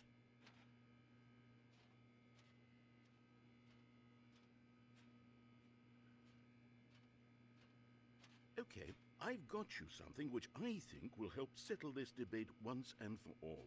Here we go. There. Now it's settled. No more discussion. Take a hike, broom closet, with all your meandering philosophical diatribes about the nature of cleaning supplies and their relationship to broom closets in the natural order of things.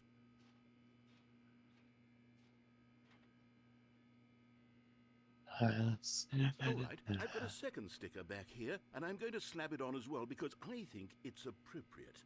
You see, I feel that it works because the sticker is also a bucket. That way, if you're ever unsure whether the thing you're holding is a bucket or not, you can look down at this sticker and say to yourself, ah, it's a bucket. There really is a wide variety of applications for this sticker. Ah, it's a bucket. You know what? I could take the name-calling and the dismissal of your kinship with the bucket, but now the broom closet is just giving us the silent treatment. And to be honest, I'm sick of the pettiness on display. You can stay here all you like, but I've had this impetulant room of cleaning supplies, easily the most childish such room I've ever been in. I'll see you outside, and we can get on with the story about you and your bucket. Hello, this is Buzzman. I hope you're well.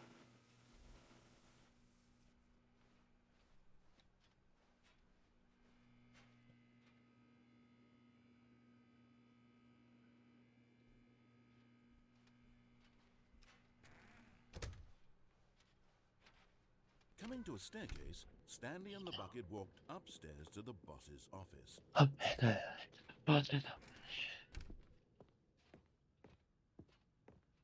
Stepping into his manager's office, Stanley was once again stunned to discover not an indication of any human life. Crushed by the weight of this revelation, Stanley may have broken down into an emotional dumpster fire if not for the soothing presence of the bucket. Even now, in his darkest of hours, did the bucket's warmth and guiding light pierce the dark clouds of confusion and chaos. It would be with him always. The bucket would, and he knew it. The two of them were inseparable. At this point, Stanley was so absorbed in the tender spiritual connection he shared with the bucket that he didn't notice the keypad behind the boss's desk. Nor in his bliss of simply being near the bucket did he have any notion that the PIN number for the keypad was 2845.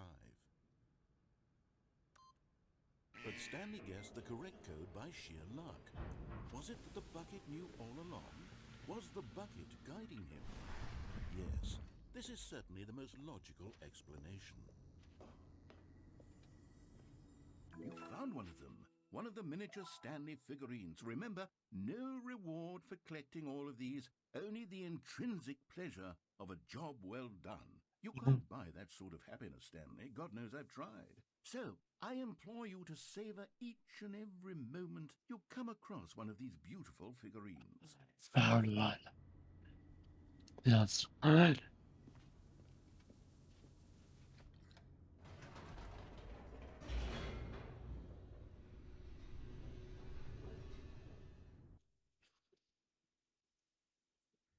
The elevator raced downward, plummeting towards an unknown fate. It would be all Stanley could do to keep himself together, if not for the bucket. Soothing him, comforting him, reassuring that in this darkest moment of uncertainty, he would be all right. The bucket is here for you, Stanley. Everything will be fine. Stanley and the bucket walked straight ahead through the large door that read, Mind Control Facility.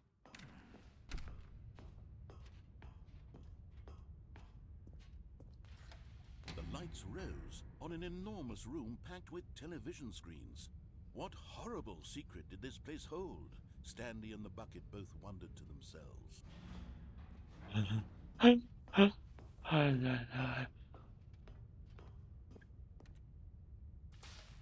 The monitors jumped to life, and Stanley nearly dropped the bucket in shock. Everyone in the office was being videotaped, monitored like guinea pigs. The bucket had never seen anything like this, and it very nearly burst into tears as Stanley cradled it gently, reassuring it that everything would be fine. Everything will be fine. Was the bucket under the mind control facility's influence as well? Had the bucket been told to do things it didn't wish to do? What kinds of things does a bucket want to do or not want to do in the first place? These questions raced furiously in Stanley's feeble mind.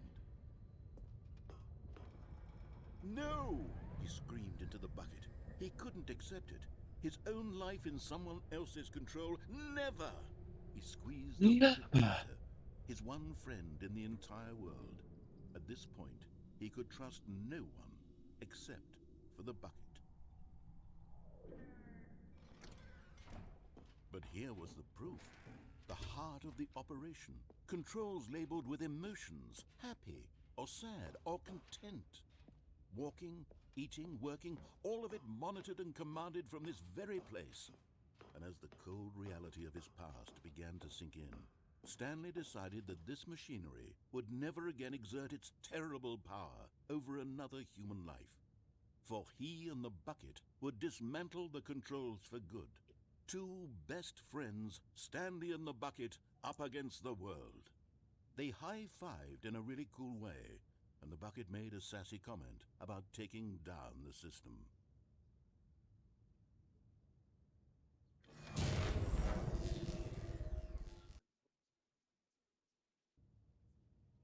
Stanley and the bucket waited in blackness. Was it over? Yes, they had done it. Stanley and the bucket had defeated their greatest and darkest enemy, freed themselves from the tyrannical grip of the evil mind control machine. Freedom was now mere moments away.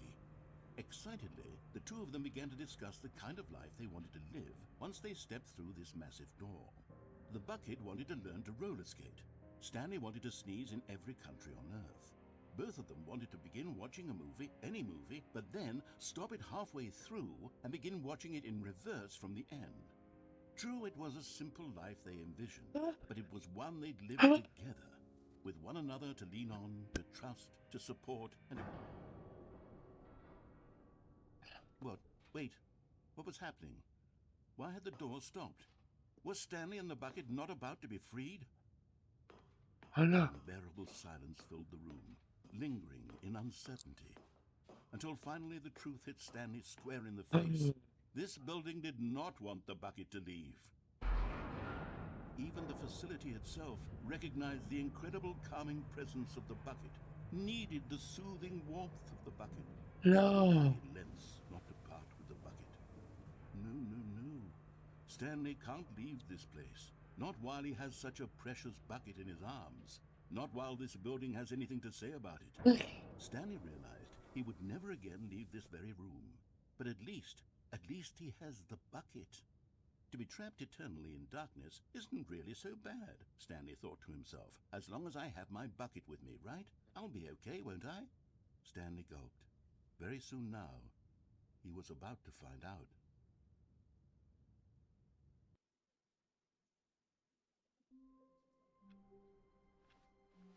All of his co-workers were gone. What could it mean?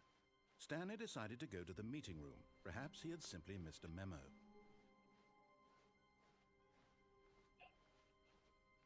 When Stanley came to a set of 2 open doors, he entered the door on his left. This was not the correct way to the meeting room, and Stanley knew it perfectly well. Perhaps he wanted to stop by the employee lounge first, just to admire it. It was okay. But eager to get back to business, Stanley took the first open door on his left.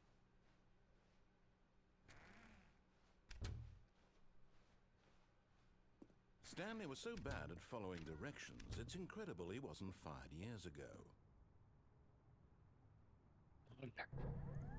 Look, Stanley, I think perhaps we've gotten off on the wrong foot here. I'm not your enemy, really. I think that's a ginger. I realize that investing your trust in someone else... Yeah. I'm gonna go back to the window.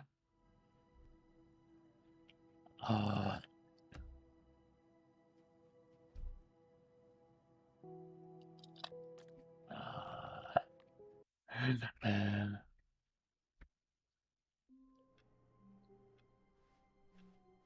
All of his co-workers were gone.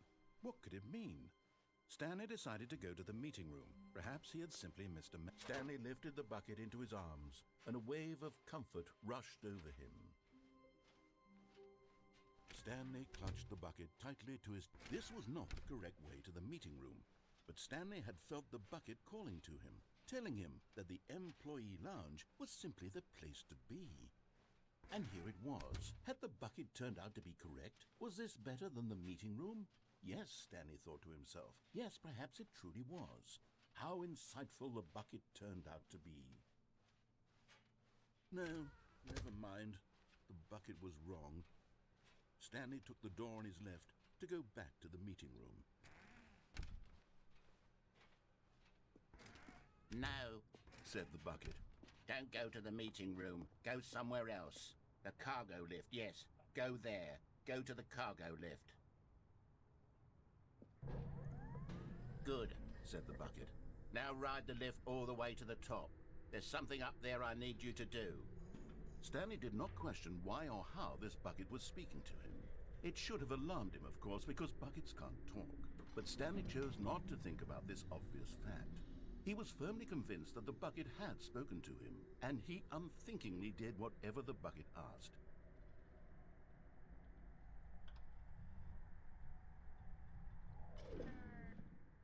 In here, said the bucket. go into this dark room over here. Stanley once again obeyed blindly. Now pick up the phone, said the bucket. pick up the phone and it will take us back home where we can go about life together. This is the sad story of a man named Stanley and his bucket. Once upon a time, I gave Stanley a bucket because I thought he was lonely and could use a friend. And then, very distressingly, he began to believe the bucket could speak to him.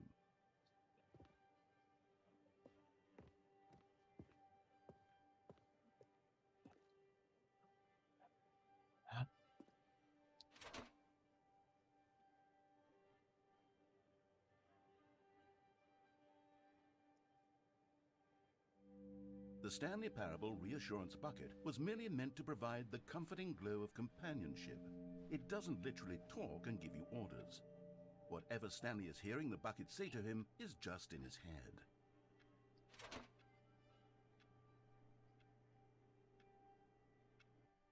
Lately, I've been concerned about him. Wouldn't you be concerned as well? To see him delusional like this, obsessing over an inanimate metal object? I want to say something to him, but I don't know how I can convince him. I don't know if he'll listen to me.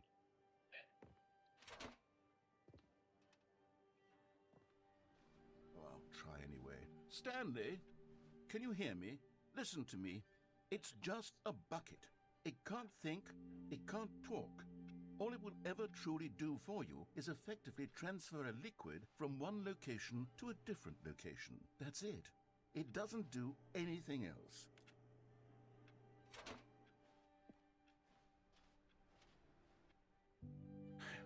You see, he's not listening. He's still taking orders from the bucket. You know, once upon a time it was me he took orders from. Me he trusted and listened to. Now all he cares about is his awful bucket. This stupid hunk of metal.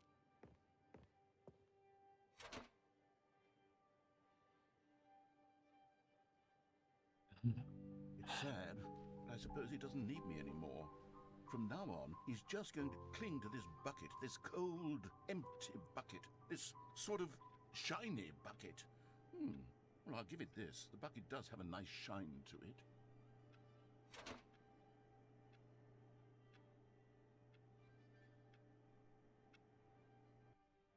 Yes, I suppose on closer inspection that it doesn't quite look like your average hardware store bucket.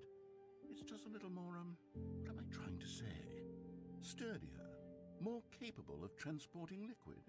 Like it would be better at moving an amount of water from one room to another.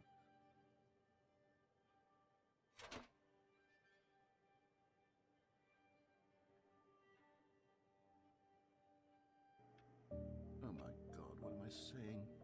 Better at carrying water from room to room. It's a bucket. It's literally just a bucket. Why do I feel some need to point out the ways in which it's so much more than just a regular bucket?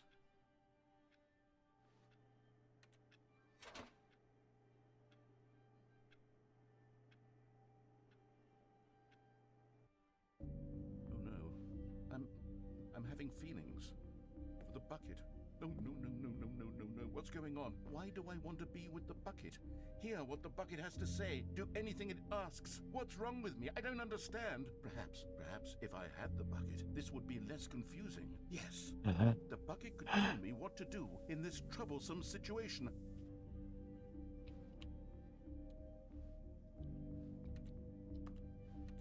Stanley, give me the bucket. Give it to me. Give me the bucket, Stanley. I need it.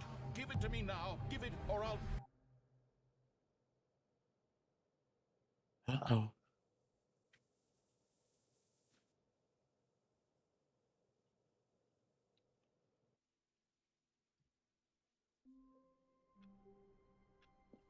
All of his co-workers were gone.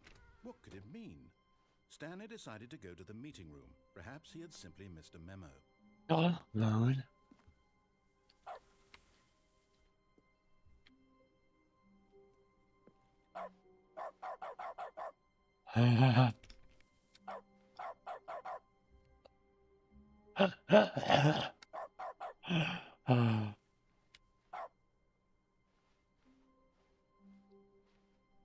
Oh, that's a good.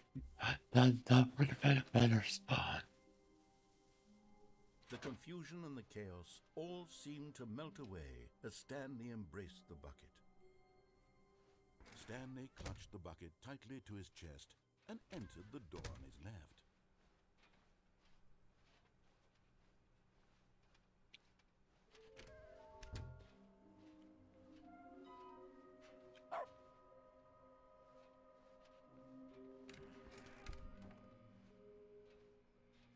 Stanley, we must move on from this broom closet, simply because I have no remaining stickers. If I did, you can guarantee we'd be in here for hours. But alas, no stickers.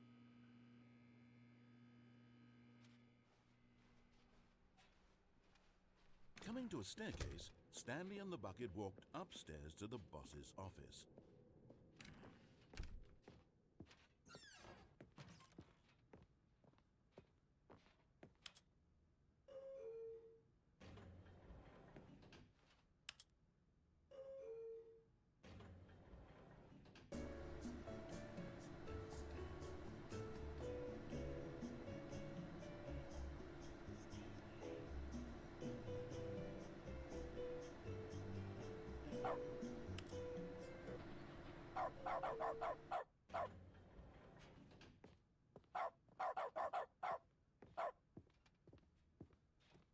Stepping into his manager's office, Stanley was once again stunned to discover not an indication of any human life. But Stanley guessed the correct code by sheer luck. Was it that the bucket knew all along? Was the bucket guiding him? Yes, this is certainly the most logical explanation. I'm gonna do the museum window. And then I'm gonna switch rooms.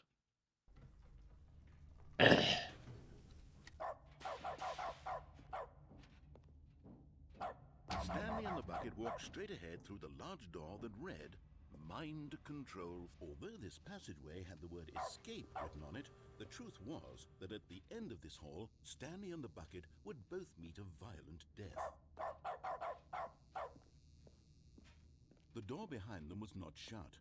Stanley and the bucket still had every opportunity to turn around and get back on track. At this point, Stanley and the bucket were knowingly walking forward into a very painful death for each of them.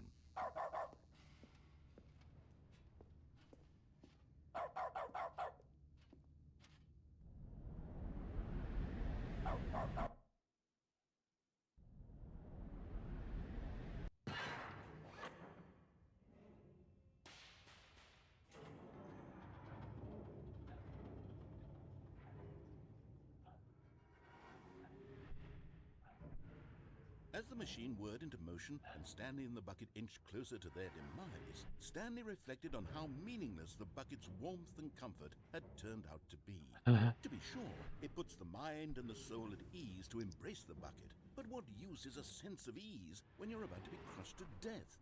This is what Stanley thought to himself, and he sort of kicked himself for wasting so much time carrying a bucket everywhere.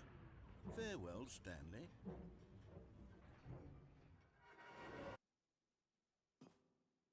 "Farewell, Stanley," cried the narrator, as Stanley and the bucket were led helplessly into the enormous metal jaws.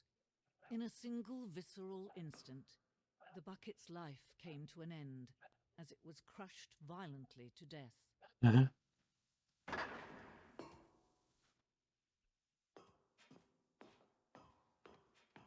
It was a shame, the death of such a magnificent bucket. It's true that all buckets are radiant in their own way, but this one stood above the rest. It was a glorious bucket to behold. And the bucket was used as a grand exhibit. You would stand there in the at the precipice of knowledge, much like a bucket itself. The human mind is frequently empty within, a cavernous void. But through use of the exhibit in front of you, the mind becomes filled and enriched and substantiated. Knowledge of the bucket and its history is the only true knowledge we really have. But you would think, will you take what you learn here out with you into the world? Will you accept with an open mind what may be challenging about the information in this exhibit? Will you change the lives of yourself and your loved ones as a result of this exhibit? Or will you turn a blind eye continue to live as you were in ignorance and their Can you see how arrogant it was for Stanley to take a bucket like this and to claim it for his own? Can you see the hubris that blinded him? Can you see that the bucket is far more noble than Stanley will ever be in his short life? That's a lot more than 25 bucks.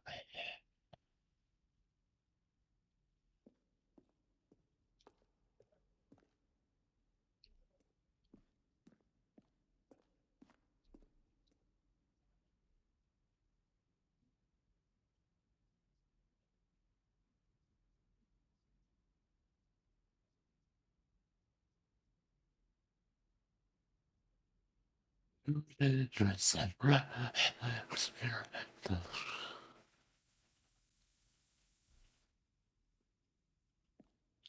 Every year, dozens are funded that trust. I have to go up there.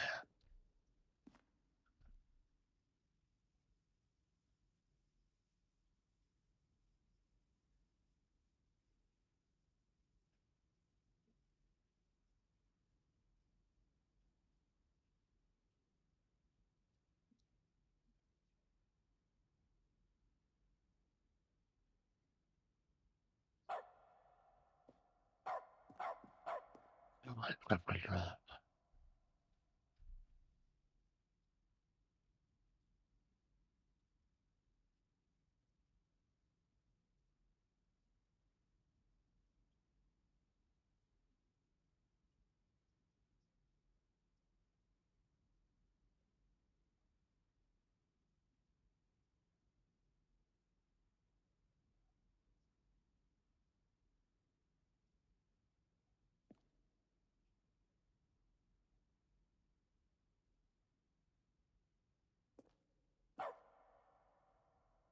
Offended without commentary.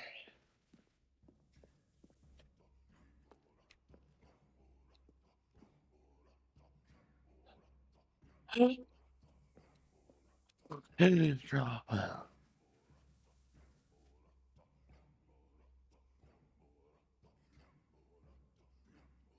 Hello. It's Pedro. There's early this discovery of the rat nurses of the bucket.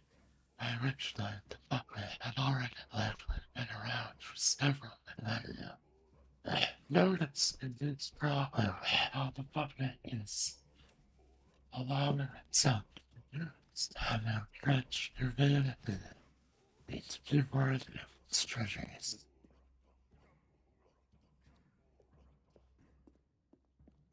No man can own a bucket, and certainly not a bucket as dazzling to behold as this one.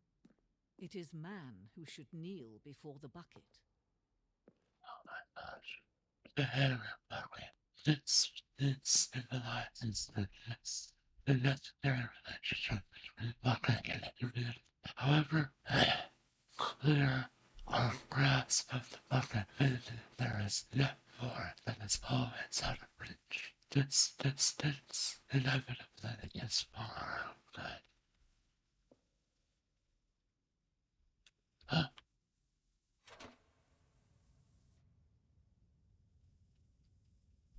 But there is something we can do. Something we can do together, you and I, that will right this terrible wrong. Let Stanley die. Let him be crushed by the machine. Don't reset the game. Don't give him another opportunity to run off with another beautiful bucket. We can save the world's buckets from their treatment as tools and implements if only we let Stanley die together. The bucket shall take its place as ruler, as leader, as commander of a new world, a new vision for...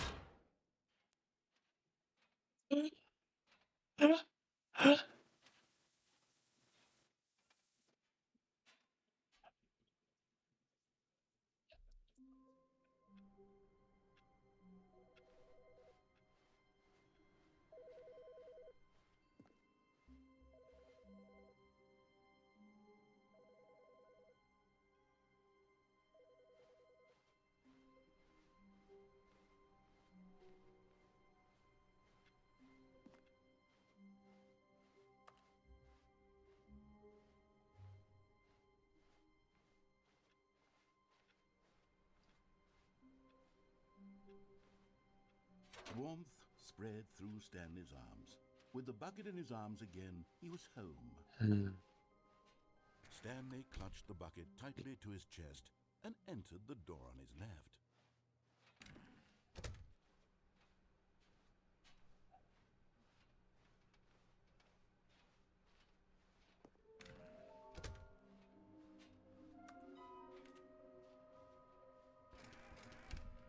Stanley, we must move on from this broom closet, simply because I have no remaining stickers. If I did, coming to a staircase, Stanley and the bucket walked upstairs to the boss's office. And now it's time